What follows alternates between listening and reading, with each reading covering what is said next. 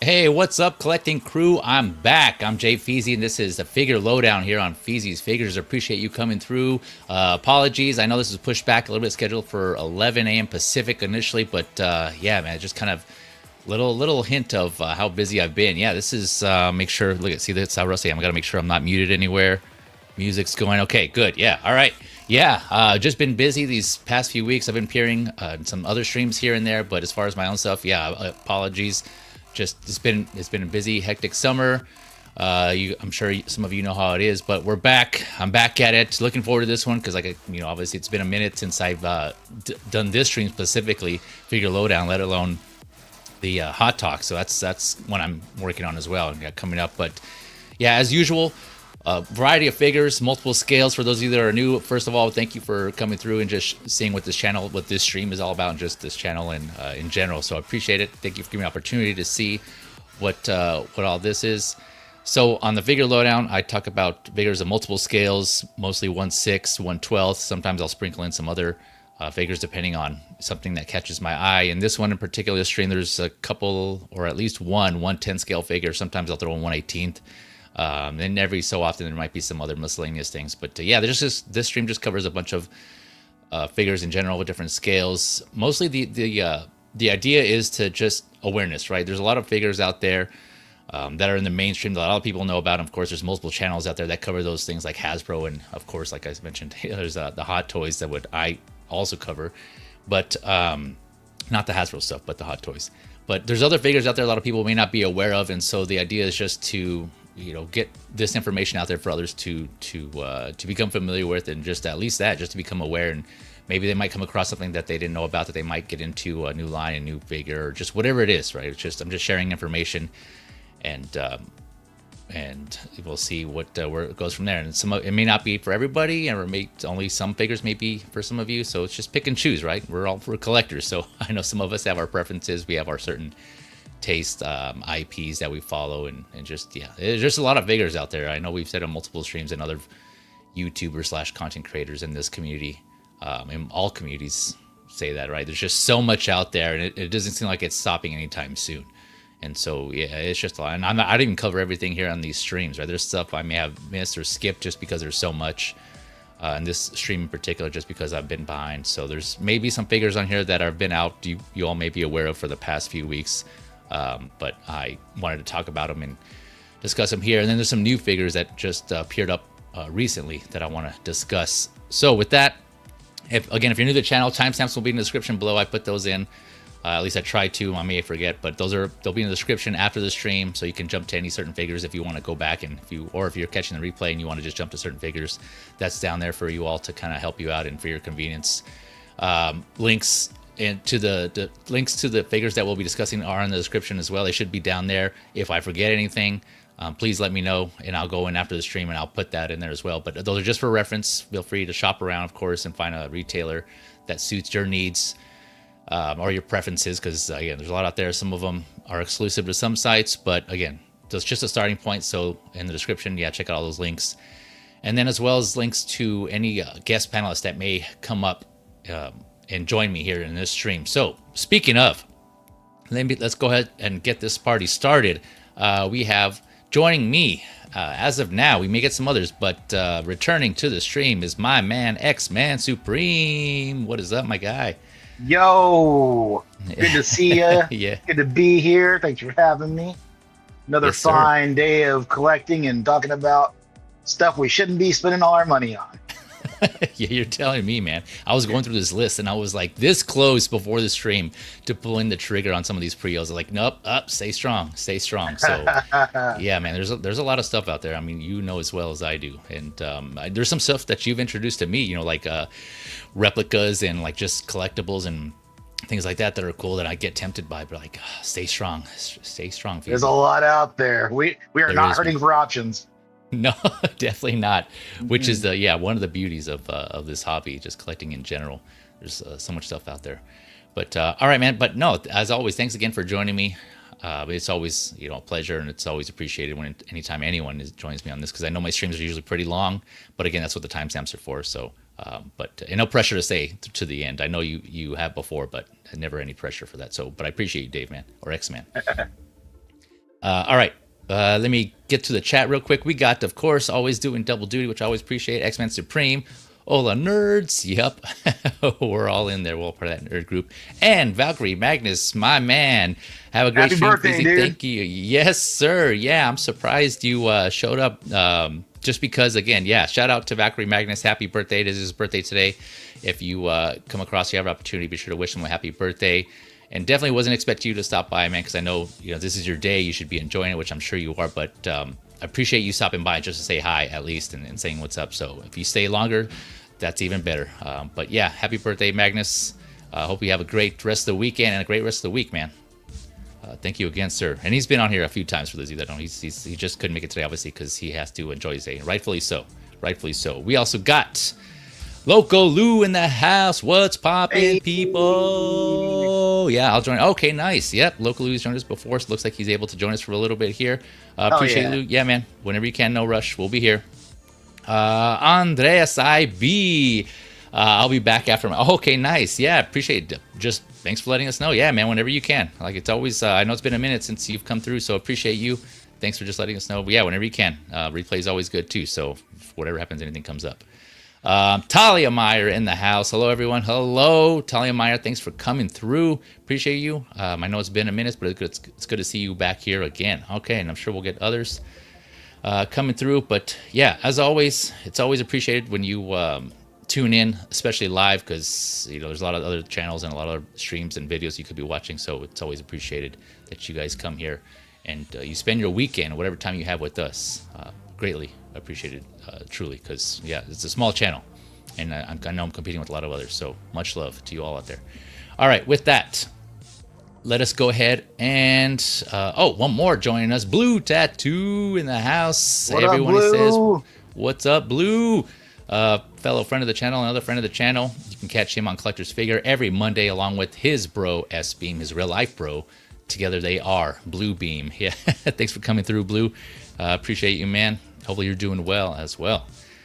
Okay, so we got quite a few biggers as usual on this stream, right? So let's go ahead and jump right into it. First one, we usually start with 6 scale. So I usually go from the biggest scale and then down to the smallest. So I always start with 6 scale here. In this case, first up on our list, we have the Asmus Toys Devil May Cry 4, or Nero from Devil May Cry 4.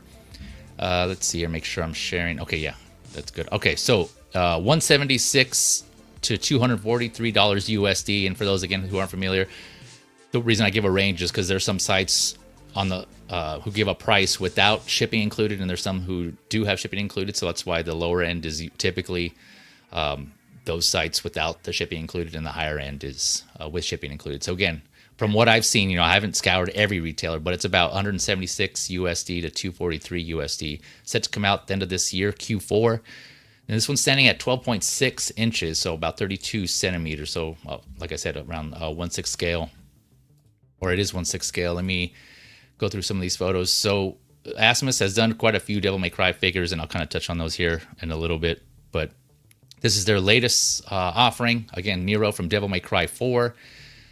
So some of the accessories he comes with, head sculpt with movable eyes, a couple of his swords. I'm not, disclaimer, or I guess transparency, the last time I played this was the first Devil May Cry, and that was way back on, I think it was PS2, the first Devil May Cry. And this is, for those of you who aren't familiar, this is a video game. This is based on a video game series. Devil May Cry is a video game series developed by Capcom, if I remember correctly. Yeah, I'm pretty sure it's Capcom, but correct me if I'm wrong.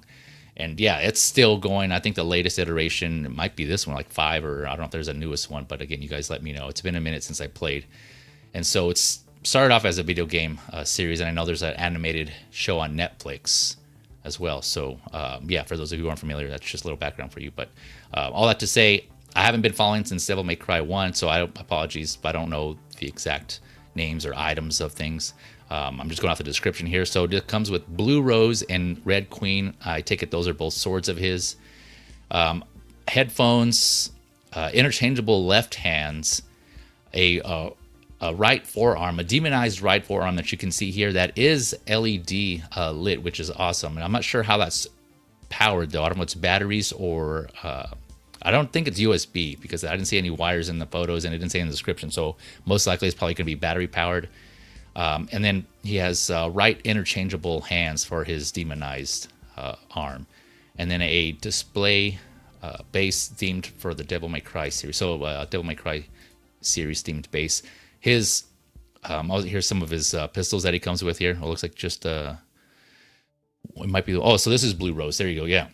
So Blue Rose is his pistol, and then the Red Queen is his sword. Okay, got it. Yeah, there you go. Like I said, uneducated in this as far as the latest iteration here. There's the headphones I was talking about. Nice set of headphones too. You get that over the ear really padded good. ones.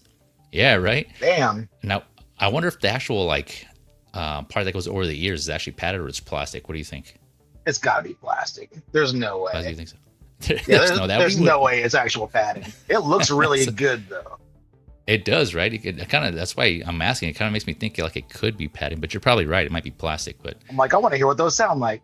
yeah, I know they do look legit, man. These look really good. And here's his demonized right arm with the interchangeable hands. Like I said, normal mode is just off. It looks like, and then with glow mode, obviously, with the lights on. And it looks like the light just kind of shines through. So it looks like one of those situations where the bulb is on the end of the forearm, and then when you attach the hand, it kind of just glows through the hand. So you can kind of tell. It looks like it's the brightest here where the bottom of the hand is right here in the palm area. Yeah, like Scarlet Devil Witch. Bringer. Yeah, kind of like that. Are you talking about the artisan one? Oh, all of them. The ones that light up anyway.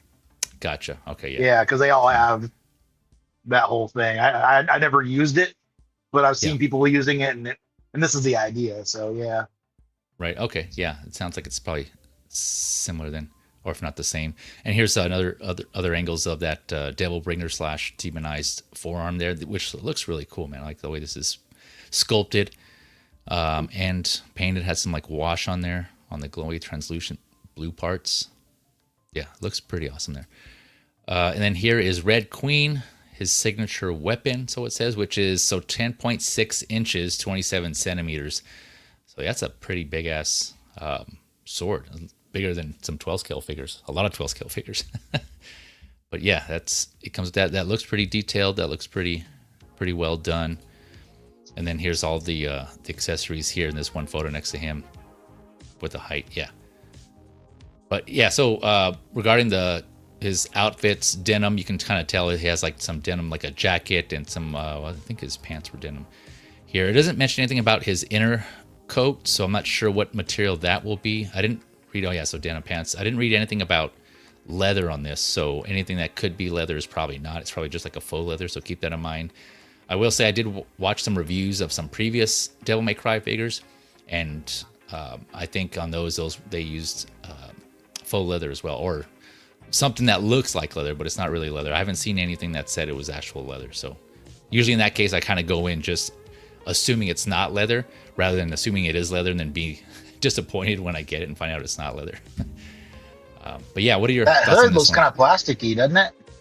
Let's see here. Enhance. A little bit. Let me go through some other photos here. But it looks like it's still attached to the rest of the. That's Yeah. weird. I hope it's not plastic, yeah. And it looks like his coat will have a wire in it, because you can kind of see it's kind of flared out here. At least it looks like there's at least a wire here in the front of the coat. Yep, so denim jacket. Oh, another thing, boots. So articulation, based on some of the reviews I've seen in the previous Devil May Cry figures, the boots don't seem to be split cut, and that looks to be the case here. It looks like it's just one whole piece.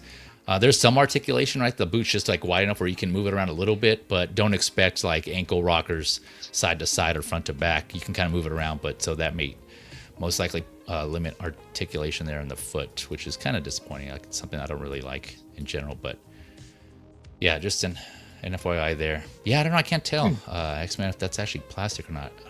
It looks like it might be. It looks like that whole red area is just sculpted, and it like looks because it looks like just like a hard or maybe a soft plastic on the inside of the hood. But then you go down to the rest of that little vest or whatever it is, and it looks like it might be sculpted and just printed to look like it's kind of leathery. Yeah.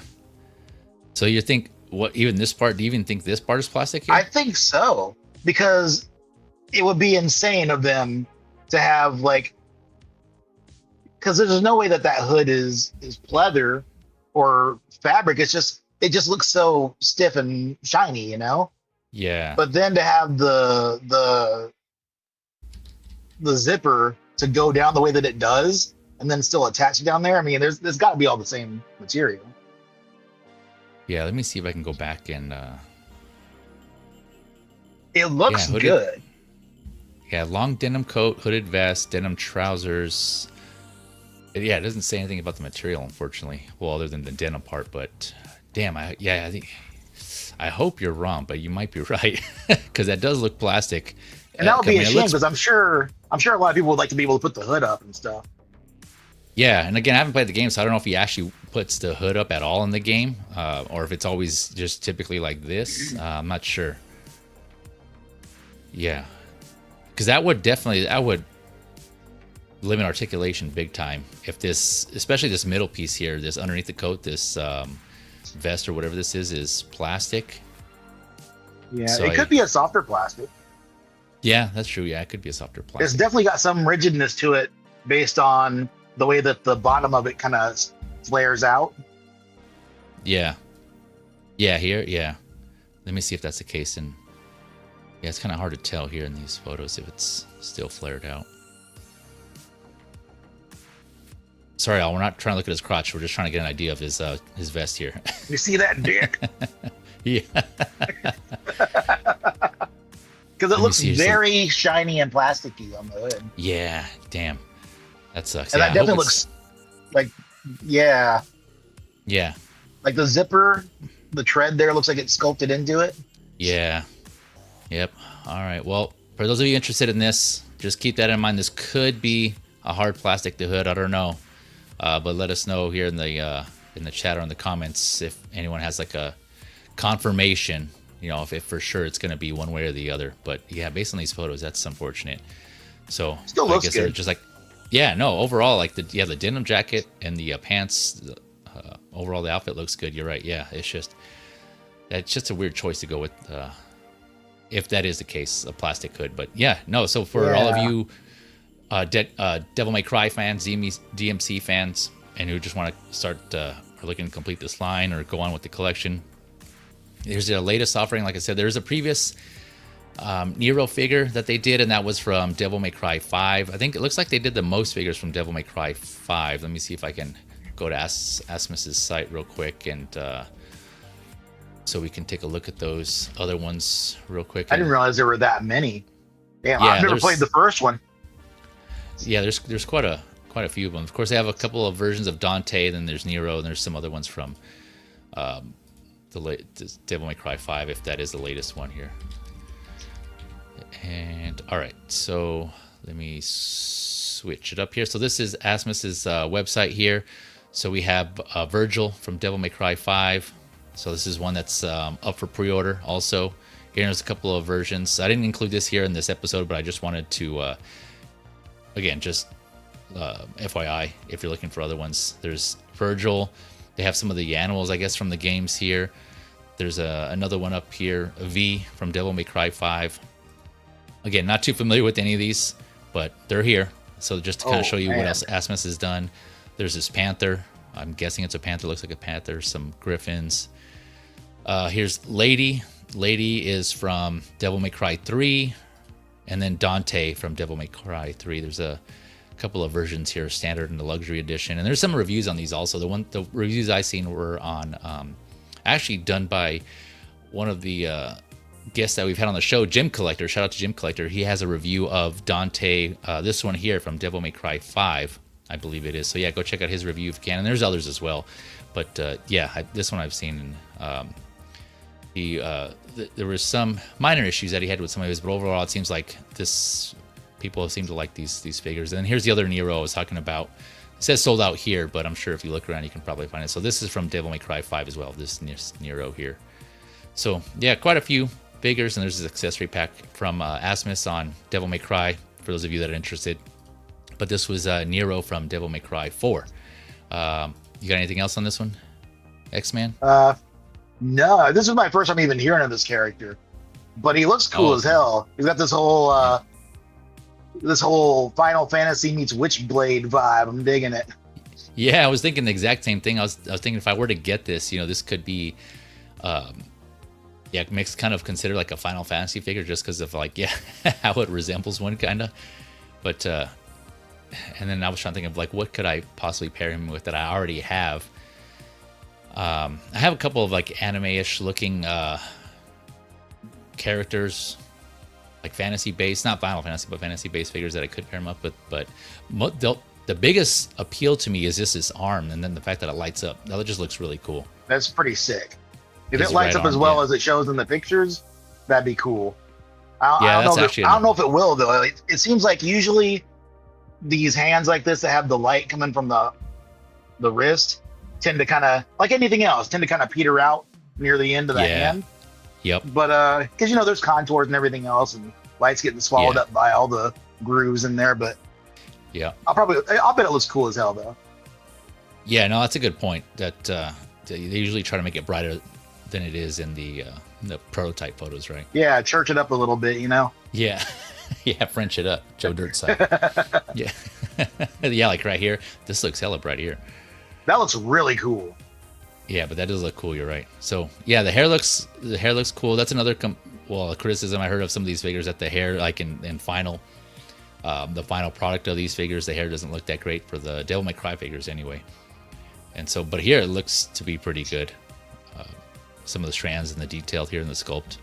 So yeah, we'll see. But again, for you Devil May Cry fans, here's another one to possibly add to your collection. The only ones I don't have any Asmus figures as of yet, but I am looking forward to.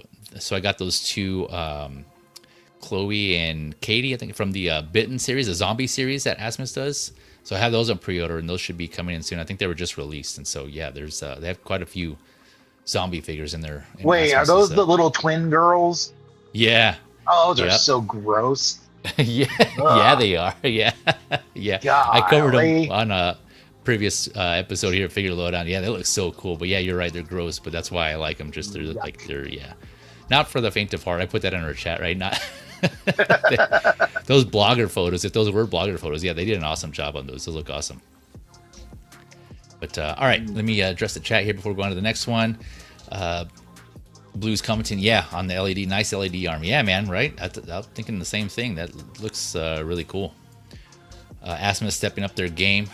Oh, okay, yeah. Do you have any Asmus figures, Blue? I want to say you do with your collection, but I don't know. Let me know. And if you do, how do you like them? In your opinion, how do you like them? We got Geo, the movie canon, in the house. It's me, Geo, the movie canon. For those of you who missed that reference, we were talking about the hot chick. Geo just added for his members of his channel. Yeah, he added that clip or a little emoji for his members to use, and based off of the hot chick in that scene where Rob Schneider's like, "It's me, Jessica." Oh man, cracks me up every time. Blue tattoos. It does look plastic, which would be slightly better than pleather, but maybe not for articulation. Yeah, that is a good point. Yeah, for longevity, plastic would definitely go a long ways there compared to for the leather. But yeah, I don't know. It's an interesting choice. But yeah, you're right though. That's a good point there. We got Yomo in the house. What's up, Yomo? What's up, everyone? He says, thanks for coming through, Yomo. Hopefully you're doing well, my guy. Yep, Yomo. Mitchell Lawrence also joined us real quick, passing through. Thanks for stopping by, Mitchell Lawrence. Even if it is just for a moment or two. Yeah, appreciate you coming through. Hope you're having a good weekend, man. Let's see here. I do not. Okay, yeah, Blues. I do not have any Asmus yet till I get those Ace Venturas. Oh yeah, they have quite a few IPs, but they're also doing that Ace Ventura line as well. Mitchell Lawrence says, I'm thinking of getting Asmus. Oh, you're talking about the one from Lord of the Rings? Is that a figure or is that a statue? I can't remember. I think I do remember coming across that, but I didn't really look further what it was exactly, if it was a statue or a figure. But they also have Lord of the Rings per that comment. They're also doing Lord of the Rings. So yeah, they got quite a few things there. But that was Asmus Nero. Okay, going on to the next one here. I know I've covered this line a couple times on the stream here. We have Here we go. Underverse. This is Stain Cyril. So just real quick, Underverse, for those of you that aren't familiar, this is figures or a line designed by Ashley Wood. Some of you may be familiar with Ashley Wood. He's done quite a few things, but I think he has quite a few comic characters and comic lines that he's doing. And so yeah, he started his own company, and that's what Underverse is. And then he has some other like lines or series underneath Underverse. But yeah, this is one from his design. This is Cyril. Kind of looks like reminds me of what's his name from Of Mice and Men, the big guy. Do you know what I'm talking about? Is it Of Mice and Men? Yeah. Yeah, Lenny. Yeah, Lenny. Yeah, there you go. Yeah, thank you. Kind of seems like a Lenny type. Yeah, just like a big, not particularly intelligent guy. Yeah, I don't know, but I didn't read any more into the backstory, so I'm not sure what his backstory is. But this does look cool. You can kind of see if you guys know Ashley Wood, this is kind of his style here, and a lot of the figures he released before this have a similar appearance, so you can tell it's Ashley Wood. So leaning more towards, I've said before, more to the artistic side of the figures, hence, coming from his designs, his art design. So this is going for 190 USD. That's on Underverse's site to $239 USD. That's on others websites outside of. So that ranges, on other websites outside of Underverse, but on Underverse directly, it's 190 USD. 25 points of articulation, 11 inches, so 27 centimeters. Set to come out Q2 of 2026. So it comes with four pairs of hands. This is, I guess, what Underverse saying, the debut of their stocky body sculpt. So hence the bigger, stockier body that we see here. He has this canary companion, Eggy, I guess his name, that magnetically attaches to him. Let's see, this cage that you see here on the screen, his hat, and then I already mentioned his hands here. So let's see if we can see Eggy. So yeah, this, again, I'm not sure what the backstory is, but he kind of looks like a cross between like a Lenny and a Frankenstein-ish here. There's there's this canary here that magnetically attaches to his head, right? You can see on top. Yeah, so there's the bird there. Looks like some sort of wired jacket or coat. Nice weathering, though. There's like a lot of good weathering details here on this figure that you can see throughout. On the cage itself that he busted through, and then on his jacket itself, his clothes. Not to mention on the head and the figure itself. Look at that. Just like the weathering in the paint. So that's one thing that Underverse figures have. Again, like I mentioned, the artistic side of it is just like the paint on their figures, and then just the details on their figures just look great. So I have a couple myself. They sell out a lot, don't they? Yeah, they do, depending on which ones they on. Like their Beautiful Chemistry line, which is a subline of Underverse, those sell out a lot. And I think these, some of them do. I guess it depends on the figure. I noticed there's some that stay up for a while. But yeah, for those who have like that particular, I know this is a niche subset of collectors, but for those who have that particular preference of having these type of artistic looking figures or kind of comic cartoony style, you can see his hand here is like a little more exaggerated here. Like he's kind of doing this exaggerated open hand gesture, pointing finger gesture. And then even his fingers are a little more like cartoony, like stylized, kind of have more of a squarish look. They're not rounded like, typical human hands. So even his toes, his boots here remind me of Frankenstein. But yeah, all tattered up. Yeah, what are your thoughts on this, X-Man? It's something. It's this one in particular. Like, I'm never really big into the zombie stuff so much. Like, I'll watch the movies. Like, I love Zombieland, and it's the only level of friggin' Modern Warfare or anything that I've ever played is the zombie stuff. Yeah. Which has always been fun to shoot some zombies. But like, as far as figures go, I had like Zombie Deadpool, and that's the only one that I care about. But his art style is really cool. Like the modern gals that he did, I know those suckers come and go fast, and they look really, really cool, and they're not too dissimilar from this style. Right. So that's like, he makes really cool stuff. Yeah, he does. Really interesting, unique stuff. So if you want, for those of you who are looking to have like interesting, unique pieces in your collection, yeah, this is a good place to start looking here. This Underverse figures, and I forgot to mention. So this is part of his Adventure Cartel line. He has a bunch of figures that are under that line, Adventure Cartel, and this is part of that. I will say, so I do have a few of them. The latest one I received was the Lamort 13. It was kind of like that skeleton looking guy that had like the hat and a coat and the red scarf. It kind of reminded me of Darkman. So I got that one because it just looked pretty cool and badass. He had like a skeleton or skull head, and it came with the coffin accessory. And he has some like pistols. So I got that, ordered it directly from Underverse. And I have some other figures, but I think I got one or two that I ordered from them. But on this one, though, when I got it, the box was pretty banged up pretty bad. Like I don't know, it was weird. The way it had, you know, those what do they call them? Those plastic like wraps that they have that go around boxes, and you have to kind of, to rip them off, you have to pull them from underneath. I don't know what they're called, but you know, like they're pretty on there tight. It's like the Velcro straps without the Velcro. You know what I'm talking about? They kind of like, they're white. They're usually white, and they're like pretty thick. It pulls apart from like plastic, right? Yeah. It's like glued upon itself, but the only way to rip them off, you have to pull them from underneath. Okay, that sounds like a thing.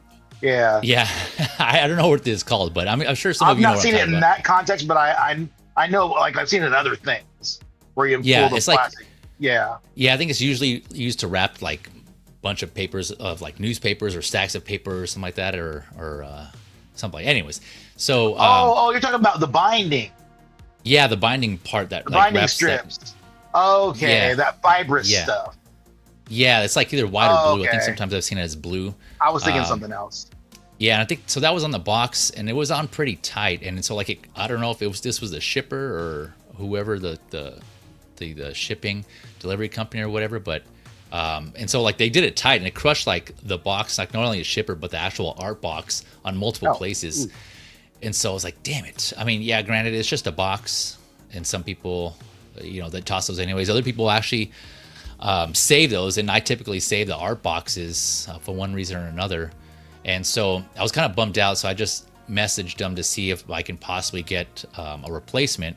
So I reached out to customer service at Underverse, sent them. They have it set up to where you have to go to their website, you click on contact or whatever, and then it's like the email situation, like form on their website, right? So you don't really get a copy of it sent to you. It's kind of, you just do it through their website.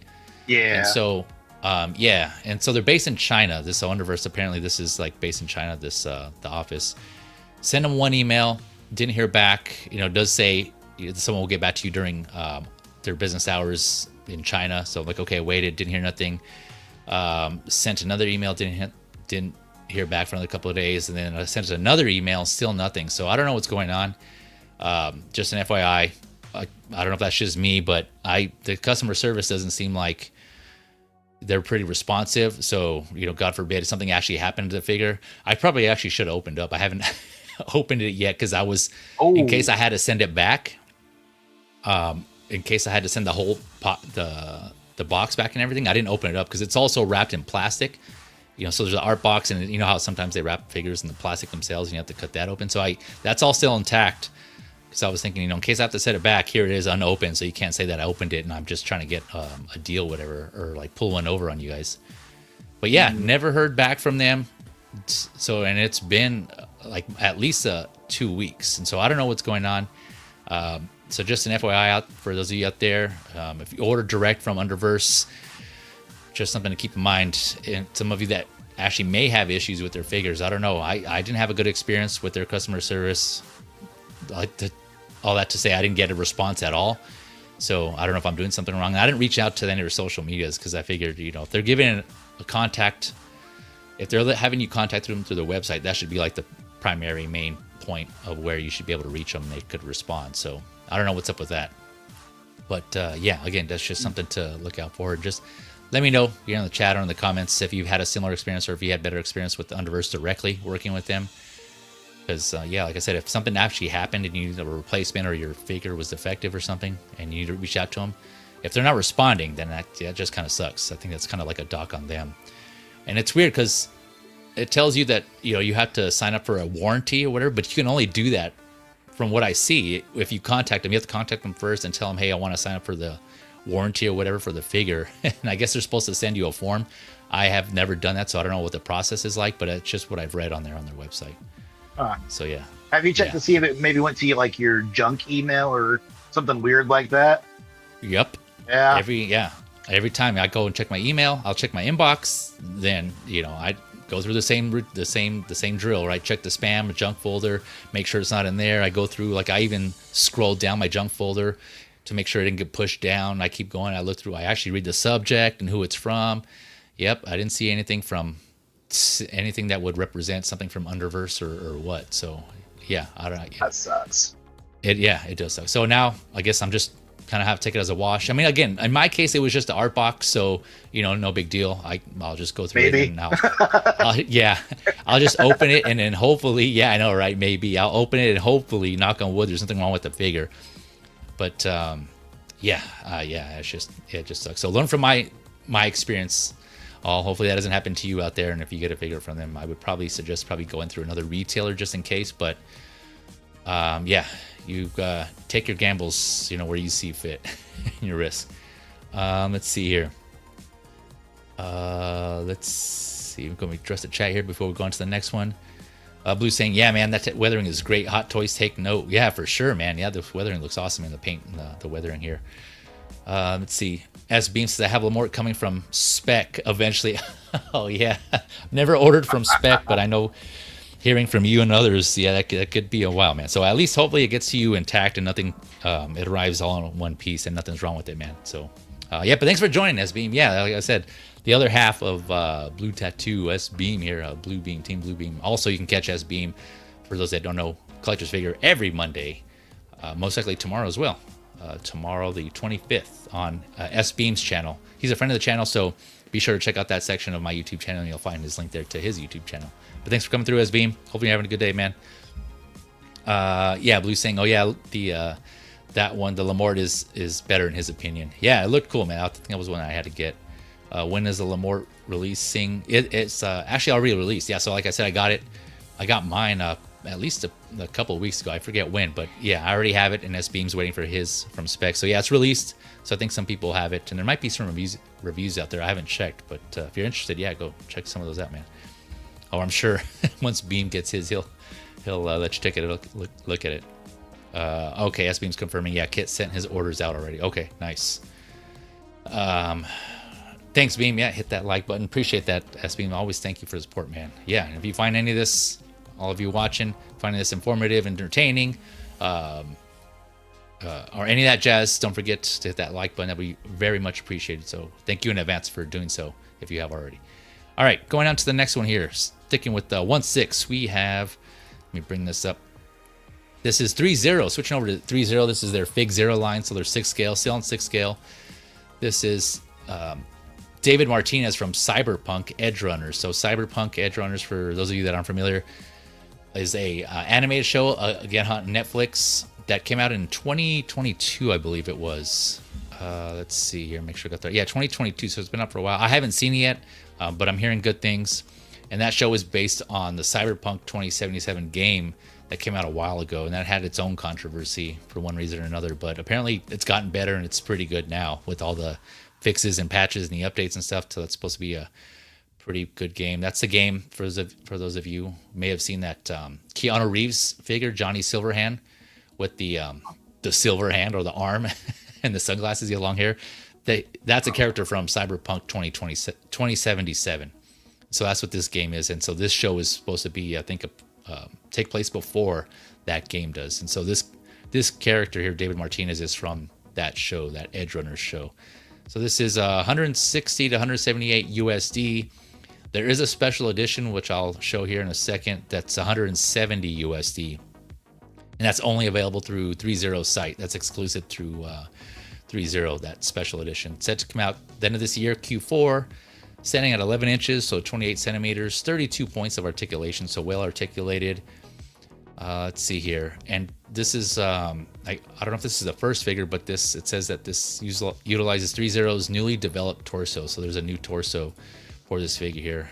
So some of the accessories: 2 interchangeable faceplates, a standard and a battle, 10 hands, which is interesting because on the website they describe it as 7 sets of hands, but altogether there's 10. There's like 3 pairs, so left and right of the same, and then there's a couple of other miscellaneous hands that have like their own gestures. So all together there's 10 hands. So just, I know it can be confusing. Just an FYI, if you look on there and it says 7 sets of hands, there's 10 total. Just take it as 10 total. I went through and I counted them all. A fabric jacket with a wire, and they combined multiple materials for the jacket, which is interesting. So I don't know what all those materials are, but you can kind of see in some of the photos we'll look through. There's like different materials, and I guess that's what they had to do to kind of replicate his look in the anime, in the show, and the anime, or that series. So I'm not sure what they base that off of. Maybe they're just taking guesses on what those materials are. Let's see, he also comes with a immunosuppressant. Again, I haven't seen the show, so I'm not sure what that is. And I'm guessing these are the names of his guns here. So the Lexington and the Omaha. He has an urn. Let's see here. And then, yeah, so that's all with the standard edition. So there's that urn. I'm guessing this green vial here is the immunosuppressant. And then here's his 2 guns. Oh, they each have removable clips here, which is awesome. That's always a nice added touch. You can zoom back out here. All right, yeah, and I'm really digging the way this looks, man. Just like, again, you guys know me and vibrant characters or colors that pop on shells. It just adds a unique look to your collection, and just stands out. Just, I like that pop factor. So this definitely has that. It looks to be pretty true to the character from the anime. They did a good job on the face sculpt. It looks like it could be from the show, the anime or the show. CD Projekt Red they have here. They oversaw this project, and that's who developed the game, Cyberpunk 2077. So that's their seal of approval here. Let's see here. And it's saying that these are in development, so not final. But yeah, this does look cool. So the special edition, let me go back here.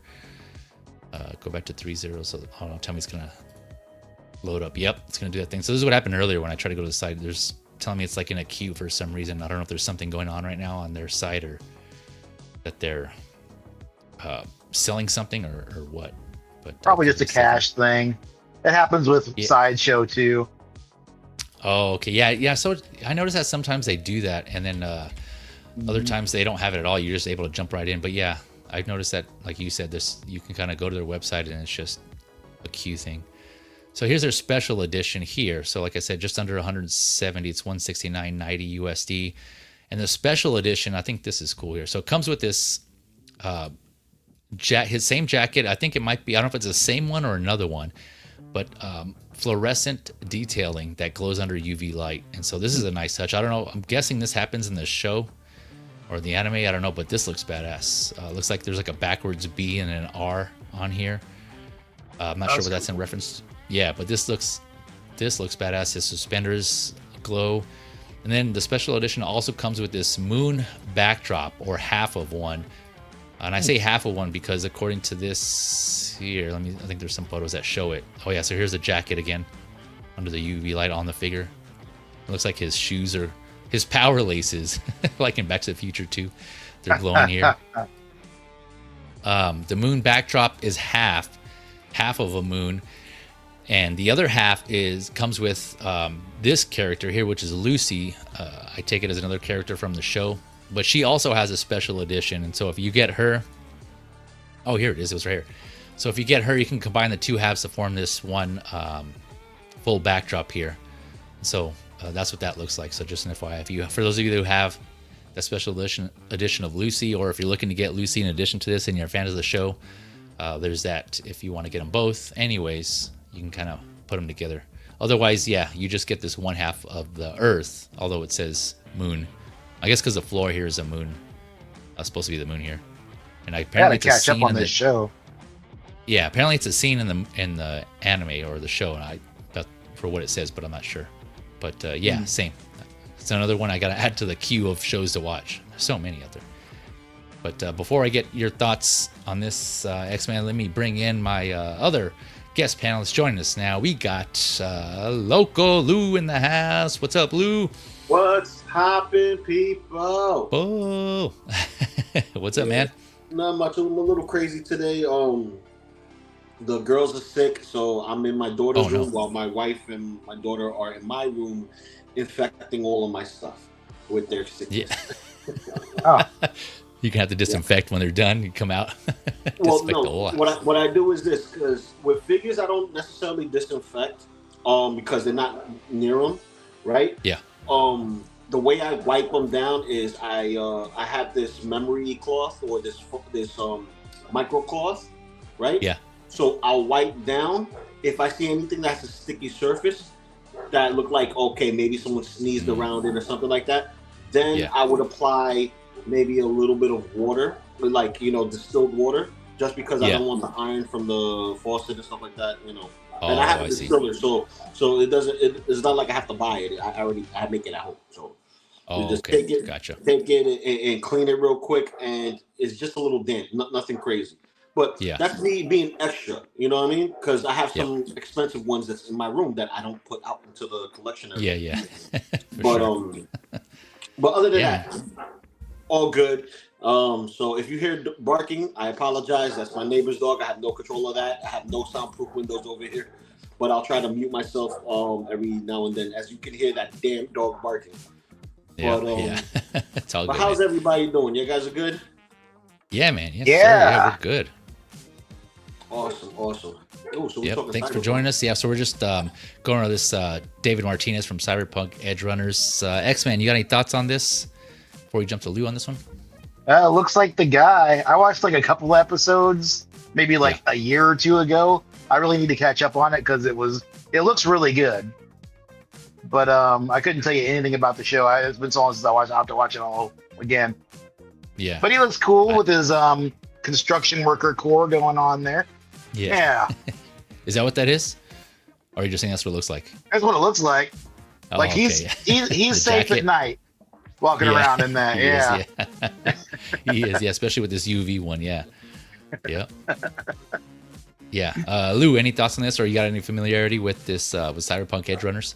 Yeah, I've seen the whole series. It's an awesome series, nice. But just like most animes that are limited series, it's usually a tragic ending kind of series, but it gives you a deeper look into a character, especially a person who is kind of like a lot of us growing up in the 80s and the 90s, especially if you're early 80s like me. I was in mid 80s, where parents would go home and you're left by yourself.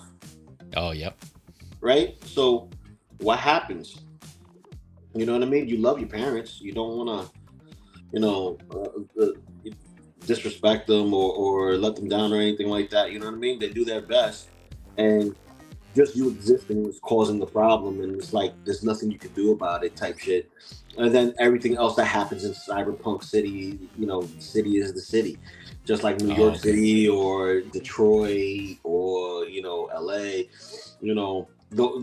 anywhere around those, you're going to have problems. Here, it's anime and it's Cyberpunk. So that shit's kicked up to 11. So that's where you see the pistols involved and upgrades on the human body being a little bit more than, you know what I mean? But this figure is dope. I like his mom's jacket, which that's where the jacket's from. His mom used to be an EMT, and I say used to. You have to watch it. I ain't going to spoil it for you, but it is his mom's jacket. And he becomes a thug, and later on, becomes the leader of the gang that he joined initially. But the likeness is awesome. But you got to give it up to ThreeZero, and I don't care what anyone says. ThreeZero is still one of the best companies to give you a decent budget figure. You pay for what you get. You know what I mean? Yeah. Look at the Stranger Things figures. Granted, they're not Hot Toys quality. Everybody wants the top-notch in-art stuff. Like, it needs to look like them. If it's a caricature and it looks close enough, then it looks like I could pull it from a comic book or a little bit from the screen. I'm happy. You know what I mean? It's a toy.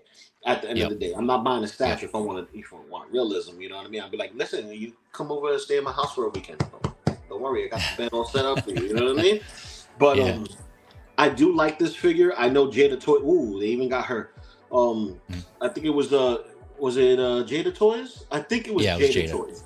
They did the 112 scale, and I wanted it. I kind of passed on it, and I kicking myself for not grabbing them. So I don't know if I'm gonna go this route with the 6 scale because space is a factor. Yeah. And but I can't front, man. Just having that jacket with the neon, Yep. Yeah. That right there may pull me, like, just pull me over, and I could actually have this with my Miles from Into the Spider-Verse because it does have an anime feel. It's similar, but it's not alike a lot, but it's similar enough where I could fudge it in there. Yeah. Yeah, man, I'm with you. This was, like I was telling X-Man here before the stream, this is the one where I was this close. I don't know. I'm still really considering this one, like you said, just because the jacket is the tipping point. But overall, like I said, the figure just like it pops. It looks good. I have a couple of like anime figures or figures that look like they're from an anime that I can pair this with. It would look cool. And then I was thinking the same thing. Like have a shelf with just all the figures that are reactive to UV light or black light. Put them all on the shelf. I got the Shuri, the Black Panther. I had that Black Panther mech strike from Hot Toys. And I think there's a couple others that I have that I can put them all under that. That would be pretty sick, man. Now that you mention it, I found the perfect figure for it. I own them. I know a couple of you guys own them. Miles G. Morales, the Prowler. Miles G. Yep. This will look great with them. So, yeah. Shit, I just sold myself. I'm gonna buy it. Yeah, you might have sold me too. Yeah. Speaking of, I don't even know if I got that figure yet. It's not. Has that one been released yet? The Miles G. Yeah. Oh yeah. Oh yeah. Is it? Okay. Yeah. Pretty sure. Yeah. Maybe. Listen. Okay. I say this: as long as they make the toy, it's gonna be out there. It's just how long are you patient? And Uncle Moose, 12-inch Moose Stream. Yeah. He's the perfect example of patience is a virtue. You're gonna buy what you want when you want it at the price that you're comfortable doing it. If you can't get it, you save up and you enjoy life as it is because, honest to God, this is just plastic. Yep. That's the way to survive in this game, man. Like, I'm trying to be more like Moose with my collecting because that dude, he gets the good stuff and he doesn't. Well, I need to like see his haggle game because it sounds like he goes hard on these dudes. Yeah. I want to learn from the master. Well, I'll tell you this right now. Uncle Moose has been around longer than a lot of us, and if you haven't learned to haggle, then you haven't lived yet. If you're a New Yorker or you're from Boston or you from somewhere where salesmen is a great trait to have. Sorry about the alarm. It's all good. But you're gonna have that distilled in you. You know what I mean? But also, it's going to be something that you do every day. Like, when you go to Comic-Con, you can haggle. New York Comic-Con? Oh, haggling is the masterpiece. Everybody's haggling. The salesmen are haggling with you because they want to keep that price. But when it comes time for Sunday to close shop, they want to get rid of as much stuff as possible and cash in. Because that means it's less to pack. It's lighter to pack in credit and cash than it is a whole figure. Mm-hmm. So, but I digress. But anyone got any more thoughts on? Where's that? This is nice. This is winning me over. Yeah, man, I'm still thinking about this. I'm still debating, but yeah, like Lou said, MetyToyz does have a 12 scale offering. If you guys are interested in that, there's a couple, at least one website that I saw, Entertainment Earth, that still had it up for pre-order. Other than that, I'm not sure who else has it. I'm not too familiar with that one though, because I don't have it, but that's out there if you want to go that route instead. So just an FYI on that. Yeah. All right, anyone got any more thoughts on David Martinez here? It's a Latino. If you're a Latino, David Martinez, then what more do you need? You know what I mean? Is he Latino actually in the show? They're all Japanese. Even listen. I'm gonna keep it a buck. Even the black people that are depicted in the anime shows are Japanese. Okay, gotcha. I see. Okay, fair enough. I see. It's one of that situation. I gotcha. He's Latinese. Latinese, yeah. Latinese. Well, that's if you're trying to be that diverse. You know what I mean? Yeah. Like, they don't give you anything other than the name. The name Martinez is a Latino name or a Hispanic name. So it you is, can identify with it anywhere from Spain all the way to Latin America. So yep. It's no, that's why for us. I thought that was interesting when I saw the name. I'm like, oh, but again, I haven't seen the show, but it's just kind of like a contrast between his appearance here and the name. I was like, oh, okay, all right, maybe there's something there I'm missing. I don't know. Yeah. But there he is, David Martinez. All right, going on to the next one. Still 6 scale. We have, but sticking with anime or animation, we have the Yibo Toys. I think I'm pronouncing that right. Yibo or Yibo Toys Eren, and this is from, I believe, Attack on Titan. Again, another show. Full transparency, I haven't seen, or I haven't. Yeah, then you can school us here in a second. Here, Lou, let me go through some of the deets here. So 254 USD. That's for this 2-pack here. So apparently this is his looks from both season 1 and season 4. Yep. And again, Lou can confirm here. Okay, yeah, thank you.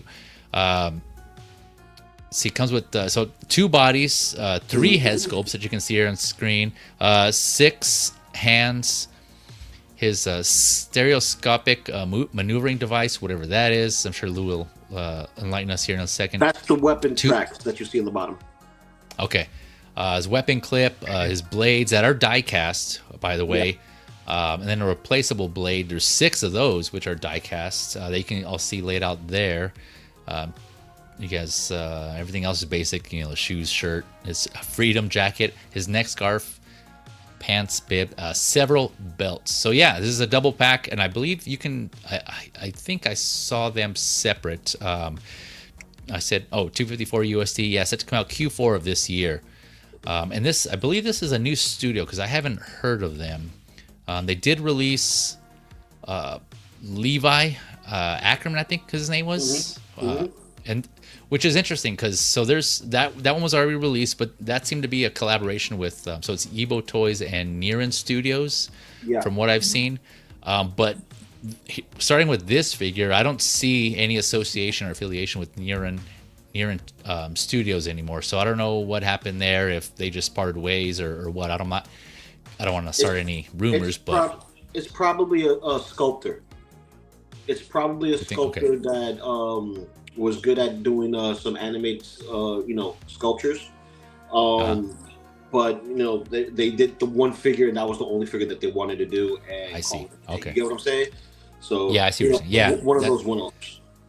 Okay, gotcha. Yeah, because I know Nero Studios does. They did mostly statues, I believe, and so this was their first collab with Yibo Toys doing a 1/6 figure. So yeah, I thought that was interesting. So yeah, you might be right on that. But yeah, this is Eren. Again, 2 bodies, 2 different styles, 2 looks. We'll go through some of these photos. Yeah, I thought I wanted that is because it looks cool. It kind of has like an Akira vibe to it. Again, I haven't seen Attack on Titan. I only heard of it and know of it, but I don't know the story. But yeah, with that, I'll just turn over to Lou. Go ahead, Lou. Educate us on this. Oh, well, hold up. I gotta ask X, you know anything about this? I've seen like a couple episodes. All I know is they got big, weird, ugly zombie giants. Yep. That are shaped funny. No skin. And Mikasa's the shit, but I don't know exactly why. That's all I remember. Yeah. All right. So I'm gonna let everyone else figure that out. But as far as the figure goes, this is the main character. He is basically joining the military. This is a military outfit, and their task is to protect people from the Titans. The Titans are this big, giant race of people, and it's a whole backstory to it, which I'm not going to give you all. What you're going to do is you're going to go watch it if you really want to know about it, or you're going to read it on the manga because it's awesome. But it is really involved. The gear that they have allows them to kind of fly and zip line through the air, and their blades are super strong, and they use that to sever the heads or the spines of Titans, so that way they can kill them. Are they successful? Sometimes they are, sometimes they're not. So keep it at that. So the difference between 1 and 2 over here, this one in season 4, this particular one is him when he gives up, because he becomes a Titan himself. Oh, damn. He becomes a Titan himself. And it happens in the first season. It happens in the first season. But this is him going through his transition, and they also have this moment of flashback kind of scene to the future thing, and this is where he gives up and he realizes no matter what he does, what is supposed to happen is going to happen. So anything he thinks to do is like that, almost like a butterfly effect, right? I see. Yeah. So here he's just at give up mode. That's when he lets his hair loose. His Titan is the one with the long hair. Basically, okay. He gives up and so on and so forth. This is that look. You know what I mean? I see. And yep. he uses his Titan form mostly for fighting and defense and stuff like that. And you can see it in his face. He's sad, worn out. He's done. He gives up. You know what I mean? Yeah. He gives up on the you ever see somebody who is so passionate about something, and they've seen so many horrors and so many things are convoluted to the point where they like, I can't express myself no more. It's hollow. Yep. That's the difference between the two figures. Oh, okay, gotcha. I like this is real quick. I like how they had this option where you can cross the fingers here. That's cool. Yeah, that's awesome. I like that. See, there's plenty of artistry in the second, one, because there's more story to it. I don't want to spoil it for people who haven't seen it, but this is an awesome set. For me personally, I will not get it. I am a Attack on Titans fan, but I will not get any figures from it, especially if it's 6 scale. Just due to the sheer fact, I'm trying to be the freaking Titan where I'm in costume and, take pictures like that. I don't have time for that. I don't have time for that. If I can't do it for my Ghostbusters, I can't do it for this. And granted, that's just me thinking of space, me thinking of, what I want. Granted, Figure Arts did this, and I didn't even jump on it. I was like, nah, I'm not doing it. Even Rebel Tech and third parties are doing Titans. I'm not jumping on it. That's a whole kettle of beans that I don't want to get involved in. But it is nice. I like the tailoring. I see the wire work on it. I see what they're trying to convey in the collection and give us something, pretty screen accurate to what we see on, the animation and in the manga. Yeah, I will say that like I said, I'm not familiar with this, but the head sculpts do look nice, man. Like they look, like they would have jumped off the screen or the manga on there. They look pretty good. And so, yeah, I not, like I said, not too familiar with this company. I did watch a couple of reviews of the previous figure, the Levi figure, and there seems to be a mixed some mixed thoughts on that. Some people had issues with the first one. Some didn't, from what I've read, and so like minor QC issues on that first figure. So I just suggest, if you're interested in these, go watch some of those reviews. So again, that's the Yibo Toys in collaboration with Nero Studios. They did the Levi Ackerman. Just go out and read some stuff and watch some videos and see for yourself what you think. Like I said, these swords are die cast, and one of the reviewers said warned to be careful because they are sharp. Right here, these blades. So just be careful with that. But yeah, you would kind of think this is, might be expected if this is a studio starting up and this is their first line of figures. They're going to have some issues. Which ones are allowable, which ones aren't, is up to every collector. Decide for yourself. So just keep in mind, some people do have some issues. So if you're interested in these, just keep those in mind and make a decision based off of what other people are saying on those experiences. So, but yeah, just again wanted to throw this out there for those of you who might be interested, Attack on Titan fans like Lou is here, and thinking about getting these 1/6 scale versions. So this is the second figure in this line, right? So I don't know how far they're going to go, or are there quite a few characters in this series? Plenty of characters. It depends. Are they going to do the ones that are living or the ones that are dead? Okay. Oh, there you go. Hint, hint. Yeah, no, it's cool. I think this is the first double pack they did. Like I said, it's cool that they're offering this. Yep. Go back one or two shots. We'll see. Yeah. Awesome. Okay, so for those who don't know, the reference in this, in order to activate his Titan mode, he bites the palm of his hand inside the pressure point. He bites it? He bites himself to activate his Titan form. Oh, wow. Okay, interesting. I know. A weird version of a henshin. Yeah. Okay, got it. So does he get all ugly like the Titans are when he does that? All big and naked and like sinewy and naked, fucking weird. The muscle striations and shit. Yeah, the joints and ligaments. Skinless. Like, yeah, skinless. Like how does that work? It is a style all its own. Yeah, but yeah, I say if you like this, grab it. If not, you can pass on it. You save money on your wallet. But people who are Attack on Titan fans and don't, have my problems with space and stuff like that, this is right up their alley. Yeah, and I will read also. I mean, I will say also that I did read some people were saying that this character in particular, like the clothes on this character is not accurate. I can't not verify that, but accurate. Nope. But, okay. But it's the look. It's the look that they were going for. So gotcha. Okay.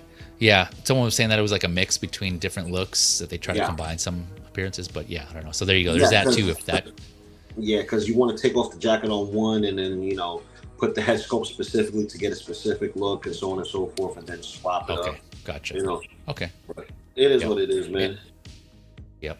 I don't remember the exact size of the Titans compared to the people, but I guess one cool thing about this is if you really wanted to, you could get don't they make like morph suits that kind of look like the Titan bodies?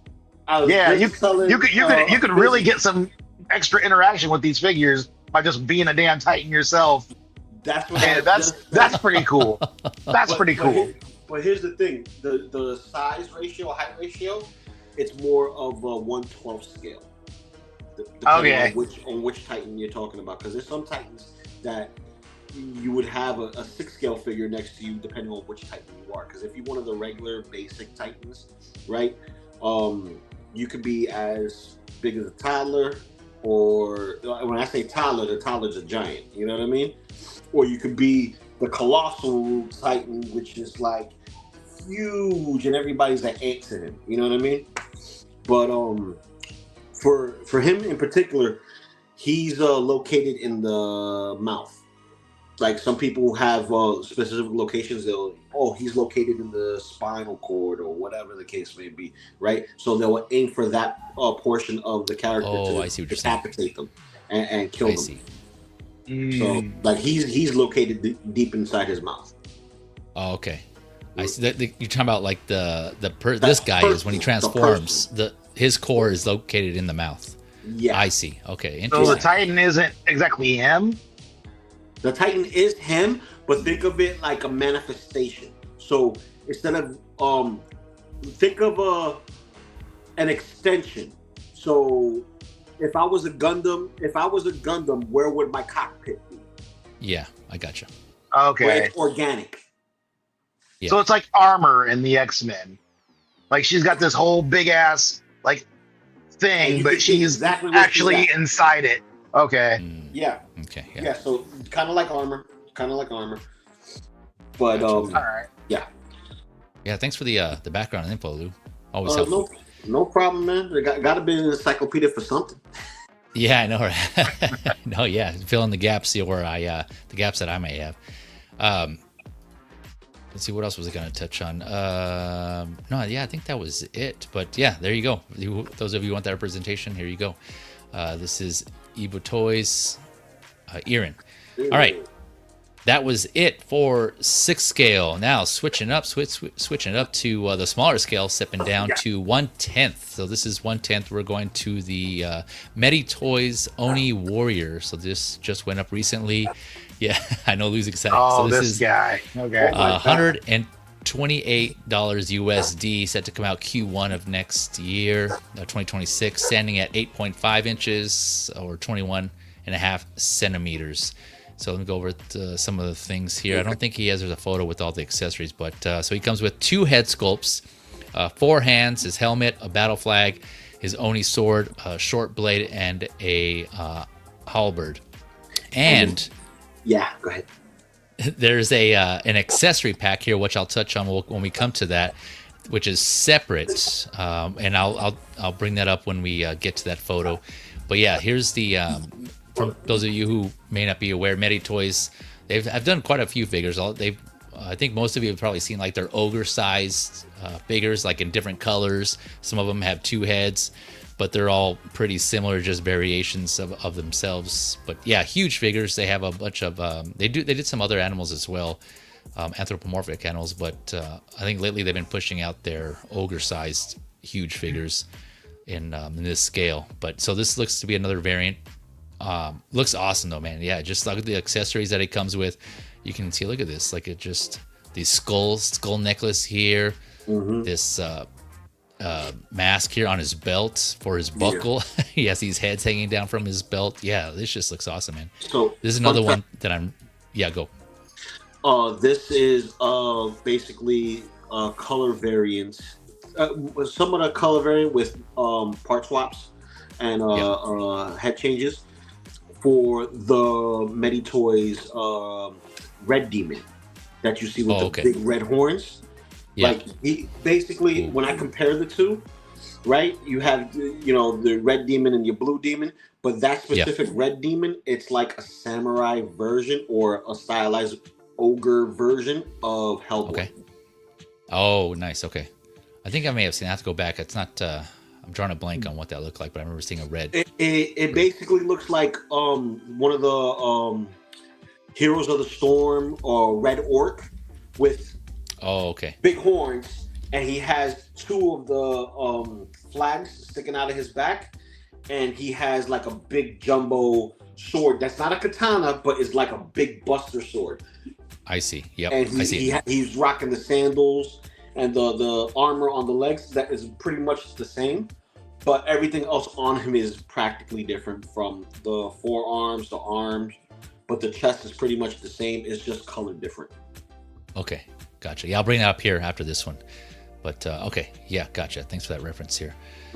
Yeah, this is it comes with this other alternate head with this or the hairs removal. I think it had. Let's see here, because I know some photos that they had the hair separate. Yeah, this is like the details on this, just like it has a lot going on for this. This looks so sick. This looks badass. So yeah, the accessory pack, bam, right here. Here you go. So this, here's the accessory pack that is separate. You purchase separate. This is, let's see, where'd it go? $33, and this is available on 1/6 kit right now. He is taking full payment though up front. Set to come out at the same time though, Q1 next year. So this comes with this alternate head sculpt that may look familiar, 2 clawed hands that may look familiar, and 2 blades of wisdom. I think there's some photos here where they show the blades of wisdom. But yeah, this was interesting. It was kind of random here. I'm not sure what the reference is on this, but he comes with it. Yeah, it's a thing. That I'm not gonna lie, it does look pretty. It does look pretty cool. But yeah, the just a different color in the skin on his head from the body just kind of throws it off a little bit. I'm not sure what this is supposed to be a reference to. I don't know if you guys know. I think it was just a fun take. I think it was just a fun take on a samurai version of Wolverine, which would be like 5 Ronin Wolverine.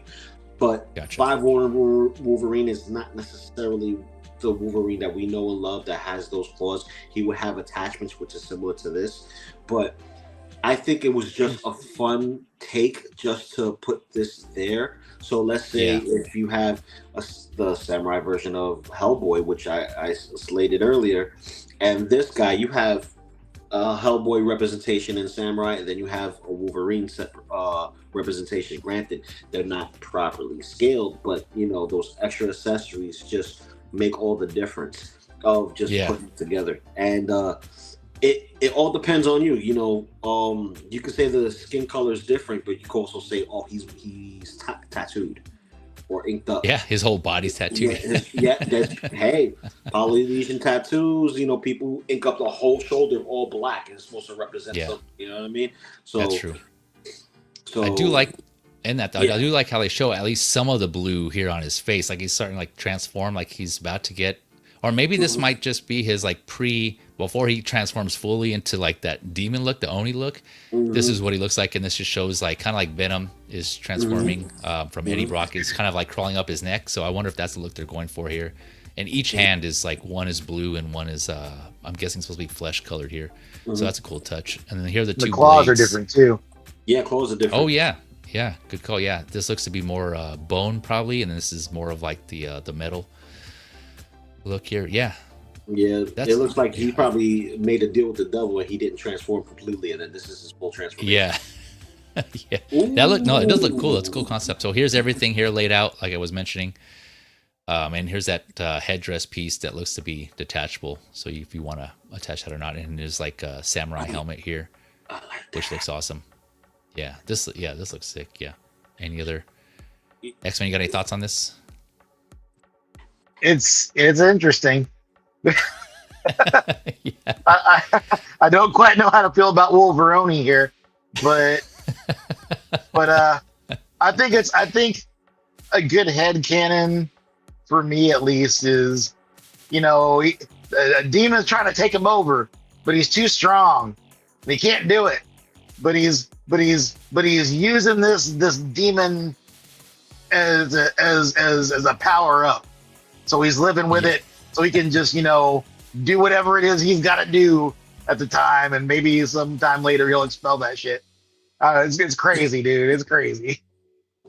That is a cool, kind of side story. It's kind of like the Hulk, right? He's kind of like has this other alternate form within that he kind of has control. I like that there. I like that whole story. That could work.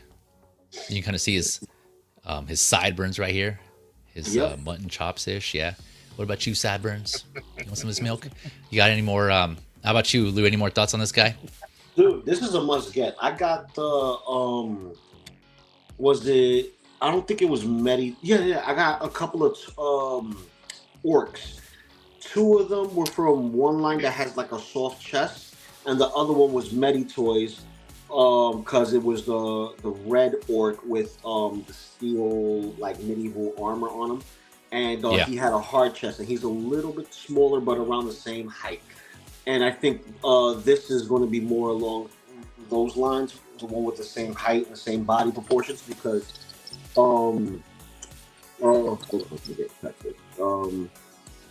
but I'm definitely getting this. Samurais and ogres and onis are my thing, as far as like collecting stuff. And I have the Samurai Force turtles. So, autumn, spring. We just saw teasers for summer a couple of months back, which I'm looking forward to, which is Raphael. And basically, these guys will go great as villains like Bebop and Rocksteady to my Samurai Force turtles. And granted, there's a big size difference, but Bebop and Rocksteady, they're huge. You know what I mean? Right. Yep. Yeah, man. Yeah, that or there's another figure we're going to cover here next that this could pair with. Yeah, there's a lot of stuff that this, it's just basically a demon, right? Like an Oni that you can pair with a bunch of other things. Yeah, that's what I like about these figures. Where do you find this guy? Yeah, where can I get this? Besides 1/6 kit. Yeah, it's interesting. Right now, only 1/6 kit has it. I think this is one you may have to sign in for if you don't see it right off the bat. You might have to log in on this. Let's see here. But yeah, I think for some reason, this is the only place that I've seen it so far. But I don't know if it just came up, I think yesterday or the other day, so it was just recent. It just went up recently. Oh, so okay, I see him. Yeah, did you have to log in? Well, I was already logged in, so I didn't try looking without it. But I see. Okay, that is interesting. There's usually quite a few websites or retailers that carry MetyToyz, but for some reason, this one in particular. So, like, I don't know, like I said, it might be early where the other websites haven't put them up yet.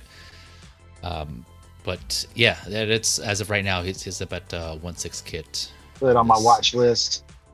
Yeah, no, this is I like your story, man. Like that background and just like the stories that we've been thinking about. Our headcanons where he's either like controlling this inner demon, or he's he can transform at will, or it just it looks cool. And I like the way they played into that with the paint on his chin here, the lower part of his face, and then the different colored hands. I just mentioned it's just a cool concept. I like the way that they actually leaned into that, and they went with it. But yeah, like you, I was kind of, what the hell?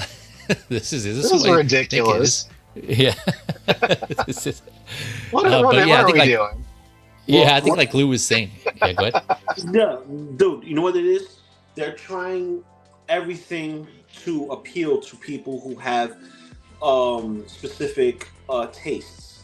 For instance, if you're into samurai or anything else like that, you know, you would get these figures because, you know, they're samurai oni. You know what I mean? They rock the katanas, the headdress, the armor, partial armor at that. And they're a part of the lore of, you know, cryptics and spiritualism out there that you don't go over here because of this specific oni. Now, you have creatures that we have over here in the States that are cryptics that we call skinwalkers, that shapeshift and all this other, you know, mystical stuff.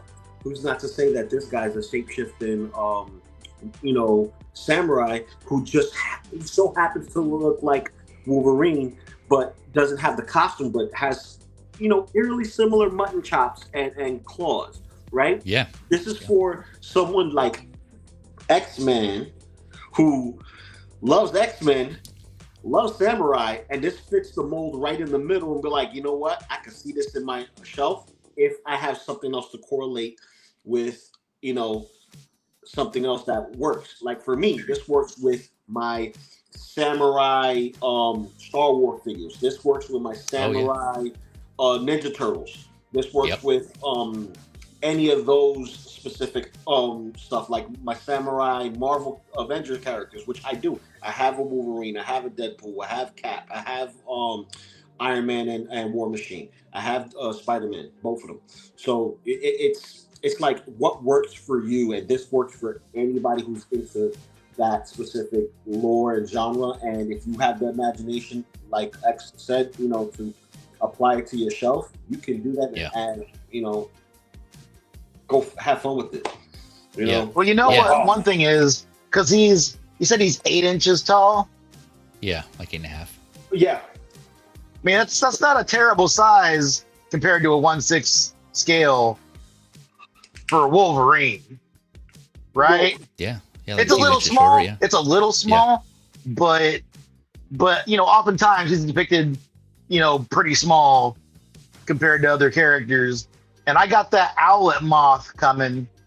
Oh, nice. Okay. So, you know, like they could chop it up a little bit. Yeah, that's true. Yeah. Like you just have Wolverine here taking on all the, you know. Yeah. I might have just sold myself on this. Yeah, I like that name. I'll sell you a figure. I can sell you a figure if you allow me to. You know what I mean? Oh, this is fun fact. What we sold was human hands for the claws. It's not. It's fingerless glove hands. So the gloves are flesh tone or wraps. So when you look at the hand, he has blue fingers, but he has wrap like a glove in his left hand. Oh, okay. So when you see the hand, I see. You see it there too. So he has a gloved hand, so it's wrapped. So that's what that is. Okay. It's still gray though. Yes, still gray in the fingers. Cool.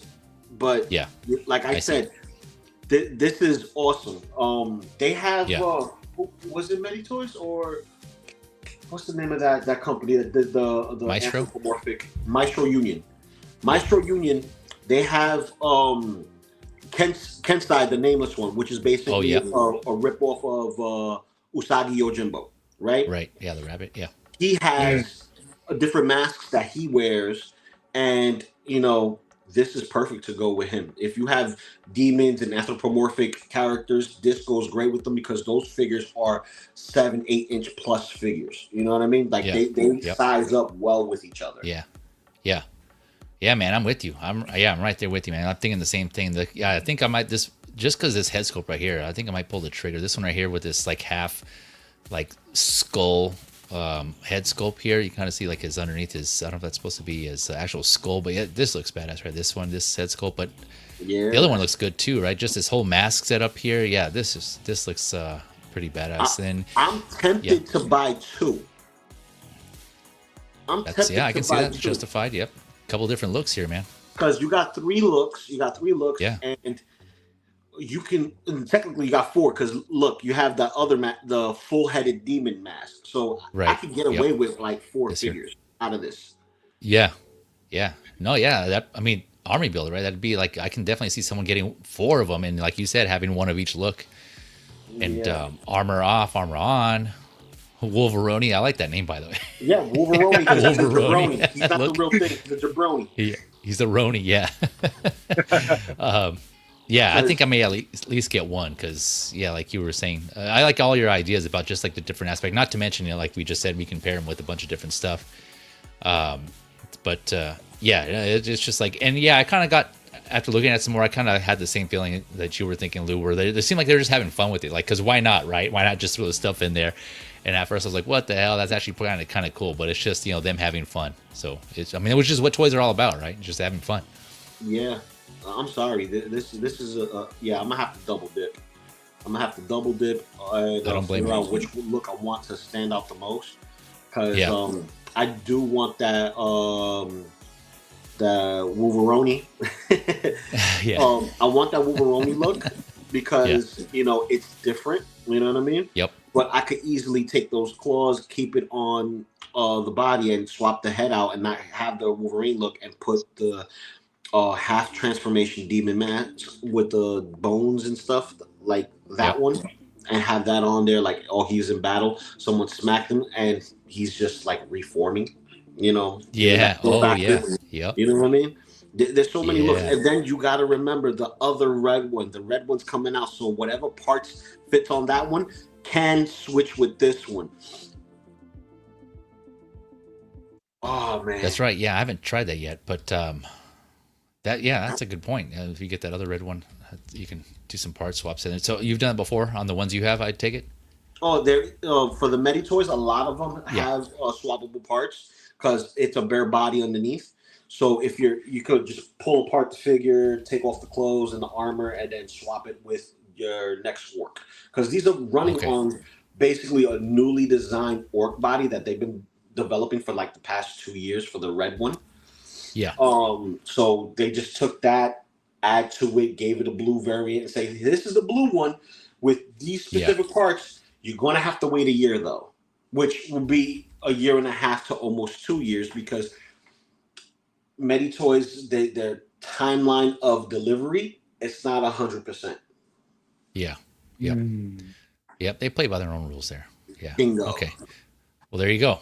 There you guys go. Yeah, there's quite a few of them. Yeah, I have a couple of the orcs myself. So that if you can swap out parts with this one, oh man, that'd be awesome. I haven't actually tried it yet, but that even add more depth to this figure, to these figures in general. Nice. Yeah. Okay. Yeah, I like all your ideas, man. You guys have a bunch of good ideas that you could do with this. Yeah, look at this right here. Do they do the cutoff on these? Like, because everything says a cutoff, but I know for some places like Jazz Inc., the cutoff really doesn't mean a whole lot.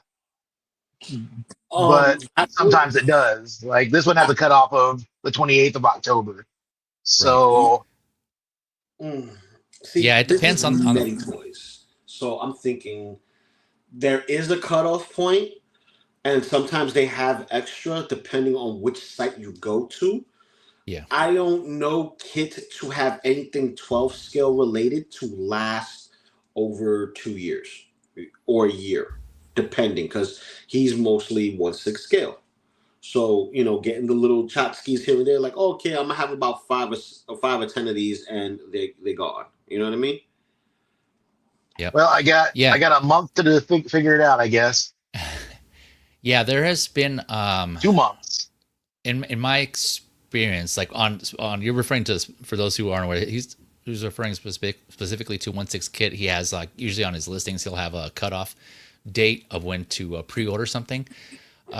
For the most part, I've noticed figures stay up beyond that, but that could be on a couple of factors. I'm not sure why, either like because they're still available, or either the manufacturer told them to go and leave it up. I don't know, but there has been at least one instance where it was cut off after a certain date, and that ended up being that MetyToyz, that one blue-eyed samurai figure. Yep, I know that was like a hard cutoff. That's a shame that didn't get made.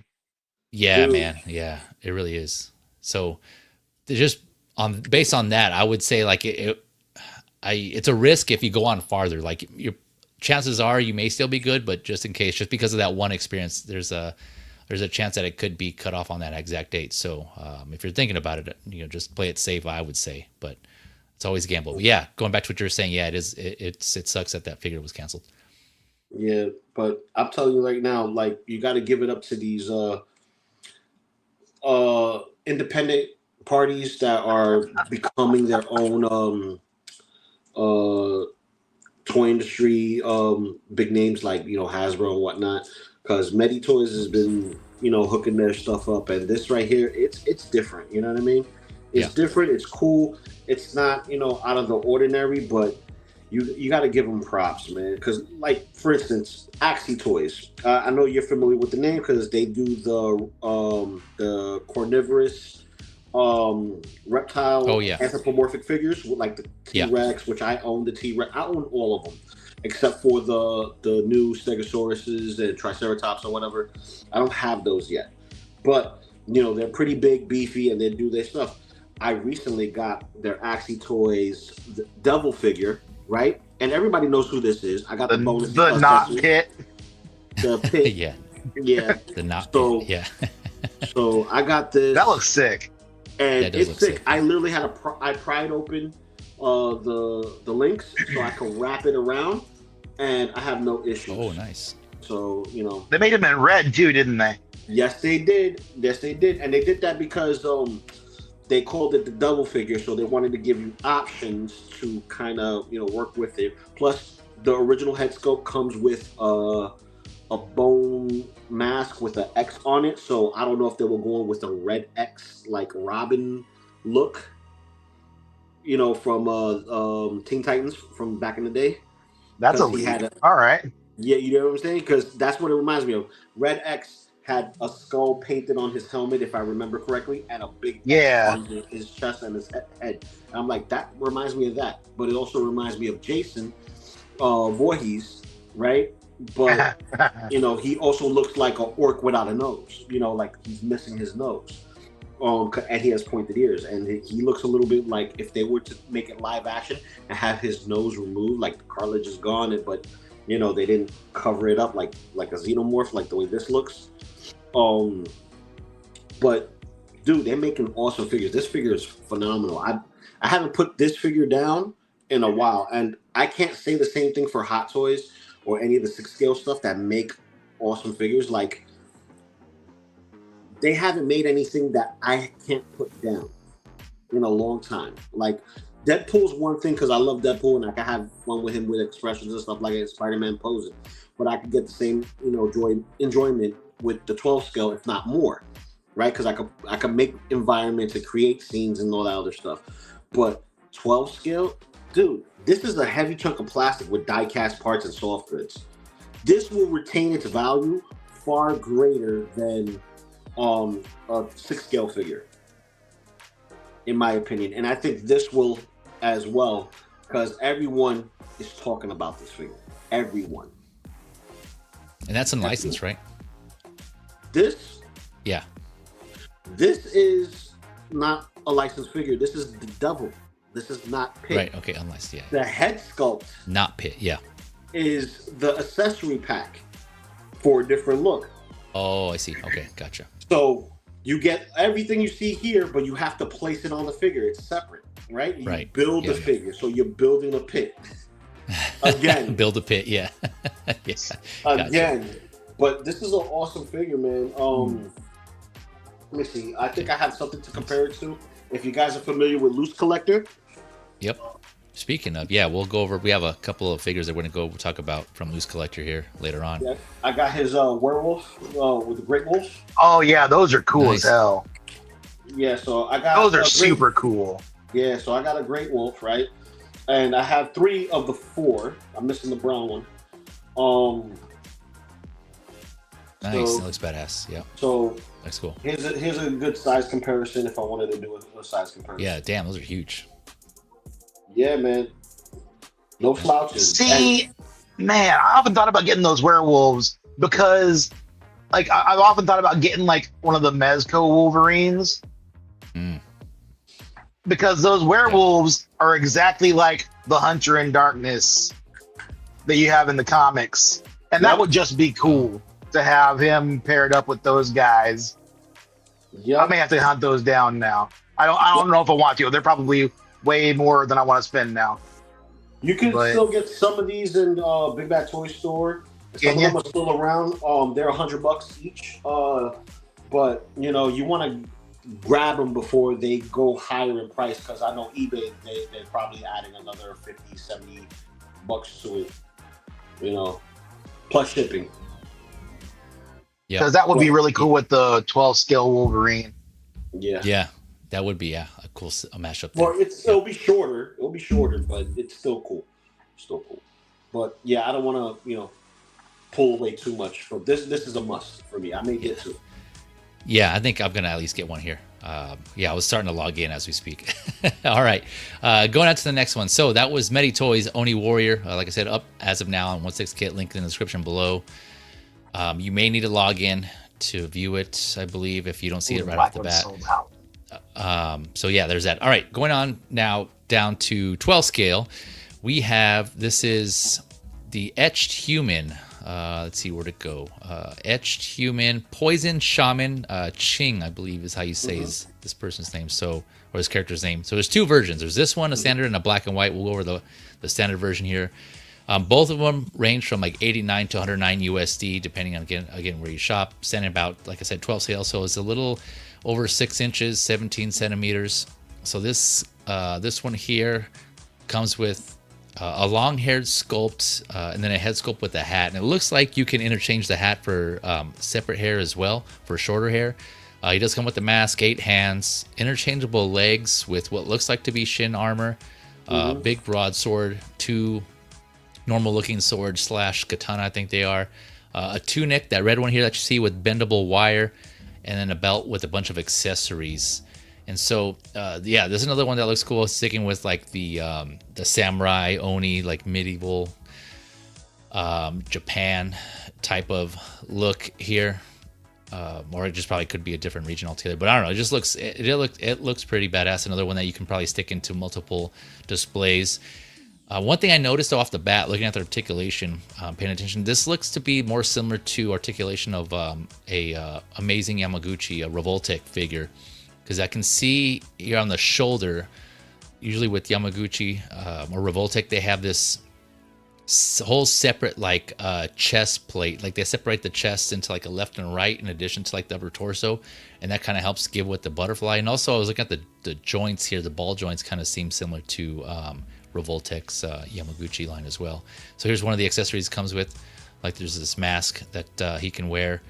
He has this big ass right arm, shoulder, pauldron looking thing, and then here's this big ass broadsword that I was talking about. That's huge, and then that attaches to his back. There's like 2 straps for a sheath in the back that you can put his broadsword into, which looks awesome, by the way, just like the sculpt and the detail on that broadsword. And then here is with his mask here. Detail on his right shoulder arm looks awesome, just all around. So you can kind of see here. There's some other photos, but we'll see here. You can kind of see what I was talking about here. The parts are all broken up. Like the chest, look, it's all like a separate piece. And so again, that's just a different style of articulation that does take some getting used to. I have a couple of a few Yamaguchi figures, and it does, I know it's one of the downsides to those, that it does take some getting used to, and you have to kind of play with it to understand how it works, and meant for dynamic posing, right? So that's what I presume that's what this is. The style they went with this is just meant to be more dynamically posed and not more or less, like less so like a static kind of museum-ish pose on that case. So yeah, no, this one looks awesome. So that's the standard version. And then real quick, let me switch over to the, here he is without his mask. Here's with the short hair. Yeah, you can kind of see here, there's some dynamic poses here. It looks like he has a fabric pants here, cloth good pants. Comes with this plastic sand. All right, and then switching over. So here is the black and white version, same price. White skin with the like this black symbols on throughout his body, which looks pretty badass. You know, someone had to take the time to go through and just actually paint that on the body and his right arm, which is awesome. So hair is white, base is white, everything's like a pale ghost-like white skin. Look at that. Yeah, I think if anything, this is the one I'm more tempted to. But you can kind of see like the ball joint here, how they have here, kind of similar to how I think Revoltech has theirs. Mm-hmm. Yeah, this looks, the hands. So the black and white version comes with where are we at here?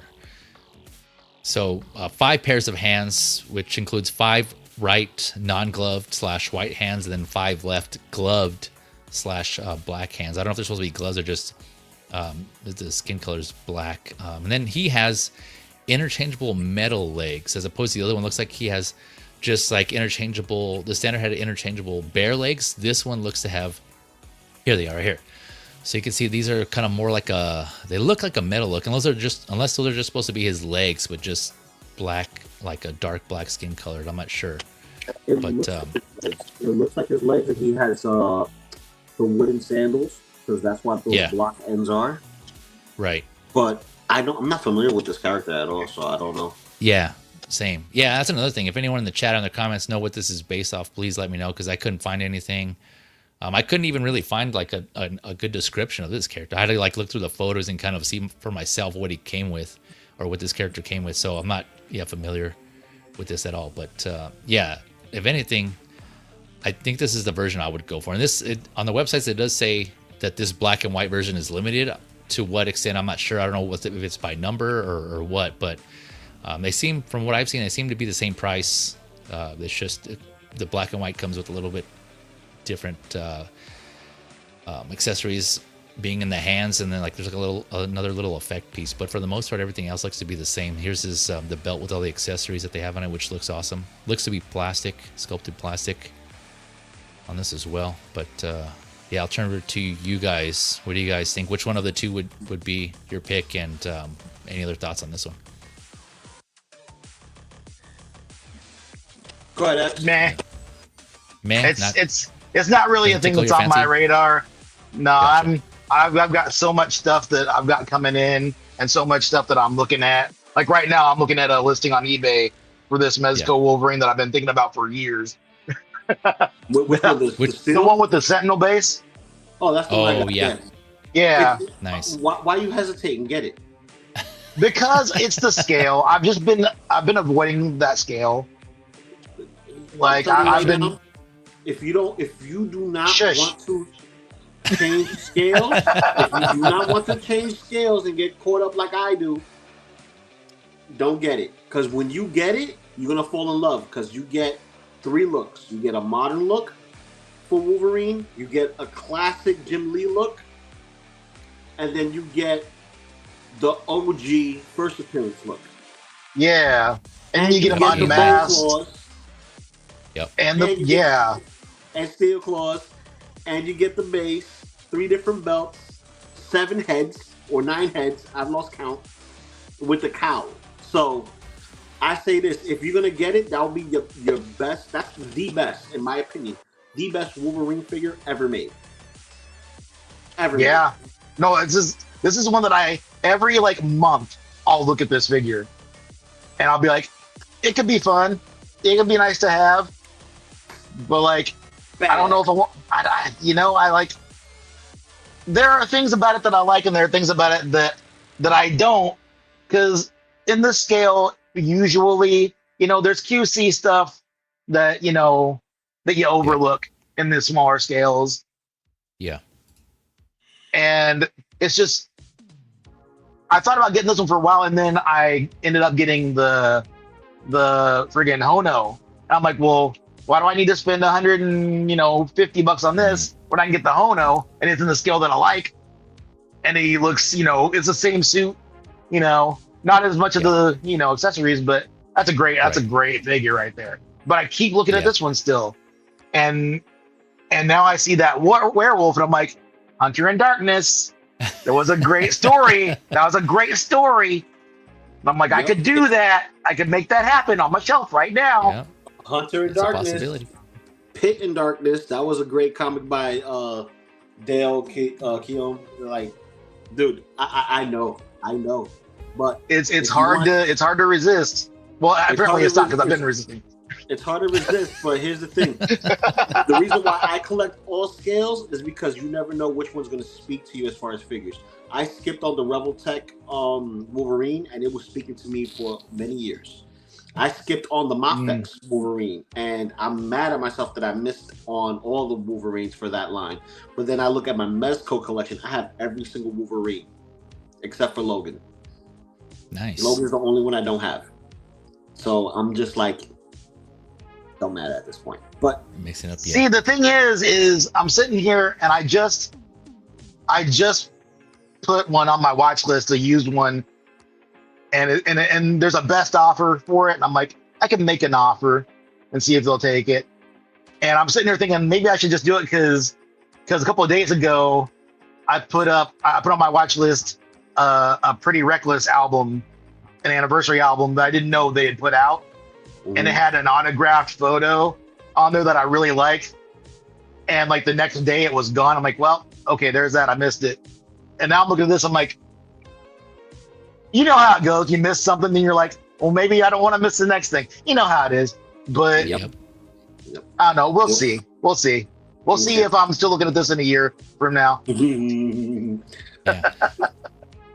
Yeah. Yeah. Well, Yeah, man, that's a good one though. It is a good one. Yeah, I have that one also, that Mezco one. So It's yeah, we'll fantastic. connect after. Yeah, I might. Yeah, that's interesting. I don't know if I've seen others still readily available, but yeah, I'll take a look and I'll let you know. But any other thoughts on this Etched Human here? Again, a company I've never heard of, so I'm not too familiar with this company, Etched Human. But oh yeah, sorry, real quick. So here's that photo I was saying about the accessories. So you can see here the interchangeable bare legs, which is awesome. I know some people aren't going to like the joints, but it does have a toe articulation here, and then like I believe these are the leg shin armor here, I believe. And then this is supposed to be his hair right here, the interchangeable hair, the mask. So that's the regular, and then here is again the accessories for the black and white version. You can see it has quite a few more hands. There's these pieces here. I'm not sure what this is, like some other alternate hair or something like that. That's the head. That's the actual headpiece, and that piece that you're hovering over. Oh yeah, that's it the is. piece that Oh, wow. holds for the hat. That's the piece for the hat. Oh that's the yeah, hairpiece okay. for the hat. Yep, you're right. Got it. So these are the two black heads. Yeah. Smoke, the black smoke effect. I didn't see that with the other one. That is like I don't know if it's red or a different color or whatever the case may be. I didn't see that. I don't know what that is. Right. But Yeah. the other portion, that's basically the other arm that's armored. But Yeah. one thing that I noticed that this doesn't have, which is the shin guards you see on the other one. Right. Yep. Yeah. So yeah, each one has like different accessories that the other one doesn't. So just at least that's how they presume it. At least that's how they're playing it out. But for me, if I had to pick one out of the two, yeah.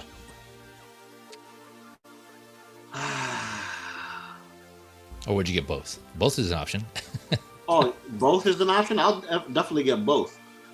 Have them fight each other, evil and no, not even good. No, not even. One is Oni mode, and the other one is his human mode. That's it. Yeah, that could work too. I was thinking more of this, the black and white version, to kind of, because I have some of those SHF Naruto figures, and so I can have this pitted up. I mean, this is not from that, obviously, but still, like, just, in my head canon, I can have them fight each other. Yeah. Ninja versus samurai, or ninja versus ninja. Yeah. Yeah, I'm with you. I'm 100% with you. Like, I could put this with my Naruto figure. I could put this with that orc that we saw earlier. Yeah. Yeah, like you were saying. Yeah. The samurai. That samurai. The orc, Oni. Yeah. Yeah. The Oni versus Oni mode. Yeah. Yeah, and this one has that white cape, which the other one does not. Yep. Right. So, which is cool. You could get 2 looks on this one and get 2 looks on the other one, and still have a different character altogether, or just a different look altogether, or you can have it look exactly the same. That's completely up to you as the collector. But I'll tell you this much, man. It's a little pricey for me, especially considering it's a retooled body of something that's pre-existing, because I got like the MetyToyz black suited neighborhood character, which is basically symbiote Spider-Man and Kane figure. Basically they're taking designs from Yamaguchi and just giving us the elements that we want from it, making it different. Like, Kane, Star Spider has his spider logo different from Black Costume Spider-Man, and you see them both, and the chest torsos are different. But the overall having slender silhouette, it's there. This, I see a little bit more liberation from that, being, very different, but taking that same engineering and just applying it to something different. And I'm digging the soft goods. It works because you don't, like, I could forgive, some of the cuts here if I use the big pauldron and do a pose like this, and it hides the cuts for me. It hides it. But I agree. It's a nice piece. It's on my list of things that pique my interest because it fits that bill of samurai. It's like if this was a samurai version of Cloud Strife from because he has I can see that the Buster Sword. So it kind of pulls me to it. You know what I mean? It kind of does. But I just gotta have some restraint and just see what's coming up next. Because the thing is this fits my bill, but I might see something cooler like the ogre figure, that a different variation of it that's samurai demon motif, and just like, oh no, sorry, my money has to go to that. You bye.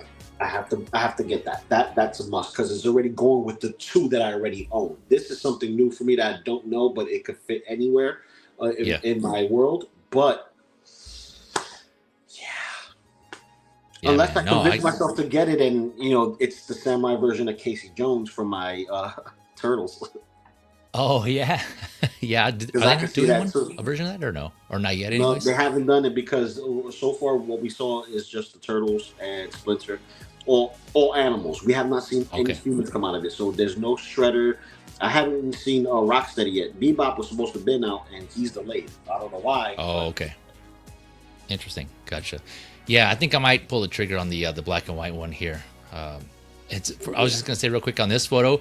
It took me a minute, man. I thought I was tripping because I didn't know if he was missing a hand or that was like a look they were going for. But he has a black glove right here, and so it's kind of hard to see. It kind of blends in. And so when I was initially looking at this photo, I'm like, is he supposed to like not have a hand there, or like is he supposed to be amputated? I thought that might have been part of his character. He only has one hand. He only has one gloved hand for this. Yeah. And then I also thought. I was gonna say real quick, and I also thought for a second there, I thought he would have replaced his amputated hand with his blade there, because again, like the way it's lined up, it looks like the blade is going into his hand. But then I realized it's just the back of his the katana in his back here. Yeah. Yep. All right. Anyone got any more thoughts on these two figures here? The Etched Human, Poison Shaman Qing, both standard and black and white versions. All right, here we go. Going on to the next figure. We're still on 12 scale. I think from here on out we're on 12 scale. Next up we have the next figure from the LPZZ line. This is Deathstroke, 75 to 78 USD. So it's about kind of same price around there, give or take. Set to come out this year, Q4 2025. Let's see here. So this is, I don't have the exact height, but again, 12 scale. I have seen reviews of the LPZZ Batman Arkham Knight that was just released, and when they were doing size comparisons, that stood a little higher than Mafex figures. So just kind of give you an idea on there, maybe like a centimeter or two taller than the Mafex figures. So just keep that in mind. That gives you an idea of 12 scale. I know 12 scale is all over the place. There's no really standardized height in the 12 scale quote unquote figures, lineup figures, but so this Deathstroke comes with, let's see here, we've got a grapple hook, handgun, dagger, katana, three katana, or three different sizes, maybe two of the same and then one different size, energy staff. And then, let me see, how many hands does he have? I got it all messed up here. 2, 4, 6, 8, like 10, I think 10 hands. There's probably a photo here that shows them all. But look at that pose. Yeah, I'll come back to it. But yeah, I think this looks awesome. I don't think I have any Deathstroke figures in my collection. But regardless, I think this is just a figure that, again, like we were saying earlier with the previous figures, you can probably have in any collection. Just remove the Deathstroke name and he just looks like a figure, like a guy in an armored suit that you can put with anybody. But this is also from the Arkham Knight line specifically. So if you want to take it from there. Let's see, I don't even mention it, but he has like a helmeted and then unhelmeted or unmasked head sculpt here. He has his long bandana, turtle-like bandana coming out of his head. I'm guessing those are articulated also. You can probably rotate them around. And like the texture, I like the texture on the suit, man. It's just like, look at this this just looks so badass. Throughout this whole his whole suit, even have his head. Yeah, just like the amount of sculpting on this just looks pretty sick. And then, like I said, the reviews I've seen so far of that LPZZ Batman, the consensus seems to be good. Man, I think some people had some minor criticisms, but again, those are just minor, nothing major. Overall, it seems like it's just a win. So far, LPZZ is on the right track. This is licensed. Also, this whole line is licensed. And so, yeah, they're off to a great start. Granted, this is like their second figure in the line, but yeah, so far so good, man. So I'll turn it over to you guys. You guys got any thoughts on this Deathstroke? X? Nothing?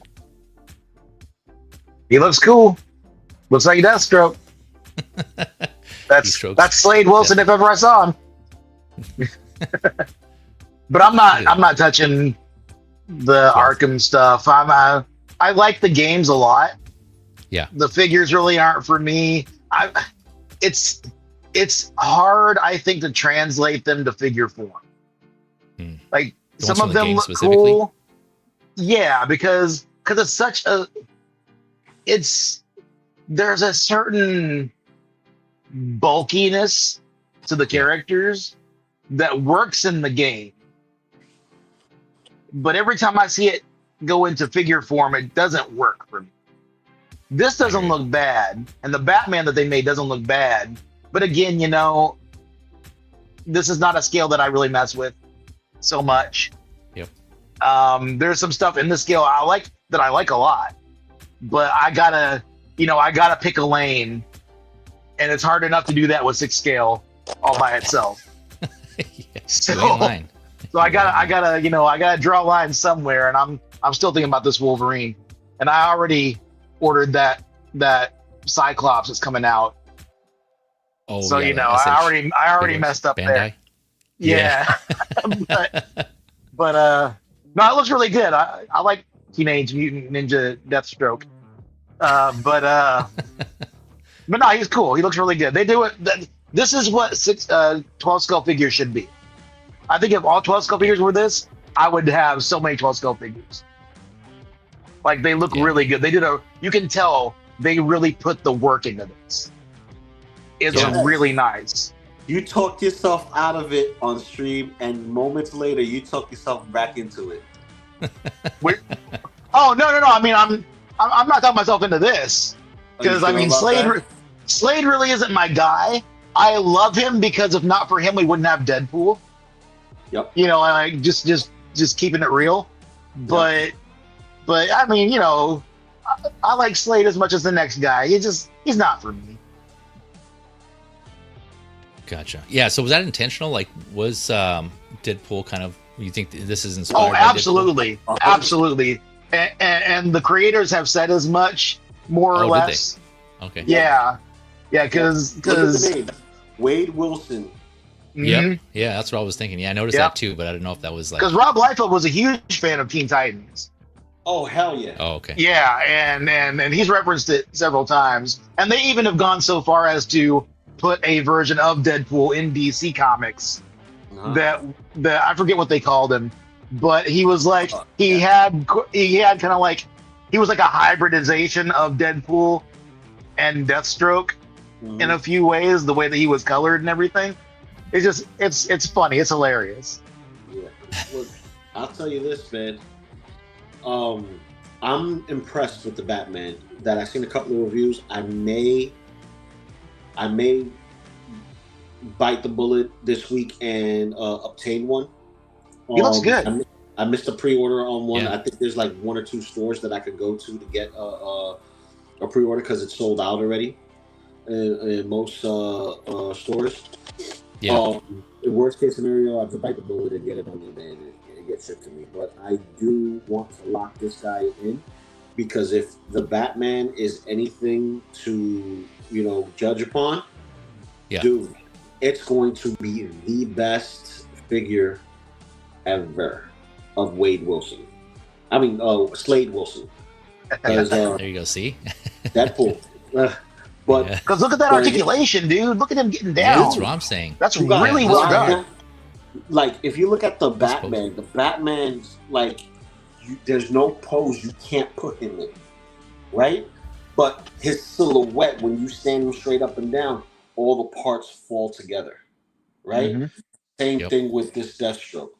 You have him, splayed out in poses and stuff, but once he stands straight up and down, he looks like, okay, I see it.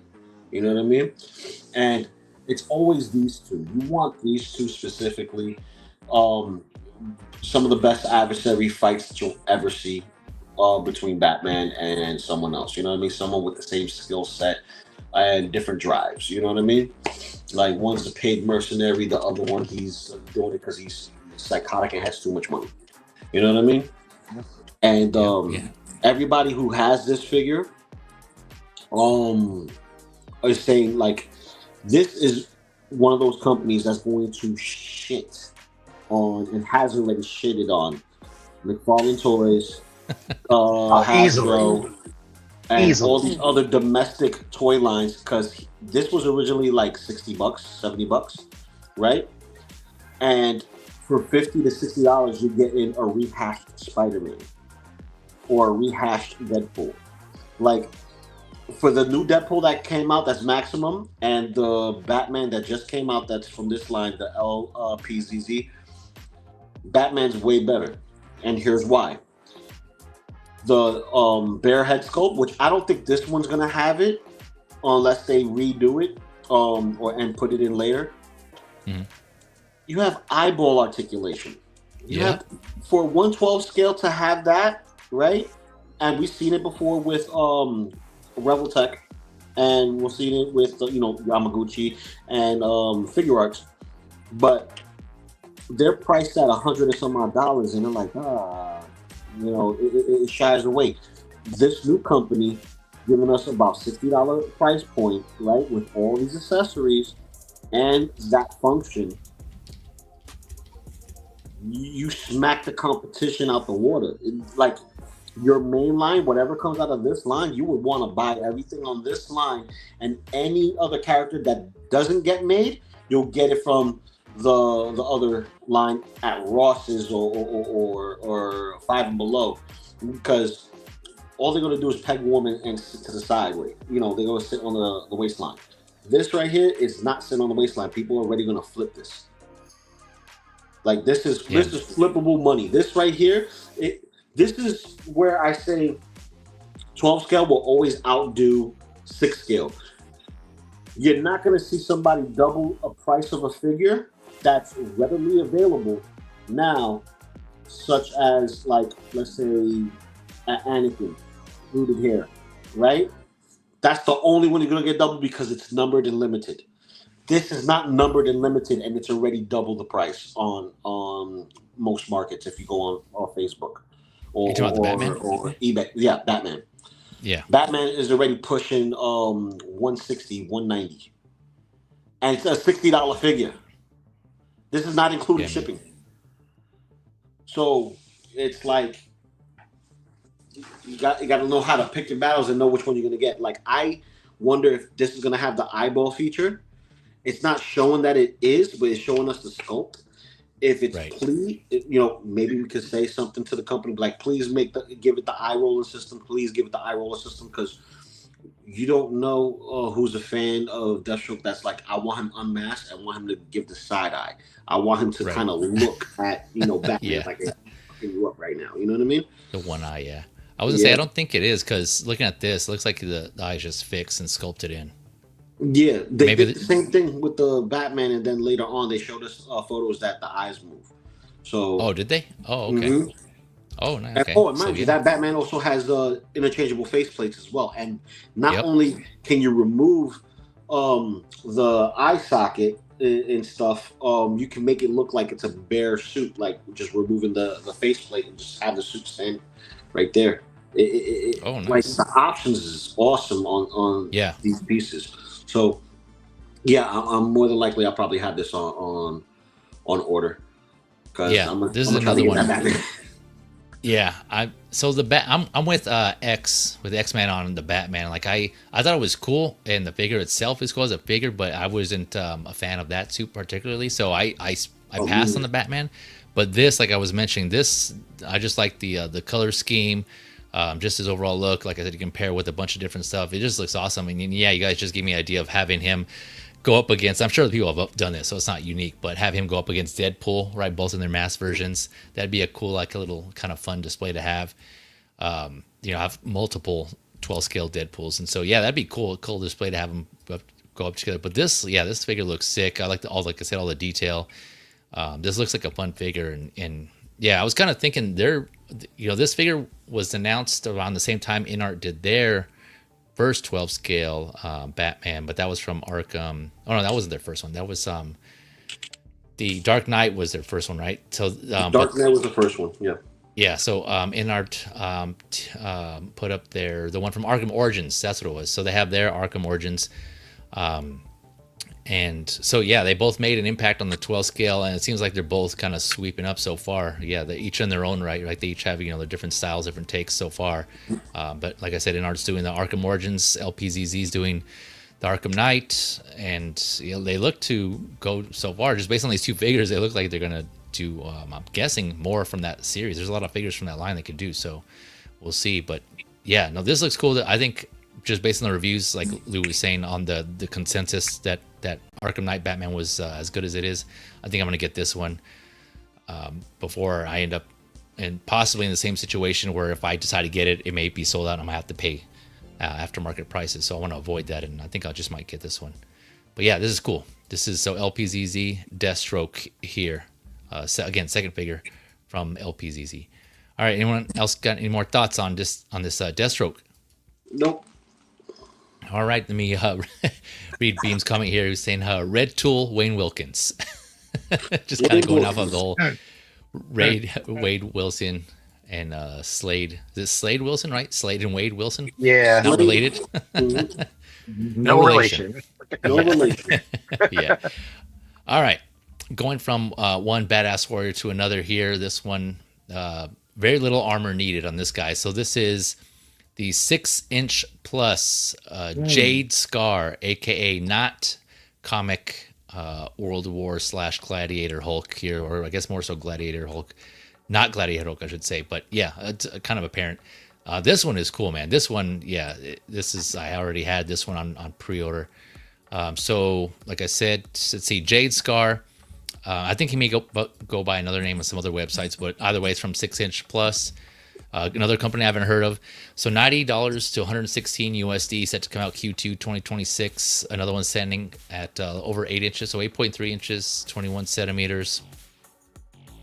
This one comes with quite a few options as well. Let me just go. Oh, here we go. Mm-hmm. All right, here we go. So two different head or face plates, interchangeable magnetic hair. Interchangeable with his helmet and the silver helmet. He has a couple of helmets there, interchangeable. They're all magnetic. 6 hands. Let's see here. What do they call it? His gladiator chest gear, a belt. All the armors that you see there look like they could be removable.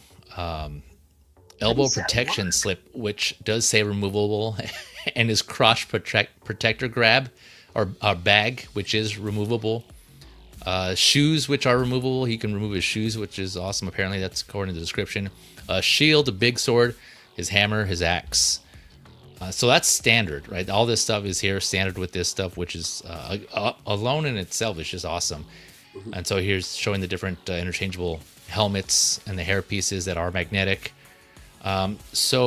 However, if you go through, if you would have went through 5K Toys, who had this up, you would have got some bonuses, and then that's what these bonuses are.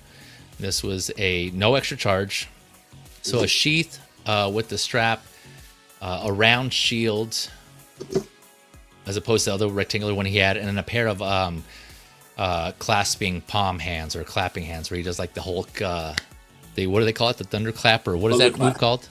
Yeah, thunderclap. Yeah, yeah. So that's bonus, and I believe it seemed to be only with 5K. Unfortunately, like I said, was because they are sold out on 5K Toys. This figure is sold out. I mean, it's available at other places, but like I said, the other websites or retailers, I didn't see any mention of these bonus. So I don't know if that in the future those other websites will get them, or I don't know how that works. It's always confusing sometimes with pre-order bonuses, because some will say, pre-order bonus, but then they'll include it anyways, no matter where you get it. So it's just kind of, I don't know. It's kind of like not really clear on that case. So, but anyways, this is where I got this photo is from 5K Toys on there. Ooh. But yeah, going back to this. Yeah. So this figure looks awesome. I have the SH Figure Arts Gladiator Hulk from the Bandai Tamashii Nations from the Ragnarok. No, is it Ragnarok? Yeah, Ragnarok, right? Yeah. So I have that one, but it'd be good to have a comic Hulk, which I don't have a comic Gladiator Hulk. And the options on this one just looks awesome, man. This looks badass. So this one is the one I had to get. I compare them again. Another one with a bunch of different ones. So this was a lock-in for me. Any of you guys got any thoughts on this one?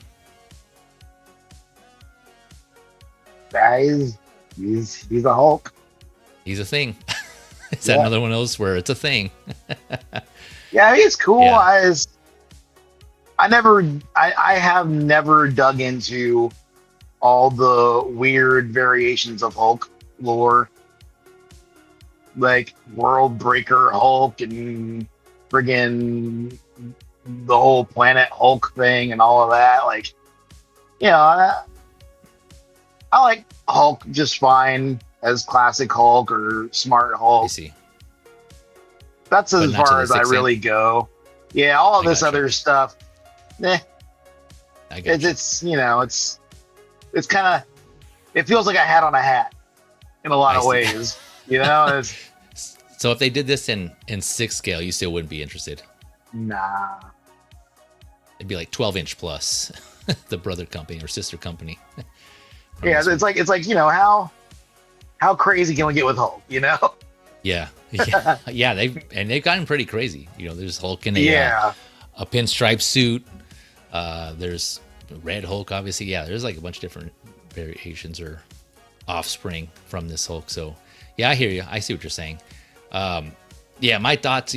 This all came out around the same time as some of the other figures we were going. So my mind went to pitting this against some of the other, like the orcs from MetyToyz we were talking about earlier, that Lou and I were talking about earlier. Just some of those other demons. This would be a great, speaking of Gladiator Hulk, just you can go crazy, man. There's like possibilities galore with this Gladiator Hulk and all these other figures that are out there in the 12 scale or 12 scale ish line. You can just so many combos you can pit up against this Hulk here. Yeah, it just seems like a fun figure all around, man. And I'm all about figures with options, let alone just like the fun factor being through the roof on certain figures. So yeah, this is cool, man. So this one's definitely this was a pickup for me. So hopefully those of you out there who are thinking about this and looking to get this, you're able to get those bonuses somehow, or maybe 5K. Keep it locked on their site. Maybe check in every so often and see if they might get some more in stock. Maybe they'll get some cancellations. I don't know. But otherwise, just keep your eyes peeled for other websites and see if they get those bonuses as well. So I hope you guys get those if you unfortunately missed out on this one from 5K. But any thoughts on this one? Yeah, because I missed the pre-order on 5K. It's been up for a while, and I completely slept on it. So I just went to Gundam It, where I got the pit figure from, and I made sure I locked in a pre-order. So here's the thing: Gundam It, they do get these pre-order bonuses, but they'll get them later. They won't announce it. They'll just give it to you, and it'll take some time because it'll come in separate. You know what I mean? I see. It'll come in separate. So I got the Wukong from Fury Toys, right? And as a pre-order bonus, you would get one of the little monkeys, right? Yeah. That's a miniature version of Wukong. So I ordered one, and like I think a couple of weeks later, I'll say about maybe 2 or 3 weeks, I got the monkey. And it came in this like regular plastic bag, no special box. Nice. Plastic bag, Ziploc, and stapled in, and regular brown box wrapped in the plastic and shipped to me. So I just made sure I got the Hulk, the extra sword sheath and shield, and the thunderclap hands. That's great bonus accessories. I would love to get those, but the main bread and butter for me is the Morning Star. This look right here, the Morning Star shield and that look, and then just Hulk holding a sword and having him with the silver arm as King Hulk, because like that. so much having the sword on his back, it doesn't, it's okay. It's a nice accessory to have. I'm not gonna sweat about it, but I will say this: if you're a fan of the film animation, this looks great. Like it looks just like it. Oh, okay, does it? I haven't seen it. Yeah, okay, that's good. There's a Filmation version of Planet Hulk, and this looks, pretty much 1-to-1 to it. But also looks like the comic as well. He's about 8 inches tall, 9 inches tall, somewhere around those lines. In between, yeah. Yep. So he's basically rocking an orc body. Yep.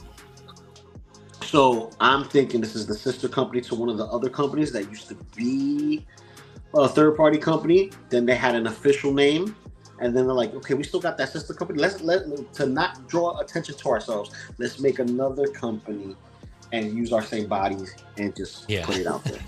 Yeah, that's what I was telling Dave earlier, or X-Man, that's one of the things I thought of was like when I get this to pair it with those MetyToyz like orcs or demons, and then have them going at it, as Gladiator Hulk. That would be cool. Oh, dude, I want this Hulk specifically so I could put him with my Conan from Mezco. Oh, nice. That's another good one. Yeah. And I'm gonna have them side by side. And one holding an axe, the other one holding the Morning Star, and look at each other like, "You ready? I don't need your permission." Yeah. How big is he compared to that Conan? He's 8 inches. Conan will be 6 inches, so he's 2 inches taller. All right. Yeah. So he will have the size. It's just that some people want him to be more like 9 inches tall. Like big, huge. Massive, like he should be huge. Fish. Yeah, Hulk should be impossibly large. No, I disagree. They should be Lou Ferrigno large. That's it. Okay, Lou Ferrigno large. Now, Lou Ferrigno was the Hulk should be bigger than the average human being. So if average is roughly 5'9", 5'10", up to 6 feet tall. Right? And bigger than that type of human being, he should at least be anywhere between 8 to 9 feet tall. This one's 8 inches tall, so if you bring it to that 1/12 scale ratio and you apply it in that realm, he's pretty big. He's pretty large. I've seen a lot of people use that orc body and make a custom Mezco style Hulk. Yeah, speaking of, so 2 things. One, doesn't he like change in size also depending on how mad he gets? That depends on who's writing him and what movie you're talking about. Yeah, okay, it's malleable. Okay, gotcha. He could be 20 feet tall. Yeah, it depends on who's, like Lou was saying, depending on who's writing. Second one, so that you just reminded me, Lou, I think this was born from the idea that collectors were getting either the MetyToy or the Maestro Union bodies, or whoever has like the demon or the orc bodies, and they were customizing their own Hulk. They were getting like the green version, and they were making a Hulk. And I don't know if that's true or not, but I think that's where this idea was born from, because not shortly after this, they came out with this figure. Yep, because it was the rage, and that particular figure grew, because it was originally it was like 7.5 inches tall, something like that, and they actually made the body bigger for the latest orc, and the latest orc was nice because you could remove the armor easily, and even more easier, and there was different options for it, or if you wanted a barrel orc, you can have it, but if you had Hulk heads, you can do a head swaps and play with that, and that's what people did. So people started making their own version of Hulk and trying to make that Steve Ditko style Hulk, or the Jack Kirby style Hulk with the mushroom style haircut, the Marvel Legends head, face-off head, and just reapplying it, redoing it and stuff like that. And for some reason, Marvel Legends Toy Biz, they did the Hulk right when they did the face-off line, because the 2-pack of Hulk where he's screaming or his teeth gritted, everyone goes back to that specific head sculpt to make a custom. Whether it was for Figuart's body, whether it was for the new Hulk body for the Hasbro line, which they've done several Hulk's iterations, they always run back to that particular head sculpt. Something about that head sculpt is iconic, and regardless of which body you put in it just chef's kiss. But you're not off. This came from the fandom. This specifically came out of the fandom. So it's like, oh, we already do armor and shit like that. Let's just give the fans what they want. Go through, keep going, and they did it. Yeah, which is what I love about these people, these fellow fans and collectors. They come together. You know what? People are asking for this. Let's just get together and let's give it to them. So that's awesome. Yeah, I love seeing that. Let me address the chat here real quick. As Beam's clarifying, so Red Tool started in the Harley comics, I think. Okay, so you're referring to an actual character. I didn't know about that. I've never heard of Red Tool. Have you guys? Red Tool is the one that he's talking about as far as the Deadpool reference in DC. Yeah. Oh, okay, gotcha. And then S Beam's confirming here, Lou, not local Lou, but Ferrigno is 6'5", 6 feet 5 Lou inches. Is 6'5". That's why I say they should all be, like that. Everybody else is tiny. Yeah, it's tiny. Yep, that's one of the references that people use. They always have that image in their mind's eye. Lou Ferrigno Hulk being the reference for what the Hulk what they think should look like. Yeah, going off of that. That was a good Hulk, though. That was a good Hulk. All right, any more thoughts on this Hulk, or not Hulk, I should say, this Jade Scar, Mr. Scar here?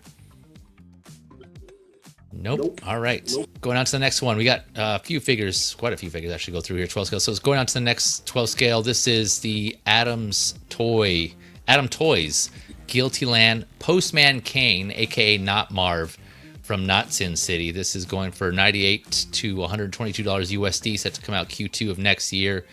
Quite a plethora of accessories, including 2 interchangeable head sculpts, 1 battle damage, 1 angry, 11 hands. Count them, 11. I counted them. There's 11. 2 pistols, axe, shotgun, lighter, 2 cigarettes, police badge, handcuffs, wine bottle. Okay, faux leather coat and faux leather pants. Unfortunately, faux leather, not real leather. It's faux. It's all faux. Armband, gun holder, and multiple belts. You can see here. There's like one like bandolier with the shotgun shells, other kind of standard looking belts. It seems like, but yeah, no shortage of accessories here on this one. But yeah, Adam, I don't know if that's, or Kane, I don't know if that's a reference to anything. If that was like, behind the scenes or pre-development, that was a code name for Not Marv. I'm not sure, but that's what they called him here. From Guilty Land, not Sin City. Guilty Land. I love those names, man. Every time the third parties come up with some like synonyms to kind of represent like the actual stuff. But yeah, the articulation on this one looks to be there. Double jointed elbows, bicep swivel, butterfly. No, I should take it back. No butterfly. It looked like in this one, but not here. Looking at this, it doesn't. But torso articulation there. Yeah, it looks all the articulation you would want in a figure, minus the butterfly joints, unfortunately. But everything else looks to be there. I'm not sure how much the articulation is going to be limited in this with the pants and/or in the jacket, but I'm anticipating some limitation there on there. But yeah, no, this just looks cool. The faux leather coat, though, longevity again, as always, like with the fake leather stuff. I don't know how that's going to be, so I might have to see if I do get this. I might have to see about possibly getting like a jacket that has more durable materials, fabric materials. I don't know. We'll see. But looks like he does have a tank top or an A shirt underneath. Bandages on his arms. There's the armband here that you can put over him. Yeah, this figure just looks awesome over. I could be wrong, but I don't think we've seen a Marv figure before, at least in this scale. Yes, we have. But have we? Okay. Who's done one so far? Legendary comic book heroes. Okay. It is Old Toy Biz. Over my head. Toy Biz. Toy Biz? Toy Biz. So that was long time ago. Yeah. Old Toy Gotcha. Biz did it. That's around the. If it wasn't Build the Pit. It was Monkey and O'Brien, which is basically Monkey Man. Oh yeah. So you got this, and it was in black and white, and he came with the jacket. The jacket was a part of the figure. So if you try to remove it, you're gonna have sleeves on a bare buck with, you know. But I see.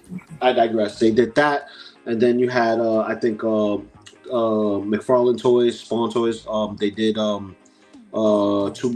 more figures. One of them was an electric chair and whatnot, and also we got teased. We got teased that and I think they showed it off to SDCC. Mezco's doing their version of this guy. Mezco's doing their version of this guy. Oh, are they? Nice. Yes. That's okay. So we have quite a few. Yeah, Mezco's doing it, but it's going to be more of that Sin City artistry, where it's more closer to the artwork than it is interpretation. Like this is more interpretation versus one-to-one from the art book. You know what I mean? Now, here's a thing. They're calling him Kane. The body is the Atom body that is on that Superman buck for the Dark Knight, Frank Miller's Batman. Oh, okay. So it's that body that they're using. Is that body that they're using. So if you see him put his foot on top of a dead body, or what's supposed to be a body, that's the Atom body, because this is using the Atom buck. Okay. Yeah, so, it does say that they're using the Atom body in the description here. Yeah. So this is the ADAM body, and they have more bodies that they're going to be doing too. If you look at the back of the yeah, there you go. See, if you look at the back of the actual box of the Atom blank body, they show you silhouettes of other body styles that they're doing. So this is the first like Muscle Man body that they have. Then they have another one which is more like Slim Superman. They have two females. They have a slender female and then a very voluptuous female, if you will, with certain curves. Then they have a Hulk-based body, which they haven't shown any of these other than in silhouettes. So when they do figures like that, they'll do a blank body, and then they'll start producing figures for it, and then they'll put in a different body, a blank body to sell as a blank body to see what customs people come out with, and then they'll pull ideas from that to work with something else. Okay. Like this is a great idea. Yeah, this is a great idea though. I may grab this guy just because I enjoy the figure line as far as what the Atom body is and the articulation. The range of motion on this figures are phenomenal. But as far as like the pleather goes, I'm not a fan of it. But if it's if it's not too terrible, it may stand the test of time and last. You could always use the acrylic finisher to keep it sustained and whatnot if you're not going to move it around. I care either way. This guy, he's going to be my roughhouser, so he's going to be the whatchamacallit, he's going to be the thug in my gangsters alliance, because I got all the Mezco gangsters and there's no roughhouser there, right? There's no big bruiser there that does the dirty work. He's going to be the guy that does the dirty work. Gotcha. No, that's a good idea. Yeah. I mean, you might as well lean into it, right? It's like, man, well, this is gonna this pleather may deteriorate in time, so might as well just get my use out of it now. Get the photos that you need to off of it. Yeah, I need to go back and watch this movie, aka Guilty Land, not Sin City. It's been a minute since I've seen this one, but no, it's a good looking figure. I'm tempted. Yeah, it's just I'm a little hesitant just based on the faux leather stuff, but now that you mentioned the Mezco one, I may just wait to see. I'm gonna have to do some more research and look more into that and see what the timeline or how that's looking on that one. That could be a potential one. Just remember, it's stylized from the comics, so you're gonna get those square edges like the Dick Tracy.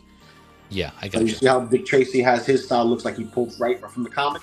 Same thing that's gonna happen with Mezco, because Mezco's on the verge of trying to take what they see on page and placing it on 3D figures. So that's where you get the Green Goblin, Doc Ock, Spider-Man, the Fantastic Four, those Kirby-inspired figures without having the mezcoification that they've been doing for the past few years.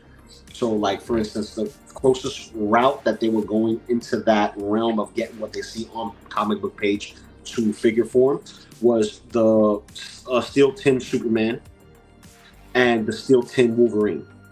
And then it went to the Fantastic Four and so on and so forth as the other characters as I... Yep. Okay. Yeah, I'll take a look at it. Yeah, thanks for that tip there. I got to go back. Yeah, now that I was Googling while you were talking, yeah, they do. There are quite a... I guess I just missed them all, but yeah. I was wrong. They did quite a few Marv figures. And it looks like Diamond Select did some as well. Yeah, Diamond Select too. Yeah, I forgot about Diamond Select. They did a few. Yeah. Yep, they're all there. Yep. Okay. All right. Well, I got options, which is awesome. Let me got X. You got any thoughts on this one?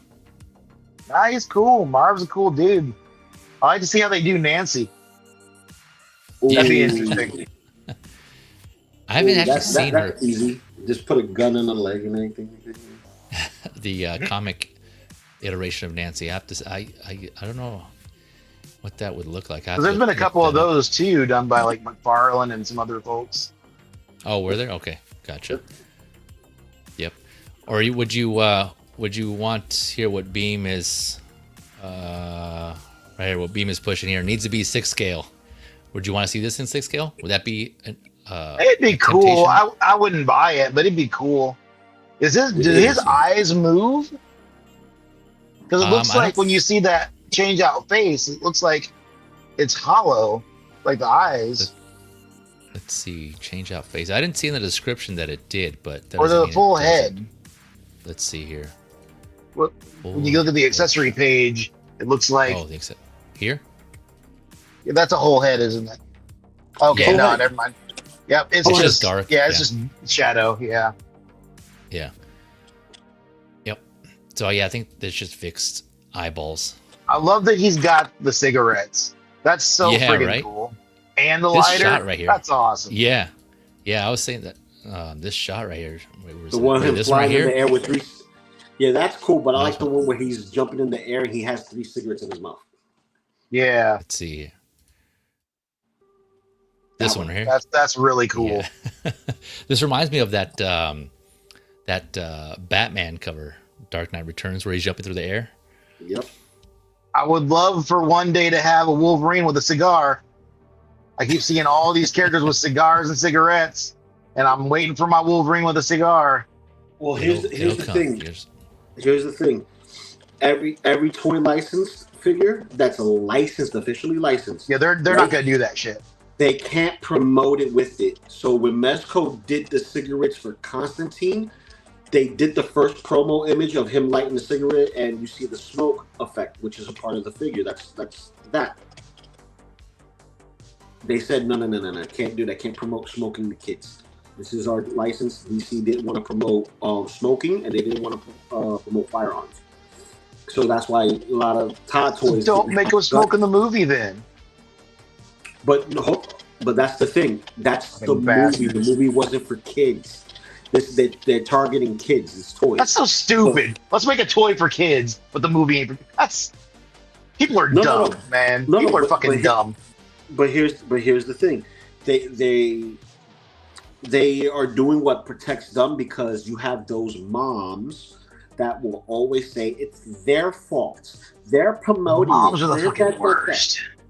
Well, some of them are the worst, some of them are the best. But all in all, when it comes to the image of having like the Thing, he's a cigar smoker. Same thing with Nick Fury. Same thing with Wolverine. There's plenty of characters there that chump on cigars, and none of them came with cigars, right? Somebody needs to needs a quantum leap back into the 90s and just fucking. Or no, you know what? Not even the 90s. Let's go back further to, and someone needs to just kick Tipper Gore's mom in the fucking ovaries, so that bitch never happens, and all that shit. Oh man, if I could murk one person. Actually, no, it wouldn't be her, but she'd be on the list if I could murk more. But man, fucking goddamn. I hate Don't that incriminate bitch. yourself. I hate that bitch so much. Well, I'll tell you this. Yeah, This in 6 scale, it would be nice, but I'm with X on this. I wouldn't get it because it won't fit what I got in my 6 scale stuff unless I have him fighting against Blade and he's a vampire, brute or whatever, and whatnot. You know what I mean? Or a Spider-Man villain kind of thing. It would work in that aspect, but he doesn't fit anywhere else in the collection, right?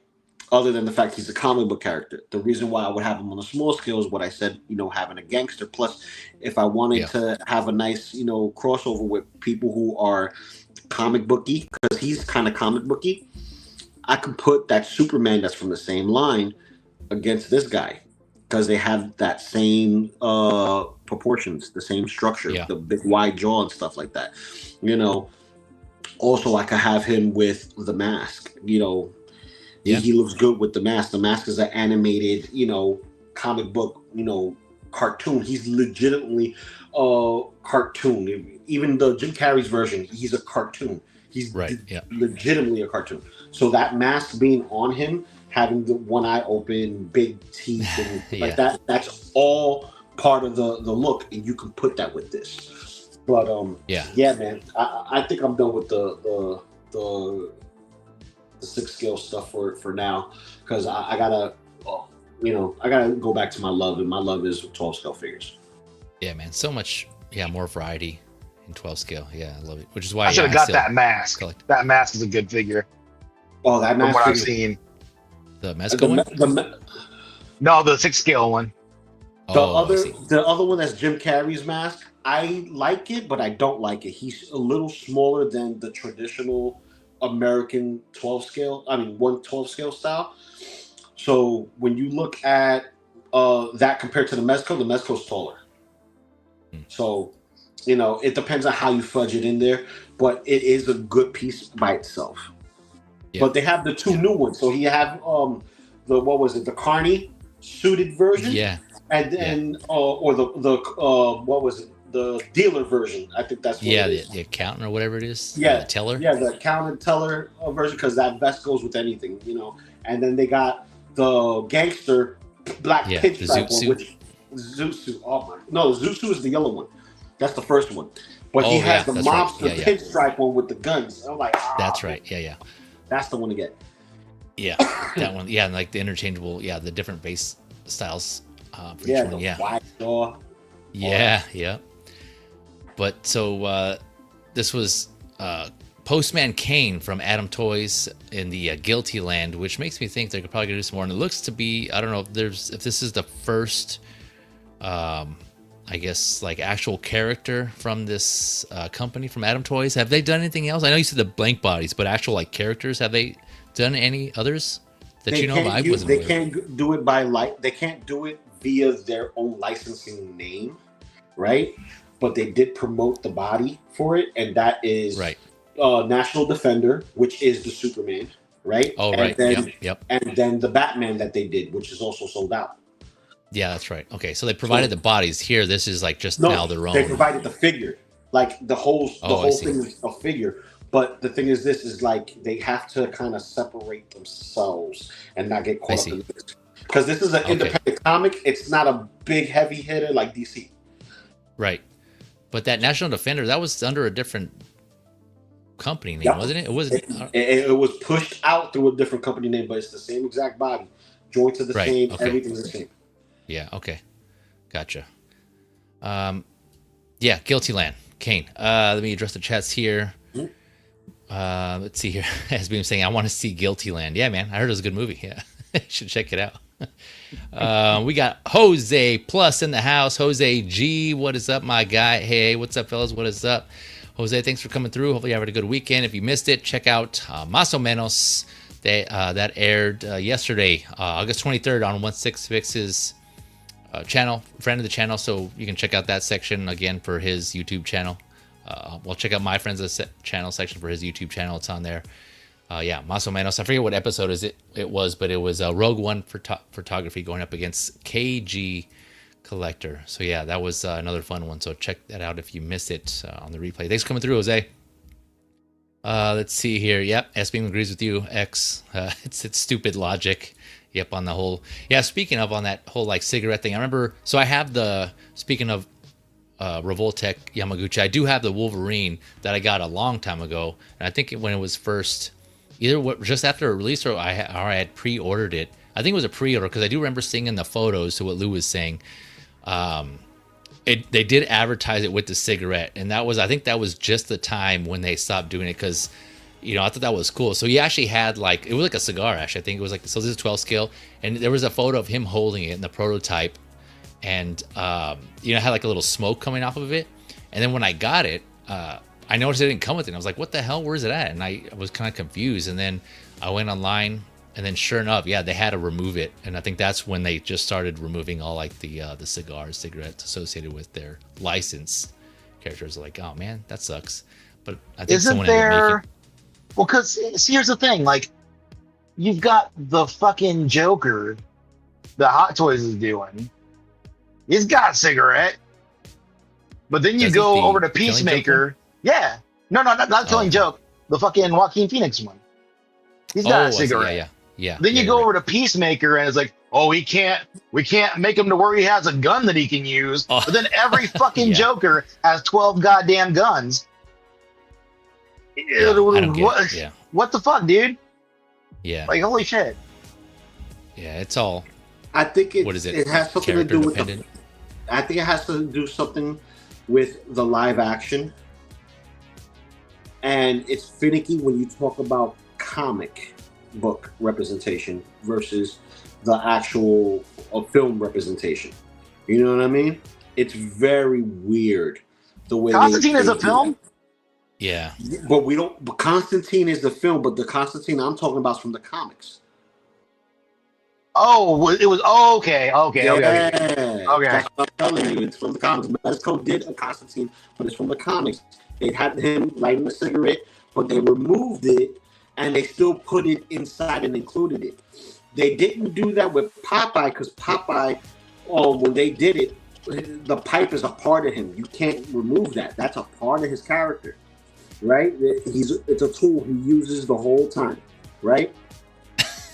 So, and plus now he's opened up. In the fucking cartoon, Constantine is smoking. He's lighting shit on fire, and it's like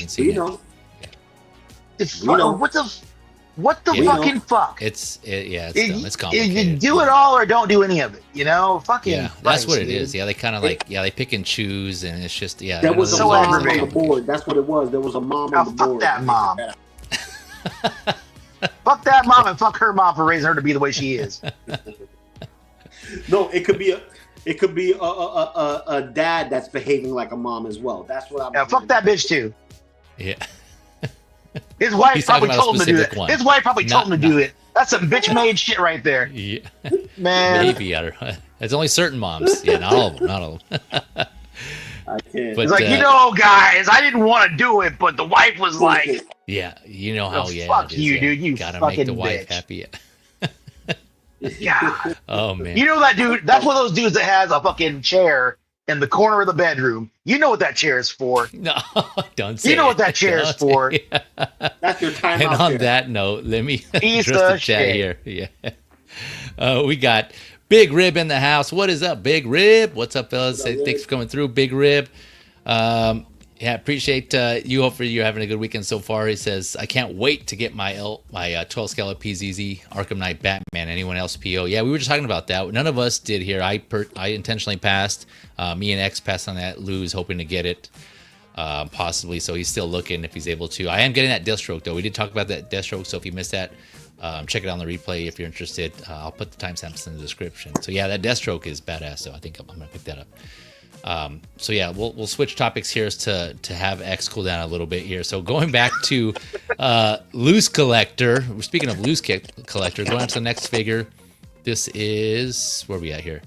So Loosecollector. There's three. These are three versions of a similar character. So there's Yeti, Bigfoot, and we're also going to look at the latest announcement. Skookum, I think that's how you pronounce it. Skookum. Yeah, Skookum. Yeah, Skookum. So like just different color variations, some slight different head sculpts here, but Each of them are $98 to $110 USD, set to come out Q1 of next year, 2026. 34 points of articulation, and you can kind of see it from all the breakups in the sculpt there, but plenty of articulation. And I have a photo that Loosecollector put out that's pretty cool. That shows where all those points are at. I'm standing about 10 inches tall, so 25 centimeters.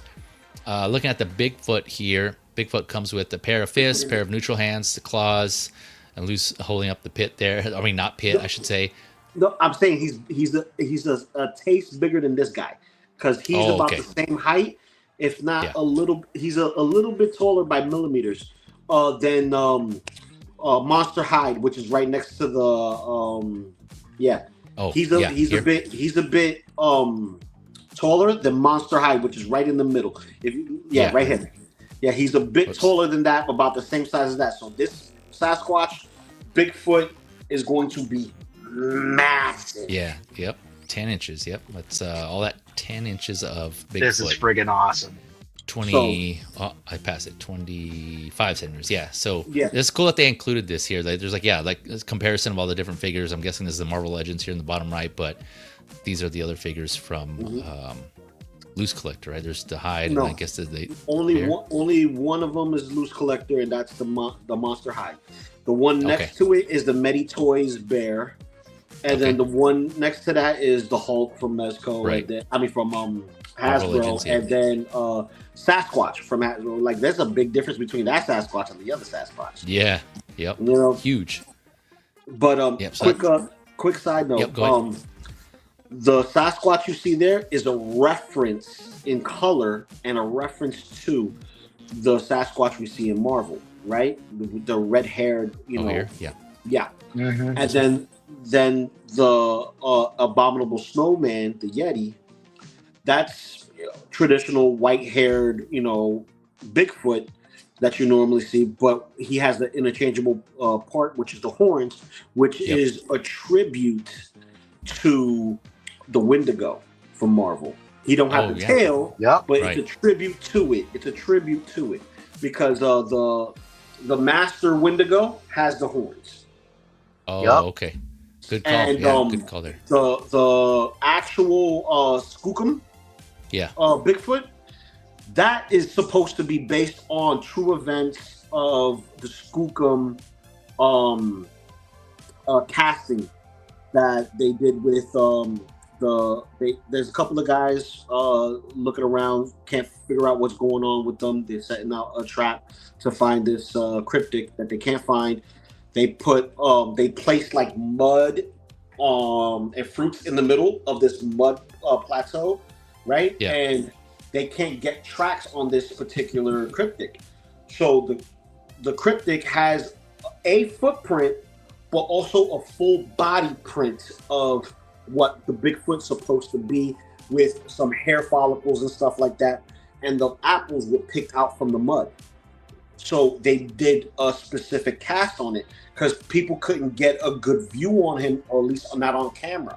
Everyone described him out how it looked and so on and so forth. So they had like a size. So the Skookum is based off of that actual mythological thing. So if you guys want to take a look at that and see what that whole story is about, if you're into cryptic stuff and campfire stories, that is what that one is all about. That's why it looks different. That's why it's a slightly different than the others. I see. Okay, yeah, I was wondering about that. Okay, so it's like is that like US based folklore? Yeah. Okay, gotcha. Okay. So basically, all the Bigfoots here is basically Bigfoot. It's all North American stuff. Okay, gotcha. Yeah, it's all North American. Bigfoot and Yeti I've heard of, but I've never heard of Skookum until now. Because Skookum is, I think it's the location, if I remember correctly, it's the location or the person in the group that's the name. I think it's the location though. I think it's the location. Okay. So like Jersey Devil. Yeah. Yep. Same scenario. I see. Speaking of, we're going to touch on that here after this. See, this is another one that's making me think, get that fucking Wolverine. And you got Wendigo. Yeah. And if I can get my hands on a good Hulk for it, then I got Incredible Hulk number 181 cover. Do it. Do it now. Damn it. Yeah, so Right here we have the two different head sculpts for just a Bigfoot, right? You have your open yelling sculpt, and then here's this kind of like more kind of neutral one, which is cool. And then going through, I like this photo. He's just picking up some dude here and yelling at him. This guy's just smiling. Yeah, he's from Loosecollector as well. Is he? Okay, gotcha. Yeah, I forgot what was the name of the line. That he has one dude that's like a black martial artist, and then he has this guy, this kung fu master. And gotcha. It's a part of his specific line. I see. Okay. That he's doing, because he also did some other characters. I forgot. I think it was Lady Death and all that other stuff. Oh yeah.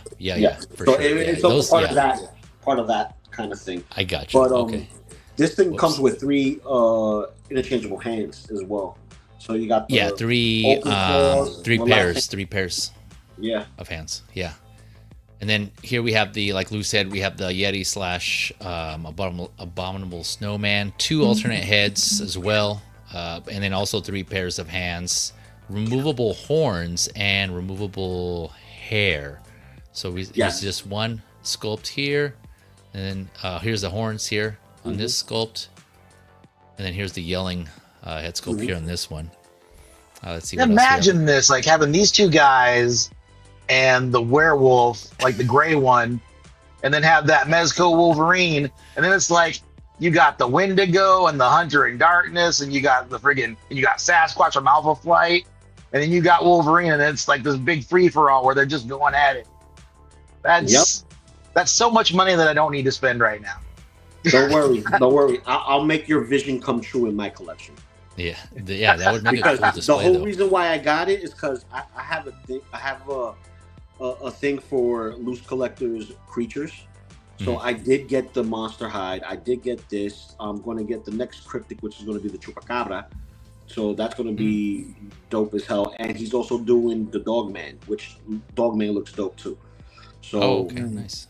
But this is the biggest one, and I'm on a kick for ginormous figures in the 12 scale world. So I got that dragon coming in from Mythic Legions. Nice. I got Dragon Man from Hasbro, and he's a big figure. I got Pit here. Like I'm into the big brutes. And this right here, ain't nobody doing this, man. Come on, man. This is next level figure. Like $100, bro. Come on, $100 for this. Yeah, but it's $100 for the other one too, and it's $100 for the other one, and then it's like $150 maybe after tax and shipping for the other one, and like y'all got a choice. You can choose one. You can choose one. And even if I did, I'm still in on the Wolverine and whichever one of these, and then it's like I just bought like 6 friggin' Mondo X-Men figures this year. I got 2. I got the Hono Wolverine, the Unmasked, coming at the end of the month. I got the Batfleck 2.0 coming at the same time. I got to pay both of those off. I got 2 or 3 more Hot Toys that have been released months ago that I'm still waiting on. Like, dude, I'm just gonna show this again. You see this not Pit figure? See this not Pit figure? See this not Pit figure? No, I ain't got money like this. You see this? This is less than a Hono Studios Wolverine. Yeah, but I'm still getting that. Good luck finding it. Good luck finding it, because it's sold out everywhere. So good luck. Yeah, no, I know, but like, God. Yeah, dude, I'm saying like this is about the same size as that. That's bigger than this, obviously, but this is a big piece. Like my dance card is filled up for the next year. Yeah, man. Easily. 6 scales. I'm putting a pause on that. I'm putting a strong pause on it. No more pre-orders for me. What is this? The Skookum. This is the Skookum. Yeah, this is the third one that I was talking about. So yeah, variant with all black fur. That 2 one's head cool. sculpts. I don't need that one. Because this is the more aggressive looking one. Yeah. Because even his neutral face is aggressive. Yeah. So. Yeah, just still look like at it. gnashing gnarly teeth here. Yeah. Uh-huh. Yeah, so like this guy's funny. like I I'll tell you this now. As a toy photographer, you're gonna have a hard time trying to take pictures of this guy. Just because it's like the same vein as doing a 6-scale figure. If you're not familiar with 6-scale figures, just to do big figures like this, you got to think environment, what's the focus, right, and all that. You know what I mean? And balance. These are big figures.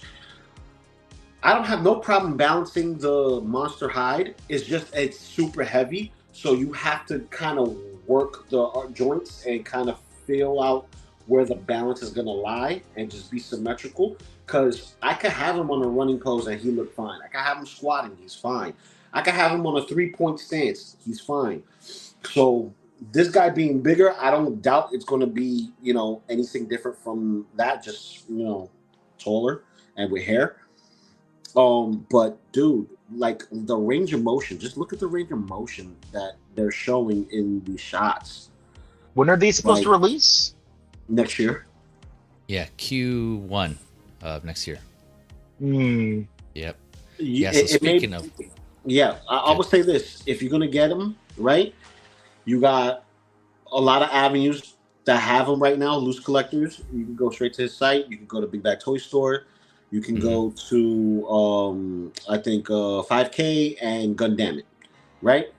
And they all have their price before, tariffs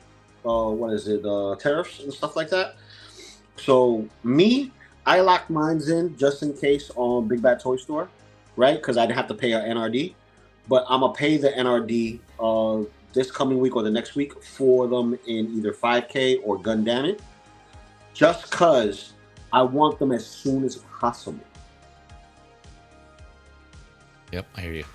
So speaking of articulation here, they have Loosecollector they shared this photo here of their the bodies for this. And this looks awesome here.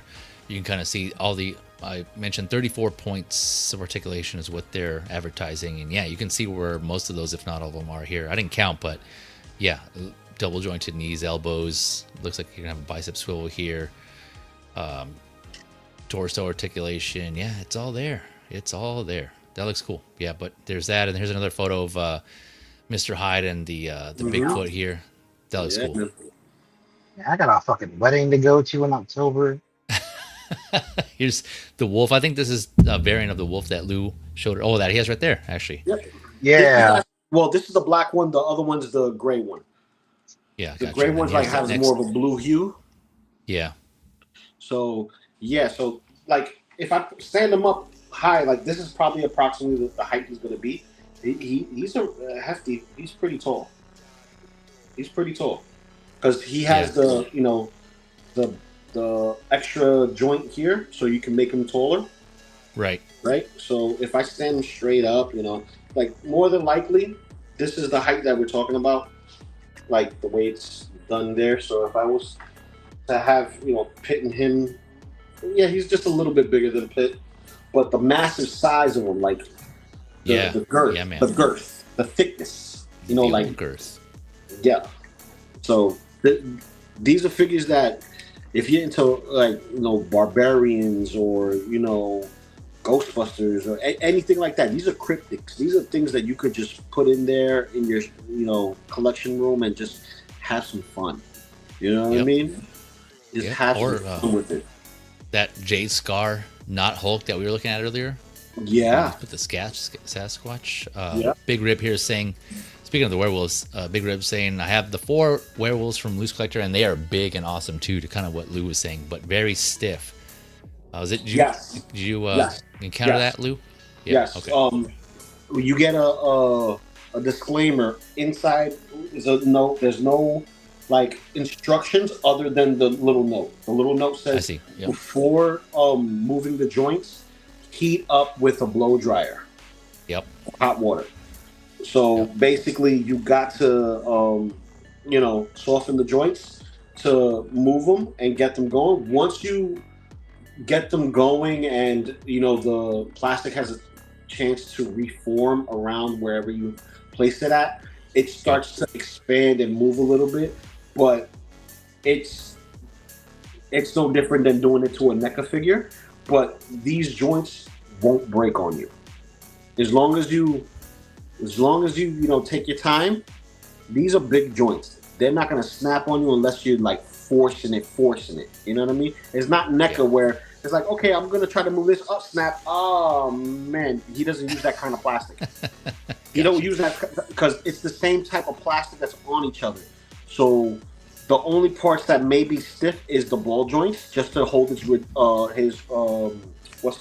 rigidity, like keep it rigid. Yeah. But everything else around is a little softer, so that way when it locks in, it locks in.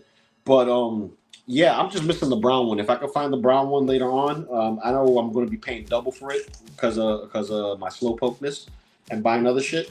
And I'll have all 4 wolves, but I had 3 of them so far, and I'm in love with them. These are nice. Oh, nice. Okay. Yeah, that's one of the things I always keep always ready, plugged in, is the hair dryer. In case when I open up the figures I need to. Yep, I just apply some heat. If I feel any resistance on my plastic figures, yeah, I'll just shoot it with some heat, and then I'm usually good. Knock on wood, I haven't broke anything. No, actually, I take that back. I did break on a 6 scale figure, but I went in knowing I was gonna possibly break it because I applied a bunch of heat. There's one instance where I applied a bunch of heat, hot water, and it still wasn't moving. I think it was just the plastic that was kind of like either fused? Something happened.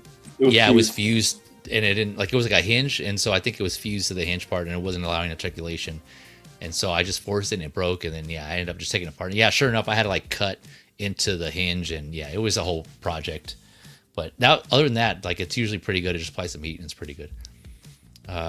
Let's see here. So Big Rib's asking, Lou, which pit is that, or not pit? Which manufacturer again? MetyToyz. MetyToyz. AXY Toys. What is Z? For the not pit. This is the double. That's what they call it, the double. The double. There you go. There you go, Big Rib, in case you're still looking. But apparently, from what Lou just said, it might be hard to come by. You might have to look. Yeah, because Big Bag Toy Store had it and they removed it. They had it, removed it because I pre-ordered it and they took my pre-order. And never gave me back my NRD. Right? Oh shit. So there's that. Then 5K had it up. 5K had it up. They removed it. The only other way I was able to get it was through Gundamit, and it was an open order. So I didn't have to pre-order. I said, click, click, mine. Okay, nice. Just in time. Good timing. Yeah. We got Ash Chase in the house. What up, Ash? He said, good morning, plastic crackheads. Good morning to you, good sir. Thanks for coming through. Yes, sir. Yes, sir. S Beam's asking here, was that Bruce Leroy that Yeti was holding up? He's talking about this picture here. Yeah, it does kind of like it could be a Bruce Leroy. I don't think it's supposed to be, but it's not maybe Bruce Leroy, but it could be whatever you want. Yeah, exactly. Yeah, I was thinking the same thing too when I saw that. But this guy, man, just one monk / whoever. This guy's just funny. Drunken monk, drunken master. Yeah, the drunken monk. Yeah. He's not even afraid. He's just happy. He's happy. He's excited right here. He's not even running away. He's scared. He's just kind of cheering. Yeah. Oh, that's awesome. But yeah, that was Loosecollector, Bigfoot, Yeti, and Skookum. Those are all now to pre-order. So if you're interested, there they are. I think I might get one of these. Look, just because of what Lou was mentioning. Any other thoughts on these figures here? Question: which one are you gonna get? I think I'm gonna go Yeti. Yeti. Yeah, just because like what you guys were. I didn't even think about the whole Wendigo part, but that's cool. That'd be a cool thought. And just because it stands out, like something that's just like not your typical, like either brown or black. It's just kind of like a different color scheme for a big monster that we don't really see. I know, like, I want to say wasn't there other like Sasquatch figures done by other companies? I know. What was it?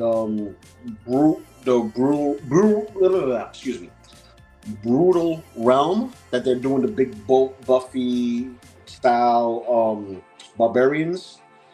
They have like these animalistic creatures coming out, and one of them is like a Bigfoot type monkey.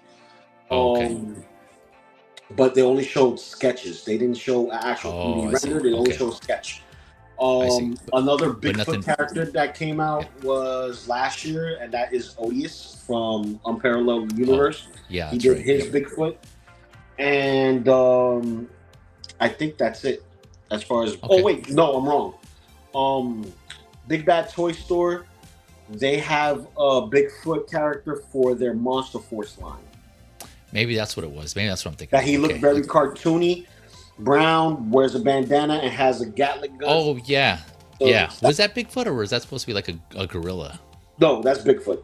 It's is it? part Okay, because it's Monster Force. So everybody there, if they don't shapeshift into a bat, zombie, mummy, or skeleton, or a reptilian snake guy, it's okay. Bigfoot. Gotcha. He's the only one there, so it's like he's different from everyone else. Okay, maybe I guess this was the one I was thinking of. This is the only one like of this style. Okay. Yeah. So damn, I don't know. Yeah, I think I still may go with just the Yeti one. That one was cool. I like the way I'm getting all of them. I'm like, yeah. Oh, that's an option too for sure. All right. So next figure up, still sticking with 12 scale. It was touched on earlier. Speaking of cryptids and folklore and legends, we have the Mythic Legions. Jersey Devil. This went up for pre-order yesterday, August 23rd.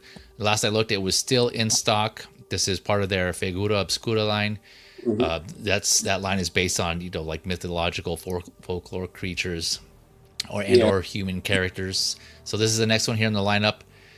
So they will be having two. So that was their first drop was yesterday, August 23rd, and they will drop this again. Let's see, what's the date? August 29th at 11 a.m. Eastern. So that's on their website. You can see that time. So if you, for some reason, you're kind of holding out and you're waiting and you want to catch a second drop, they'll do that on August 29th. So this is $65 USD. Also standing at 8.5 inches, so just under 22 centimeters, approximately 41 points of articulation. So quite a bit there. Most likely some of it added in the wings. This is expected to ship mid to late September. So according to their website, it's already on the boat on the way to the States, to their warehouse, to the Four Horsemen warehouse. So once they get it, they will ship it out. Typically, like when these Figura Obscura figures go up, they're already ready to go out. But this one is just, I guess it's a little behind. I take it. I'm not sure exactly what's going on, but it's coming. It should be out pretty soon. From what I'm reading. So 2 heads, the closed mouth and the screaming mouth, the wings, obviously you see the large wings, 2 pairs of hands, the open and grabby hands, so 4 total hands, which isn't that much. Bone weapons, animal skull, a bendy tail, display stand that you see there, which is kind of odd. I wonder why they went with that color on that stand. It's the first stand that comes with a figure. Yeah, right. That's what I thought, because typically they don't. Mythic Legions, like figures, don't come with the stands. But this is an interesting choice, though. Like, yeah, it's cool that they're including one, but the fact that they went with this color scheme is kind of interesting. So, but yeah, it's a start. It looks like it has a metal grabber too, which is cool. It's not plastic. It looks to be metal, but I'm not sure. It doesn't say in the description. It's metal. Is it? Okay, gotcha. Yeah, it looks metal. And it also comes with a full color booklet with just some information on the figure here, on this character, I should say, this legend. And here's a map of where the quote unquote sightings from folklore have showed up, dating back to I think it was like the 1700s, and this is like in the New Jersey area, right? Yep. Hence the Jersey Devil. Yeah, I didn't even I only heard of the name. I think actually from isn't there a sports team with the name? Don't. Is it hockey? Yeah, I believe so. Yeah. Maybe the hockey. Okay. I think it's the hockey team. Okay, yeah, I think that's the only time I've heard of that. Other than that, I had no idea of the legend of this character, this folklore at all. So this is the first time I actually had to look it up. What's that? It was called something else before Jersey Devil. It had another name.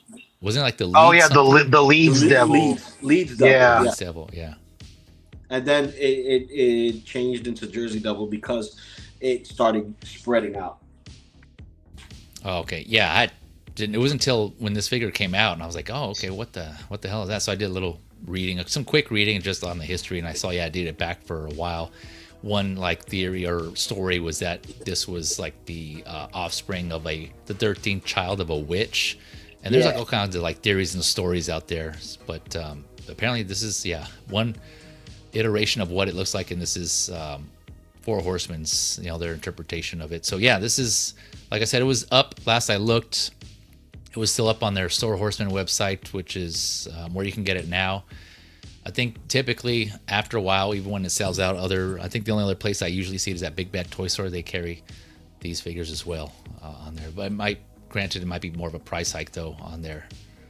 You wait that long. But they have a couple of sets. This is what they call their all-in set. If you do go with on the Store Horseman website, you can get all this stuff here. There's like a cup, some pins, or a coffee mug, shirt, this hoodie.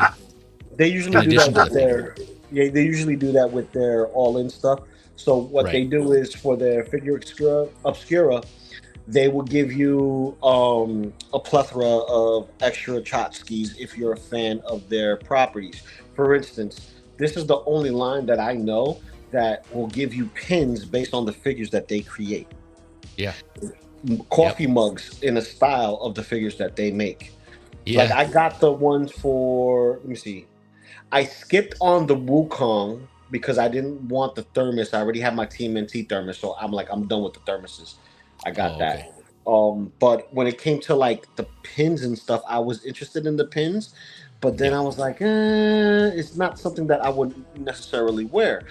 But then they had the Frankenstein. I'm like, I'm gonna rock the shit out of that. They have this Father Christmas, rock the shit out of that. So certain ones I will go and grab a bunch of, right?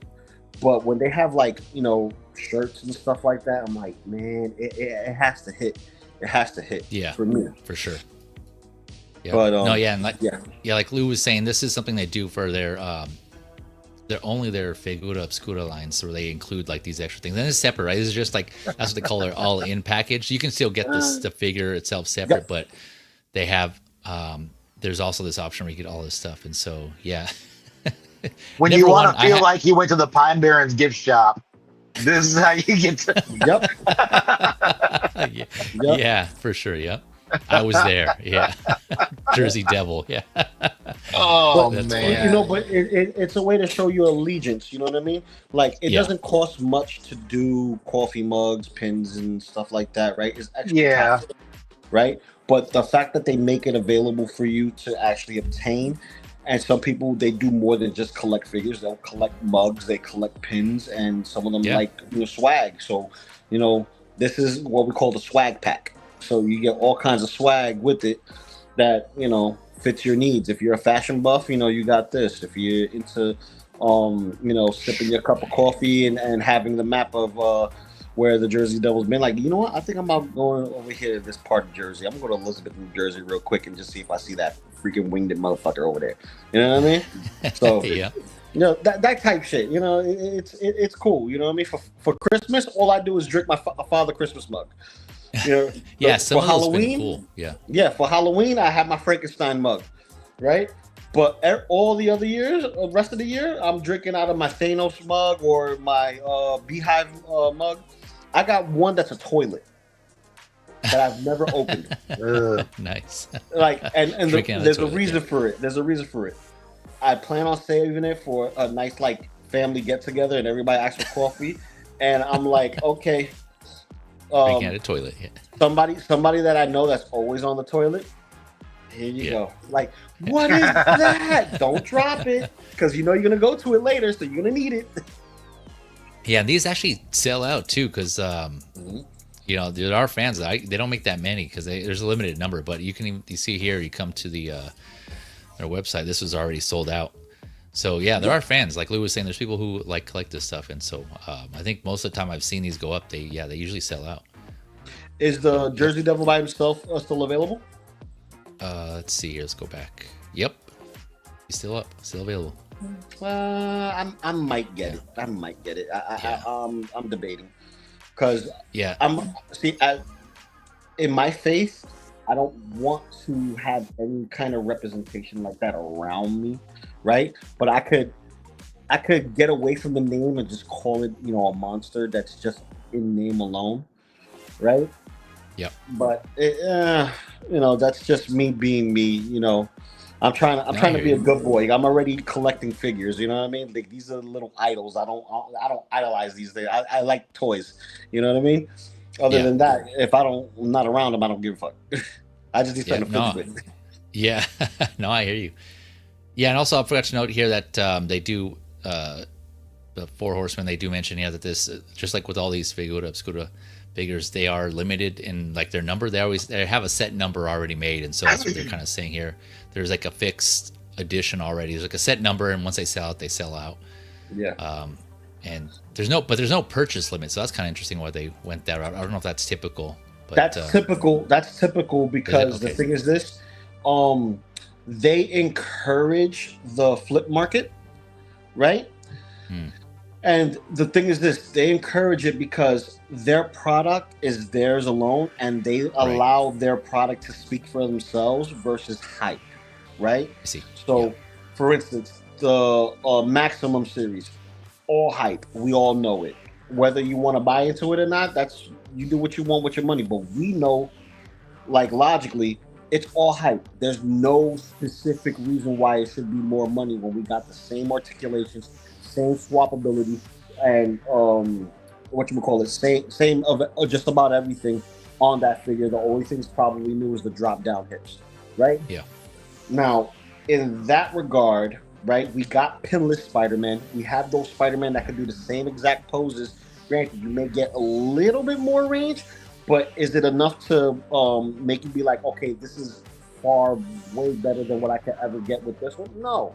It's just a way to get you to be like, yeah, we're going to charge you this extra $30 for a $30 figure, right? Versus here. And I'm going to say this because I heard this San Diego Comic-Con and a panel from earlier from Articulated Ninja, which is, shout out to Articulated Ninja. Good guy. $1 per detail. This has all the banks of my wallet.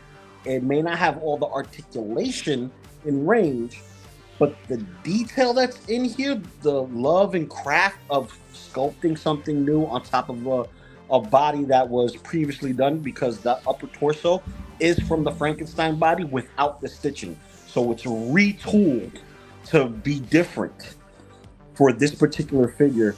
The wings we already seen before, but it's done in a translucent plastic, and it also has a specific paint detail to be different. And the legs is the first time you see double jointed legs, and that's from one of the hooved characters that they showed a while back. Show me a Mythic Legions figure that has double jointed knees. This is the first one. Yeah, it's definitely an interesting one. Yeah, that's one thing they do. They definitely reuse their parts, but that also makes them interchangeable, right? Depending. They're all interchangeable. All interchangeable. The legs, torso, everything. Yeah, so if you wanted to do that, that's an option there for you as well. But yeah, like I said, this is still up. If you're interested, we saw it here. And then they will do another drop August 29th for this figure. So anyone got any other thoughts on the Jersey Devil? The Devil. More of a bitch than the devil, but all right. I don't like how humanoid it is. Like the upper torso is too humanoid. I'm a bigger fan of the more classic depiction. Like if you look at like that old fucking drawing that they have that you see everywhere, if you Google it, it looks more like animalistic completely. There's nothing really humanoid about it except maybe its size, supposedly. I see. But I love that there's because like one of the popular ideas for if they're seeing a real world thing or it was a real world thing that they saw that led to this. Yeah. The popular idea is that because there is the hammerhead bat, and that sucker is prolific, in Africa. And some of the thinking is that maybe one of those stowed away on a ship or something and ended up, because, you're over in the East, you're over where everyone's sailing in from everywhere. And the idea was maybe maybe one of those bats got on a ship, came off and started hanging around in the woods. And if you look at a hammerhead bat and you look at that classic depiction of the Jersey Devil, even this one here with the closed mouth kind of looks like it. That motherfucker looks exactly like they described that shit to be. In the face, with the wings and everything, it's uncanny. it's not like, it doesn't have those big old hooved feet and everything, obviously. I see. Because it's a bat. But it's I like the real worldedness of how how that could have looked. Whoops. So this one right here kind of like, takes that away from me. Well, I kind of agree with you. I kind of agree with you on that, right?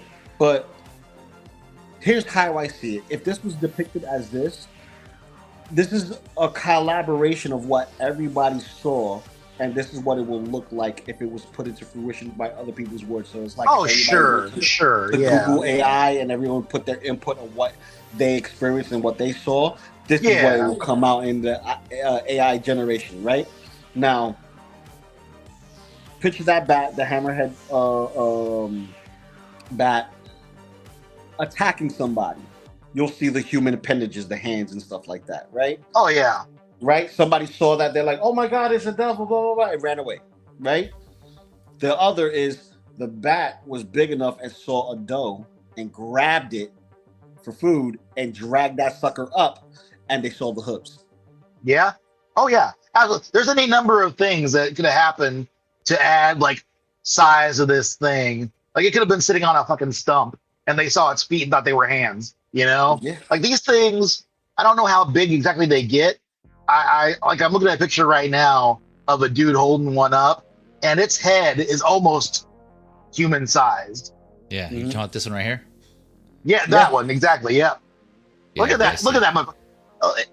At that time in history, at that particular area, motherfuckers don't know about this. Yeah. They don't know what this is. They never seen. Yeah. They probably hardly ever seen a bat, just a regular ass bat. But they don't know about those Africa bats. Damn, they don't know nothing about that. Yeah, if I saw this, I think it was some kind of monster too. Shit. Yeah. Oh yeah, I agree with you. Yeah, that thing is horrifying. Oh, okay. Yeah, no, that makes sense. That's probably that seems to be like what happened. That thing is absolutely horrifying, just on its own. That is huge, though. Damn.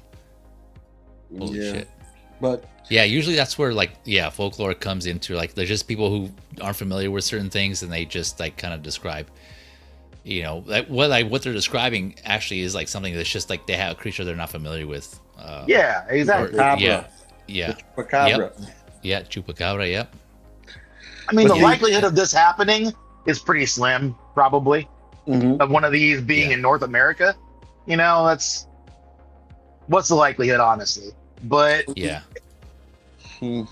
well, I'll tell you this right now. There's a reason why they do not want certain animals as pets crossing state lines, because you have invasive species that are like, for instance, we have Nile crocodiles. What the hell Nile crocodiles is doing in Florida?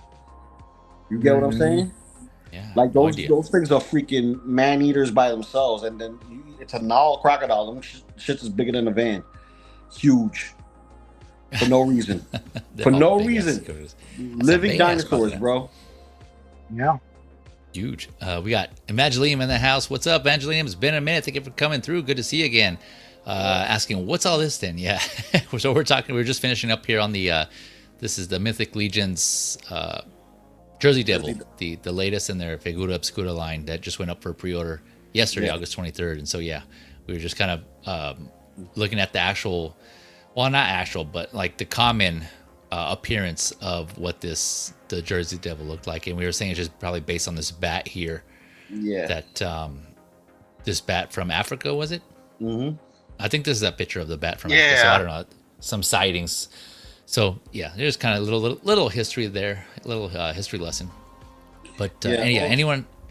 Also, whatchamacallit, big shout out to Trevor, 1/6 shooter. He did the shot over here. Awesome. Yep. Oh, I keep forgetting that he's doing the photos for those guys. Yep. Yeah, that's cool, man. Yep. That's super Trevor. Cool. 1/6 shooter. My boy Trevor. Man, you gotta give it to. But that's it. That's all I wanted to say. You guys stream with Maz, right? You and Trevor and Maz and some other photographers on Maz's channel, Maz Toy Photography. I forget what days, but if you're interested, check that out. Tuesdays, I think Trevor's on there every so often. Yeah, Tuesdays at 6. If you guys want to get your photo picked apart or see what tips and tricks that we offer, you can, you know, just hashtag or at us. You at toy underscore photography underscore talk. Okay. Yeah, and then obviously Lou here's a toy photographer as well. Check out his Instagram if you haven't already. I'll put all that in the description after the stream, as well as Maz's link to his Instagram if you check that out, and then his YouTube channel so you can check out those streams if you're interested. Yeah, a lot of good info there. Like I've seen a couple. I have, when I'm ready to actually get into toy photography, when I have some time to make time to do that. Yeah, I want to go back and reference all your videos because I know you guys have a lot of good tips and info. So if you're looking for toy photography tips, that's a good place to start. Among other places is those streams. A lot of good photographers there with experience sharing their info and their knowledge there. So good stuff. Yeah, thanks for bringing that up, Lou. You got it. All right. So a few more here. Let's see. Yeah, a few more. Going on to the next one. So speaking of, we were touching on Wukong by MetyToyz. Their latest offering here, they have the Little Monkey Soldiers. Mm-hmm. This is MetyToyz. So you got little mini Wukongs running around, little soldiers doing Sun Wukong's bidding here. So there's 2 sets. Each is $38 USD, or you can get the deluxe that has both sets for $69. So you save a few dollars there. And we'll take a look at the different sets here. So the set A, I just saw this in the description or like in the photos. So the set A is also called the Iron Thorn Troop, and then set B is called the Divine Arm Regiment, which is pretty cool. They each have their own names, and they each have their own specific colors and various weapons. So we'll go through some of these. I think this is set A here. Well, there's a photo that has each indicated, but we'll go through some of the photos and see what they all consist of. But they're little mini Wukong soldiers, little monkeys that you can pair with or just on their own if you want. They each set comes with various weapons, so like no 2 sets are the same in weapons. So if you were to get both sets, you can mix and match to any of them that you want. I will say though, I'll touch on it a little more when we get to the deluxe photos, but yeah, here's some. They each come with their scarves, their head sculpts here, the smiling head sculpts. They each have a different unique color. All the articulation looks to be there, albeit like single jointed knees and elbows, but they're smaller figures, so you kind of get your basic articulation there. Here, this one has a little knife. They each have, looks like they each have their own flag, their own banners that you can wave. This one has a bow and arrow here. So yeah, multiple various. Here has a hand drum, I guess, or a symbol, hand symbol, right? And that was. Did I go through these things? Oh yeah, and this looks to be. I think this is set B here, so you can see set B has these like lighter blues and like a black furred monkey here. And then so the deluxe version. If you get the deluxe version, you get here they're calling it a free pre-order bonus added for the deluxe. So you get these vests that they throw in of different colors. But what's interesting here is the colors are random. You're not getting, so the colors that you see here, these are just some of the colors you could potentially get. They're just showing you, but the colors are just random. So there's like no set there's no set colors that you're gonna get. So it's a surprise basically. You get it and you're like, man, what colors am I gonna get this time? And you could throw these vests on there. There's these little vests that you can put on each of your little monkey soldiers. So there's that. And then with the deluxe set, you also get, here's a photo with Wukong and all his little soldiers. That's cool. This is a cool shot here. Yeah, that's cool. Yeah, that's nice. Yeah, that's pretty nice, right? And then with the deluxe, you also get 6 additional howling heads here, which is cool. So you have like all these, each of them have their howling heads in addition to their smiling heads. So I think each one already on its own comes with 2 head sculpts, the smiling one and like a neutral one, it looks like. So you can see here's set A on the left and then set B, and then here's all the accessories and the hands and the head sculpts that each one comes with. You can see their accessories are different, right? So they vary it up a little bit to where like if you want to get either set, there's something different in each one, so that's cool. And then of course, like I said, if you want to get both sets, then they throw in some additional options. Another thing I noticed here in this fine print. So if you, with the deluxe set, there's a small chance to get a red monkey that's not shown. So it's kind of like a what do you call them? Like a blind box, like a blind. Yeah, pack. A blind. Exactly. Blind mystery package. Mystery figure. Oh. That's what it is. There you go. Yeah, little chase action going on there. Exactly. Yeah, which is kind of clever on their part. Yeah. So I don't know if that means. Well, I mean, it says it right there. There's a chance. So if you wanted a chance to get that red monkey, you would need to buy multiple. It seems like deluxe sets. Well, I don't know if it's deluxe or any set. It doesn't say deluxe here specifically. Actually, let me see here. It's just a bonus. So maybe it is with either set. There's a chance to get because it just says small chance to get a red monkey not shown, randomly replacing one of the colors. So if you get one of the sets, instead of getting one of these colors here, you might get a red one. And then also you get a special banner. There's a small chance to get a special banner with a random faction symbol in there as well. So there's a couple of random things you can get in there. So even further, so it seems more reasonable to put it in one of the sets rather than deluxe, right? Because then that encourages you or motivates you to get multiple of the same set or multiple of the same sets to get this. So but now I'm thinking, like, I wonder if you get the deluxe, does that mean that your chances are higher because you're getting two of the sets? Your chances are higher to get that red monkey or what? Yeah, I'm not sure how that works. We don't know. And obviously, if they say if you pre-order any of the sets, then it's random. It doesn't matter. Right. So it's like, this set, because the box won't change. The add-ons are applied. So think of it like the Samurai Force Fury Toys Turtles, right? When you get an accessory pack, right, it's its own box, right? So the figures itself will be in its box, right? But the red figure will be thrown in there. It's like, okay, here's a red one, throw it in there. Okay, take one out, throw it to the side, right? And just keep doing it like that. You know what I mean? Eventually, let's say if they're instructed to take for every box they do, right? The 10th box, they remove a blue one. Every 10 box, they remove a white one. That way it stays in cohesiveness. Yeah. So that way they have an actual set to go out that's missing the proper color in the set. Yeah. So that way the uniform sets are uniform sets and the mystery one is just there. You know what I mean? Yeah. But it's cool incentive. Dude, I'm getting one set of the deluxe version. That's it. I'm not chasing a red one just for the sake of it being a chase. I learned my lesson with McFarlane and all that a long time ago. I'm not here for the chase. I'm here to enjoy myself while I'm here, because if I'm chasing something that's costing me money just for a color variant, man, I'm that good of an artist. I could paint them my goddamn self. So yeah, that's a good point. Yeah, you just like get like the white one or the light blue one and just paint it from there. Yep. Yeah, that's good. Yeah, that's a good idea. Yeah, this is cool, man. Though, like I can see, definitely doing this here. If someone had this like display, this is a cool setup. This is kind of what they're hoping collectors would do. I think I might. I don't know. These look like fun figures. They kind of remind me. This is like their version of Plunderlings of like different colors and. For the most part, the bodies are obviously pretty similar, but they just swap out the weapons or the accessories, and like the heads are different, things like that. So yeah, they come with interchangeable hands. They come with interchangeable hands. Because I have the Wukong. That it was a bonus exclusive figure if you pre-ordered through 5K. I got mine from Gundam, and they send me the baby monkey afterwards.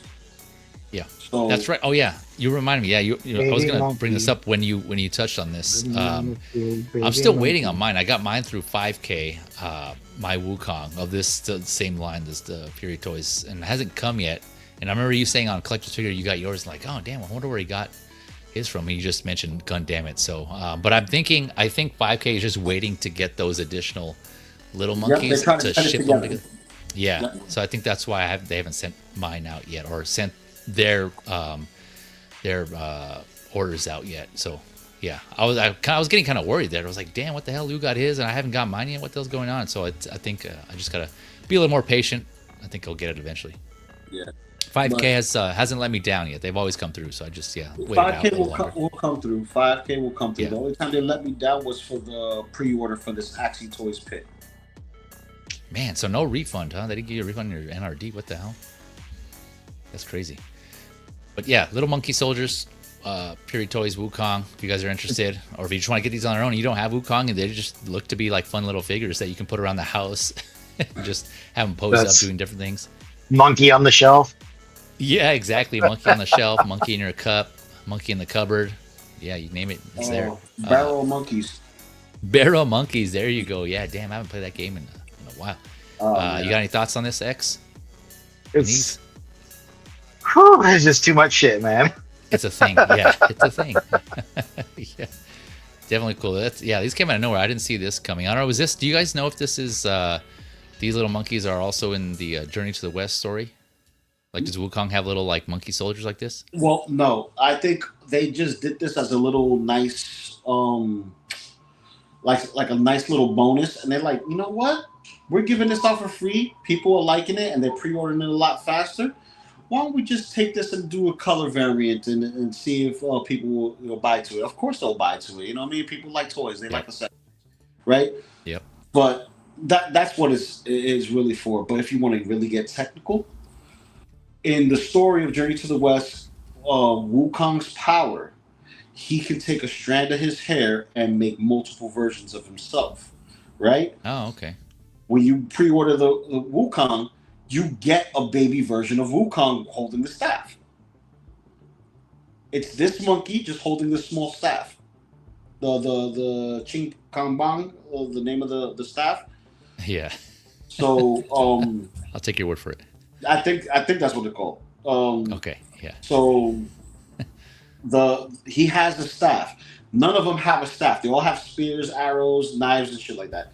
He's the only one that comes with the staff, and he is the same color as Wukong, as far as fur and facial, color and all that. So even his, the red scarf that's on Wukong, he has a red scarf. Oh, okay, nice. Yeah, looking forward to that one. Yeah, so that's where that comes from. So if you want, you can have all these little monkeys and if you pre-order them, you can get yourself that exclusive monkey version of Wukong and just have him with the army versions of little mini-me's of him. Kind of have like a Gremlins variant of him. Yeah. You know what I mean? Stride, Daffy, Brady, all that shit, and they're all there. Yeah. You know? Yep. If somebody doesn't take a Wukong and customize him to look like Batman, standing next to that little green monkey with the yellow friggin' cape looking thing, they missed a big opportunity there. Because that's a good Batman and Robin Wukong right there. Which one? The green monkey with the yellow sash on his shoulder. This one here. Repaint his little red around his eyes to be black. Let's see. Is there a photo? That'd be a real missed opportunity if somebody doesn't do that. Here, this one, this guy. That little Robin monkey right there. Yeah. Yeah. Robin monkey. That would be kind of funny. That would be like a play, like animal versions of these characters of like the just superheroes. In this case, it would be like a Robin. Yep. Yeah, and then you can take and then you take the one with the black fur to be like you were saying with Batman. Yeah. Right. Okay. Customize him a little bit. Give him some Batman type stuff. Yeah. Yeah, that could work. So I forgot to mention there's another one here. Where'd it go? This one here. So there's a gold one here. What they're calling an event exclusive. What event? I'm not sure, but this is also up for pre-order. This one comes with the golden. What is it? A golden sword or saber, golden fur, little monkey soldier here with this little mini shield. This kind of gives me some like Link vibes here on the shield here. Yeah. How many different monkey colors are there? A lot. As long as there's a rainbow, they have plenty. Yeah. So in this set, between these two sets, there's 6 here. There's a red one. They said that's 7. And then there's a gold one. Yeah, this is 8, and then the one that comes with Wukong is a different color, right, Lou? That's 9. It's the color of it's the color of Wukong himself. So yeah, so far at least more of a orangish color. Okay, so there's at least 9 then, just based on that. And there's only 7 colors in the rainbow, so damn. At the end, you got the pot of gold. So here's the gold one. Wukong, I don't know. You're forgetting white and black is not inside the rainbow, so they added those colors too. Yeah. True that. Yep. Yeah, these do look cute though. So I'm kind of man. You remind me. I'll at least get the one that comes with Wukong. So I'll see how that goes. I'll see how that is, and if I feel like I can use some more, I'll go from there. But for now, I think I'll just stick with the one that they threw in with, which is cool, by the way. I love that they did that. That's awesome. They just threw in that little monkey soldier with Wukong as an added bonus. I love when they do that, man. That's awesome. That's what what these smaller companies do stuff like that. And the figure is about the size of, I want to say it's about the same size, if not maybe a little shorter, very by a little bit, than the turtles. Oh, okay. Then the MetyToyz turtles. MetyToyz turtles, because Wukong is pretty big. Wukong is about 7 inches, maybe almost 8. Yeah, 7 inches tall. That's right. Yeah, I remember seeing some reviews, or I think you showed it. I forgot where I saw it, but I saw that it was pretty tall. I showed them off too on SVs. Okay, he's pretty big. He's pretty big. Gotcha. Yeah. Speaking of S-Beams here, saying Bat Kong. Bat Kong. Make sure I'm back. Yep. Evangeline saying Goku. Yep. Yeah. Goku's based on Wukong. Yep. Or sure, there's a bunch of. Oh yeah, I keep forgetting about that. Yep. All right, going on to the next. We got 2 more. Well, 1 more figure and then 1 set of figures to look over. So next one here, this is, I believe this is going back up to 110th, so a little bit out of order here. No, actually, it was labeled 112th, so I think it is 112th. This is the Oaktown, Lazy Monster Studio. Oaktown is the line, I guess, and then Darkmoon Assassin and Sorceress. So I see there's Assassin and Sorceress, because there's 2 different head sculpts. You get your one look that has the elvish, assassin look, and then there's another one with the horns that I'll show here that's supposed to be more of the sorceress look. But the company is Lazy Monster, I believe it is, and then the studio or the line is their Oaktown line. In association or collaboration with Kai Lab. Kai Lab typically does their clothing for 12 scale figures. I have a few of them. I got the ones for the Mezco turtles. Did you get those? I got the Mezco turtles, and I got Conan. Yeah, nice. Oh, that's right. Yeah, I think I got both versions. Too, yeah. I got both versions because I have the blue and gold tunic that goes over. So I got that, and I also got the leather. Nice. Okay. So yeah, I got quite a few things from. Yeah, they do good stuff, and they do good work. For those of you not familiar, yeah. So third party that does clothing for your some specific 12 scale figures. They probably could use on other ones, but anyways, so this is here. They're in collaboration with Lazy Monster to do this figure.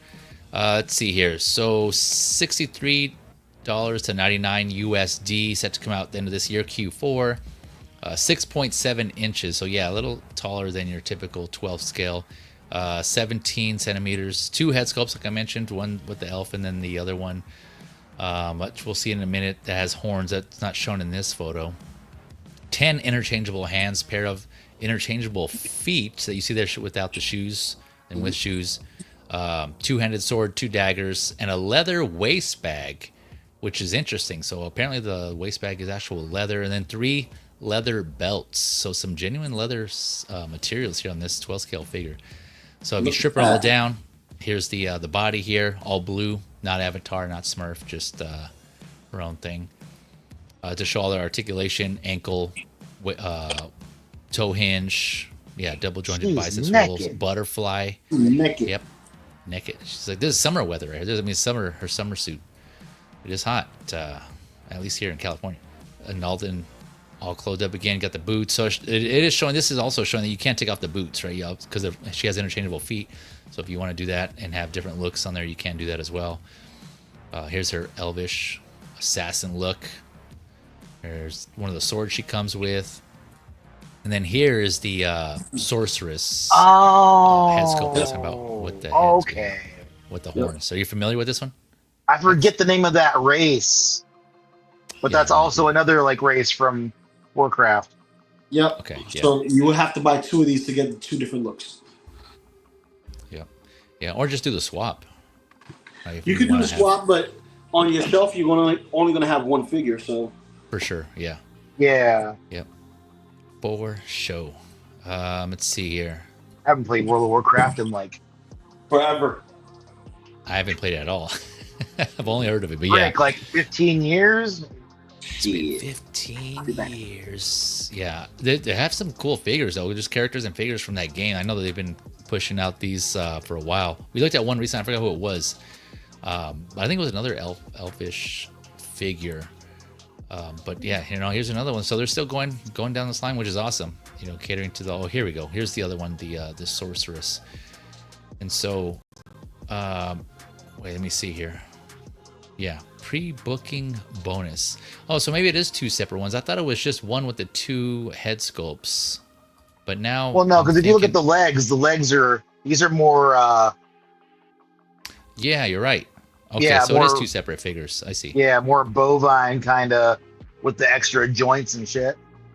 Okay, yeah, so it is 2 separate head sculpts for each figure then. I thought it was like the same body, but 2 different, or 2 head sculpts. Okay, so then, yeah, I guess I stand corrected then. So, yeah, because her legs are different here.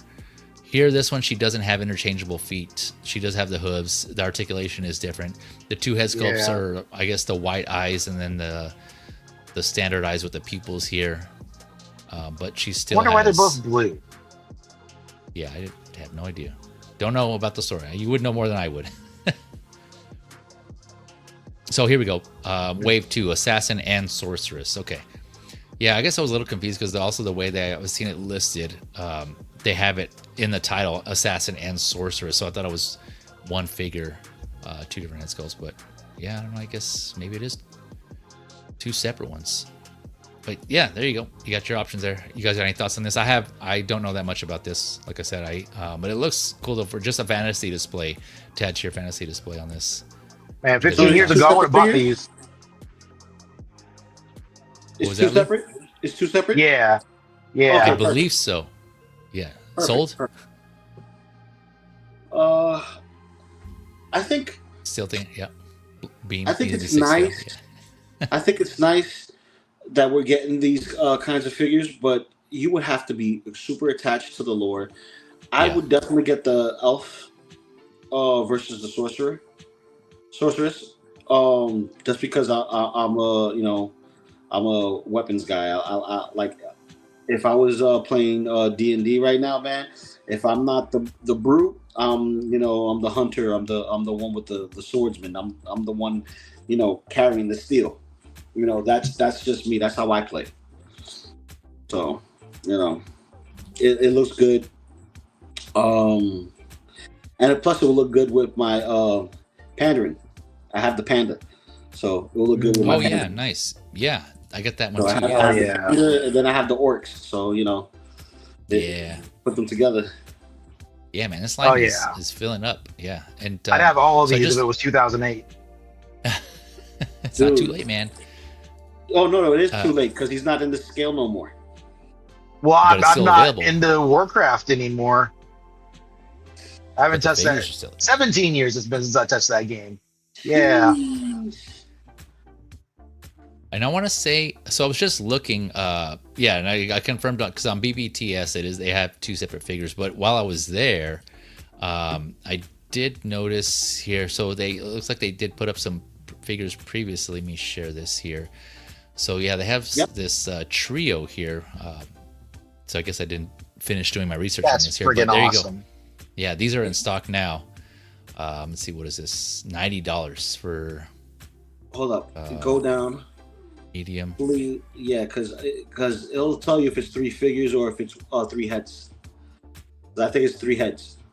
Yeah, 2 hairstyle part. Okay, 2 alternate hairstyles. So yeah, the hairstyle. Okay, gotcha. Okay, yep. That's a straight up blood elf. I almost did it again. Yeah, there you go. So 1 figure, you get 3 head sculpts here. This one is 1 figure. This one you get 3 different hair sculpts and then hands. But again, it seems like this has been out a while. I only bring this up for those of you that are interested and curious. They have other figures out there, so if you want to add to your elf line. This is not blue skin though. There you go. All right, going back to this one. So yeah, this is the latest one by Lazy Monster, Sorceress, and Assassin. Any other thoughts on this one? No. Man, okay, going out to the last set of figures, newly added. I didn't put this in the description because I just found out about these this morning. I just saw it. So shout out to Valkyrie Magnus. He sent these my way.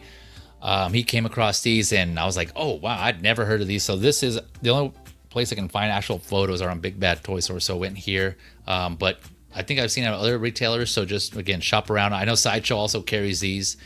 And that is the JFS Toys. Villains of Old Detroit. Yeah, so these are the villains from the first RoboCop movie. You can see they have them all the original villains. They got Clarence Bodiger, they got Emil Antonowski, Leon Nash, Joe Cox, Steve Min, Rocky Road, Chocolate Eruption. They got them all. They're all here, man. It's just like they're all available, and they even have them as a set. So they are a little pricey, $67 USD. They are 10th scale also, so I want to put that out. These are meant to go with the NECA RoboCop figures, so hence why, you know, they went for that scale. And I did see a post on Facebook from JFS Toys, and they did put a post that, you know, they wanted these, they intentionally made these to be paired. They're fans. They wanted this to pair with NECA. And then regarding the price, you know, they're saying that they're not as, we've heard it before, right? They're smaller companies. They're not as big as these major retailers, these major toy manufacturers, so they can't put these out at a price to compete with them because they don't make them in that scale or that mass quantity that they do, and so they have to price them up a little higher. And so whether you believe that or not, I'll leave that up to you, but that's just what they said in their post. So that's there if you want to check that out, read that post. If I remember, I'll put that in the description. Also, you can check that out, their Facebook page, JFS Toys. But yeah, I think this is a new startup company. They just, you know, they said as much as well. I don't know where this originated or who's behind this team, but yeah, this first intro here into the figure producing market, or into this market, the figure market. And yeah, they're starting off strong, I think. So giving collectors who are fans of this, that have been asking for these characters, granted they're in 1/10 scale and not like exactly 1/12 or 1/6 scale. I know people were asking for this in 1/6 scale, but no, these are cool looking. So we'll go through some of these photos. Clarence here, all of them have 2 interchangeable head sculpts. So here's Clarence here, his like battle damage, and then his clean version. His battle damage version just says OCP runs the cops. Yeah, OCP runs the cops. Yeah. Yeah. Yep. Man, that looks cool. Yeah. Yeah. A lot of people were making that. Yeah, like as in that comment, like where are those figures at? This is dangerous territory. This is dangerous territory for me. Why is that? You tempted? Because I would get this. I would definitely get this. This will make me backtrack the NECA RoboCop line. Get the T8, get the Ed 209, and just like go back into collecting these just because of the nostalgia factor. You know, I remember watching this film and giving me nightmares because I saw what happened to him in the film in the theater. Yep. And when I say in the theater, I'm talking about they were playing reruns where my father used to take me to see, you know, movies. So whenever they rethrow old flick, you know, that's, you know, been out for a couple of months, and it's like they're waiting for the new stuff to come in, and it's a smaller theater than Chinatown. You're like, all right, let's go see it. Oh, the arm is hanging. Where's the arm? You know, like, dude, nightmares. Yeah, man. Definitely, it made a lasting impression for sure. And so speaking of, NECA actually put out that version of Alex Murphy. Did you see that? That told like all bloodied and it was pretty like it was pretty gruesome. I was actually surprised NECA put that out, but they put it on. I think I actually picked that up. I can't remember now. I was thinking about it. I can't recall if I did or not. I'll tell you right now that I think the reason why they did it is because I think they got the blessing from Peter Weller for, you know, It's one of his. It's his iconic movie. You know. Yeah. What other films you see him in? You know, like he's known for doing this. The stress that he has endured for being this character, right? And you know, imagine all the blood packs putting on and getting, you know, the prosthetics of just, I got my arm behind my back, but I have this fake arm over here, and it's hard to fall on your back and land on your arm, you know, and not hurt yourself and scream and mess up the shot, you know. So, like, it just makes sense. Now, my question is this company going to do the version of this character where he is covered in acid, like, that's what S Beam's asking here. Yeah. This is the guy that gets melted. S Beam. Yeah, here. Yeah, help me. Yeah, that guy. Yeah. They did do. His voice like this. Yeah. Yeah, they didn't. So they haven't done it yet. Not to say that they won't, but I hope they do. But I did see the same company. It looks like they did a quarter scale statue of that version of this character, of the melted version of this character. It looked like it was a quarter scale statue, which is well, they will make anything. Yeah. So this is Emil. Let's see. You're going through this. Who we got next? Oh, then here's Leon. Going through Leon. Yeah, again, two head sculpts for every figure, multiple sets of hands, your basic weapons. The only thing I noticed on this, and someone else also pointed out, was that there is no bicep swivel on these. So some of these photos you can kind of see they're holding their guns like kind of awkwardly. It's because they can't like the two-handed guns like the shotgun or this big ass rifle. They can't really hold it right just because there's no bicep swivel on these. So that's kind of a bummer because definitely limits articulation. Yeah, here you can see like they just raise the arm straight up here on this figure, and this is wait, what is this guy's name? I forget. Joe Cox. That's Joe Cox. Yeah, you see how like they kind of had to play like how he holds the gun, his shotgun. There's lots more old school toy style. So yeah, you know, I mean, it's like what we used to get back in the 80s. Yeah. Hold up. Look at that arm. It's twisted. So maybe the swivel is inside. Oh, hey, yeah. I think the swivel is like where the elbow is. If there is one, like, but I'm just saying there's no bicep swivel though. Like right here, the bicep swivel. Like you have the shoulder cut here, and it swivels here.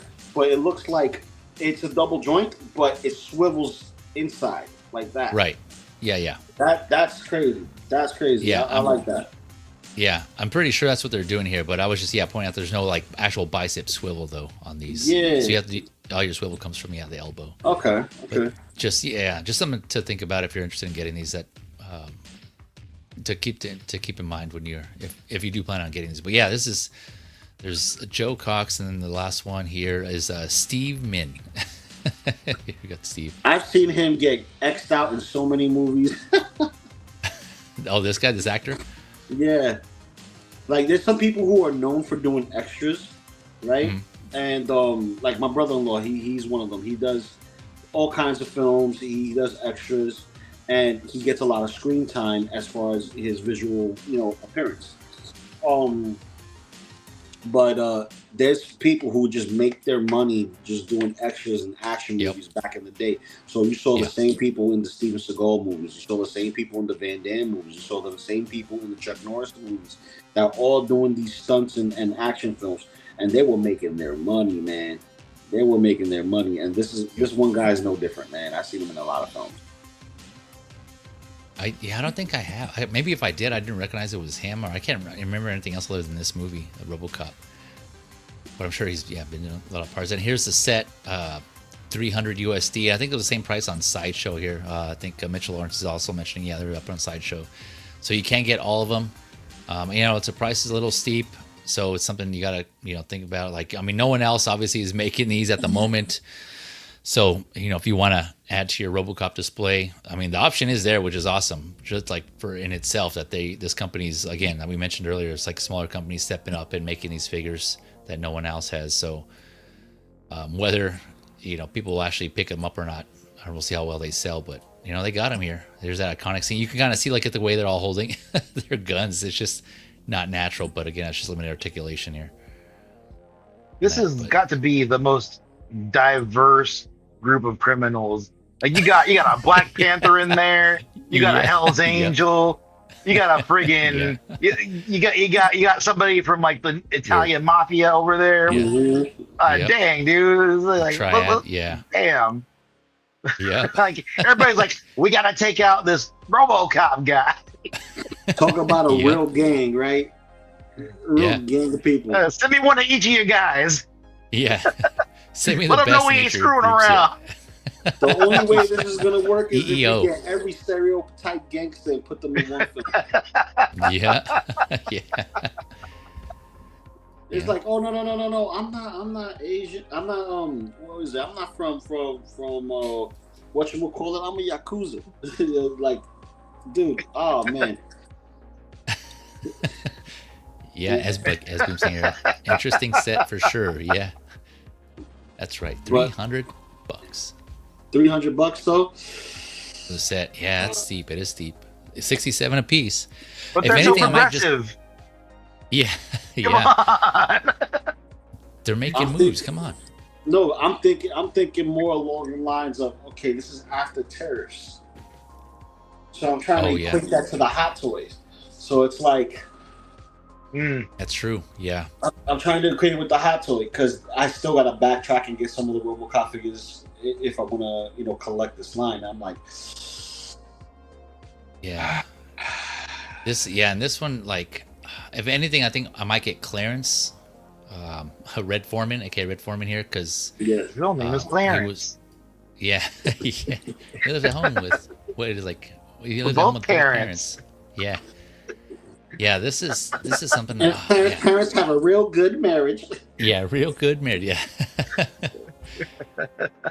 I think this looks. I mean, yeah, like articulation may not be like I'd even see like double jointed knees here, but again, just like having that representation, having that at least a clearance, and the fact that he comes with this bloodied head sculpt, removable glasses, that looks cool.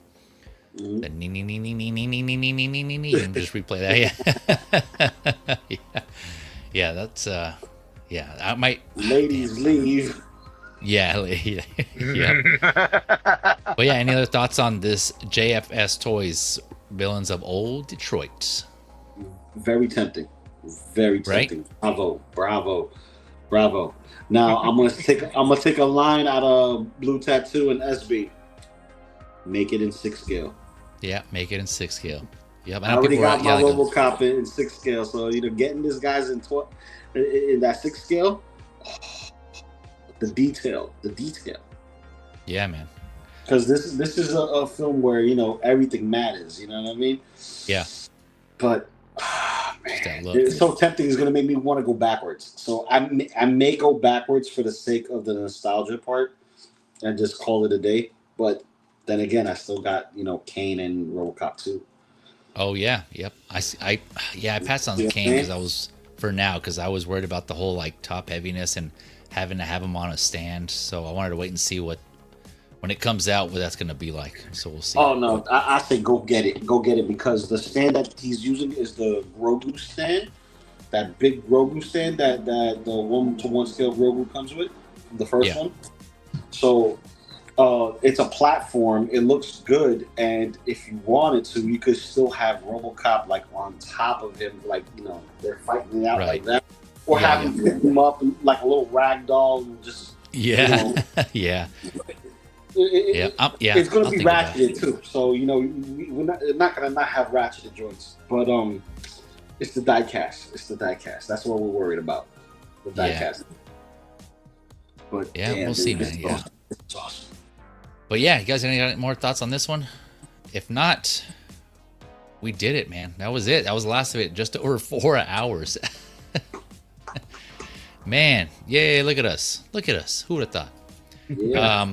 Not me. There it is. Not me. Yeah, man. I'm not gonna lie. This one, like I said, there's a lot of figures here that I'm really tempted on. Some that I'm actually gonna pull the trigger on. Others I'm really gonna consider. This one is a good one, man. There's a lot. Even figures that you can pair with each other. We've already gave multiple examples on, like pairing that Wolverine with like the some like the Loosecollector figures or some of the other orcs. Yeah, there's just a lot of pairings that you can do here. It's just really cool, and like they can pair with themselves. So many options. Like we were saying, just so much stuff out there, and I'm trying hard to resist, fight temptation, and yeah, it's a lot. But gentlemen, thank you both for joining me. Appreciate you. Appreciate your time more than anything. Yeah, it's spent on this weekend. So. Yeah, it's always thank you for joining me, and we'll go around the clock here, starting with X-Man. Anything you want to plug? We'll see you on Collector's Figure tomorrow. Yeah, I might pop in. Okay. No, I'm just waiting on Gremlins to come in. Oh, that's right. Yeah. Waiting on Hono Wolverine. Waiting on Batfleck 2.0. Waiting on Kid Pool. Whenever the hell that's gonna happen. Waiting on Battle Damage Deadpool, whenever the hell that's gonna happen. Oh, that's you know how it goes. The waiting game. Damn. Yep. My goodness. Yep. But I'll be posting up stuff. I finally sent in shots of my collection to Graham. So maybe we'll be seeing that on an upcoming Wolfpack Wednesday when they show more collections. So that'll be cool. It's finally got to a point where I feel like, I can show some stuff and feel proud about it. Because I've been waiting, for things to come together and for certain displays to work out. And I'm at that point where, like, if I stopped collecting right now, I would be good. My collection is where I feel like I like what it is. Now I'm at a point where, like, I'm just kind of bringing in stuff to enhance it, and maybe I need to move some stuff out. So I'm thinking about, maybe selling some stuff. So we'll see how that goes. Yeah, no, I'm right there with you, man. Yeah, I think about that same thing. Like, I think this time to curate. Yeah, exactly. Yeah, refine the collection. Yeah. And for those of you that don't know, he's Jedi Night's Watch is who he's referring to for Graham. So he has his own YouTube channel. So let us know. Yeah, let us know, X-Man, if you get up on there and we can go check that out. Oh yeah, I'm posting up stuff on my Instagram too, so you can see little snippets of what's going on there. Okay. Yeah. Like I said, I'll put in X-Man Supreme's link to his IG in the description here after the stream. So be sure to show him some love. Check out his stuff if you're interested. If you like, thank you for the invite. Thanks again, X-Man. Yeah, good to be here. Good to see y'all as always. Yeah, appreciate you coming through. I know it's been a minute since I did this stream specifically. So yeah, appreciate you jumping on and joining me. Local Lou, anything you want to plug? Thank you again, sir. I'm pretty sure we'll probably catch you on Collector's Figure also. Oh yeah, you're gonna catch me on. First and foremost, thank you for having me. Always a pleasure to jump on and talk toys with you guys, especially you, Feezy. We're multi-scaled over here. As far as the stream, usually you see me Collector's Figures on Mondays. Toy Photography Talk on Wednesdays with Maz on Maz Toy Box channel. Wednesdays, I'm usually at my friend's house doing a different podcast called Cigars and Ash. So Cigars, space N, space Ash. And basically we talk pop culture, what we done in the world of today, pop culture, all that shit. But we also talk about the cigar itself while we're smoking. So the idea is we each either share the same cigar in the sense of we each have one of our own cigars of the same type, or we all have multiple cigars where we're all smoking a different type of cigar, and then we'll decide whether or not, if we like it, to bring it into the rotation so that way we can get the opinion from everyone else. Okay. So we'll do it like that. So that will happen this Wednesday. Then Thursday's supposed to be best of the best, but I have a family arrangement that I have to go and take care of. It will be from 7 to midnight, so I will not be on best of the best on Thursday, but that's where I'm usually at. And Friday is Figure Flex Friday, so if you have photos you want to put on, join the Facebook group on Figure Flex Friday. and we'll show you stuff up. And we also have the fall contest coming up, so be sure to stay tuned to that on the 1/6 Scale Man channel. You can catch us on Fridays with that. And then, whenever I'm available, I'll pop over here on, Toy Talk with Easy, So that's it. And my channel, I'm thinking about doing a review on this pit figure this week. I'll probably do it maybe tomorrow. Show what the box is, show the extra heads, and what I did to get him to look like this particularly. And if I could find my Build-A-Figure pit, I'll do a size comparison. But if I can't, just know that he's just probably half an inch shorter. That's probably it. Other than that,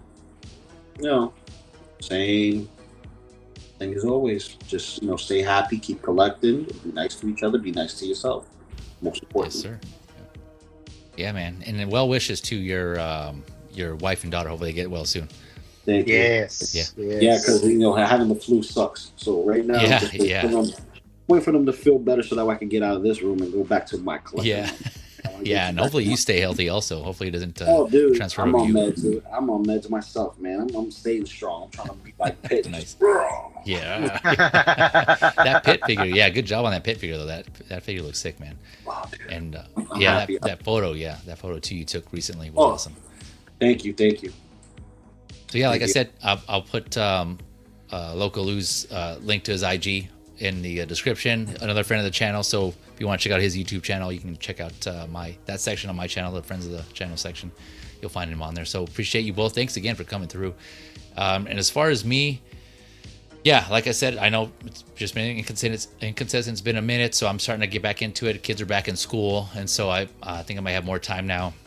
But they still have their activities. That takes up some time too. So I know throughout the week, and so I'm taking them to those, and that takes up some of my time. But I'm trying to fit in, fill in the gaps with prepping for streams and doing all this other stuff and jumping on other streams as well. So, yeah, appreciate all your patience. I noticed even during this hiatus, I want to say real quick, I got a few more new subscribers. So I just want to say thank you to, I don't know if you can tell who those are, but I appreciate those of you for subscribing, even though I haven't been consistent. And just in general, for all of you supporting and those of you who stayed subscribed to my channel. I really appreciate that. That means a lot, seriously, because I know I'm not as consistent as a lot of these other YouTubers out there, and I'm just trying to work with my lifestyle and what I got going. So the fact that you're still subbed, that really means a lot to me. And your patience and just willing to support me and what we do here is really appreciated. So thank you again. I just want to say much love to you all for that. I appreciate it. So I may not be the biggest channel, but I know the followers that I do have and the subscribers I do have. I know they're genuine, and you guys are awesome. So much love to you all again. Thank you. So keep it posted. I am going to work on that Hot Talk, the next episode of Hot Talk. There's some figures that came out I haven't discussed yet, so I'm going to be working on that. And then, yeah, as usual, if you haven't already, if you want to get notified, of course, subscribe. Keep it locked on my socials. I'll put on when I do my other streams on there as well. I'll let you know when I can. Sometimes it's last minute when I find out I have time. Other times it's maybe a few days in advance. So there's that. But other than that, yeah, I hope, like the others have said here, please enjoy your hobby. It's supposed to be fun. Have fun. Don't let anyone take that away from you. And whatever hobby that is, it doesn't have to necessarily be collecting. Just enjoy it and live life, enjoy, and just have fun. So with that, take care all. Stay safe. We'll catch you on the next one. Later all.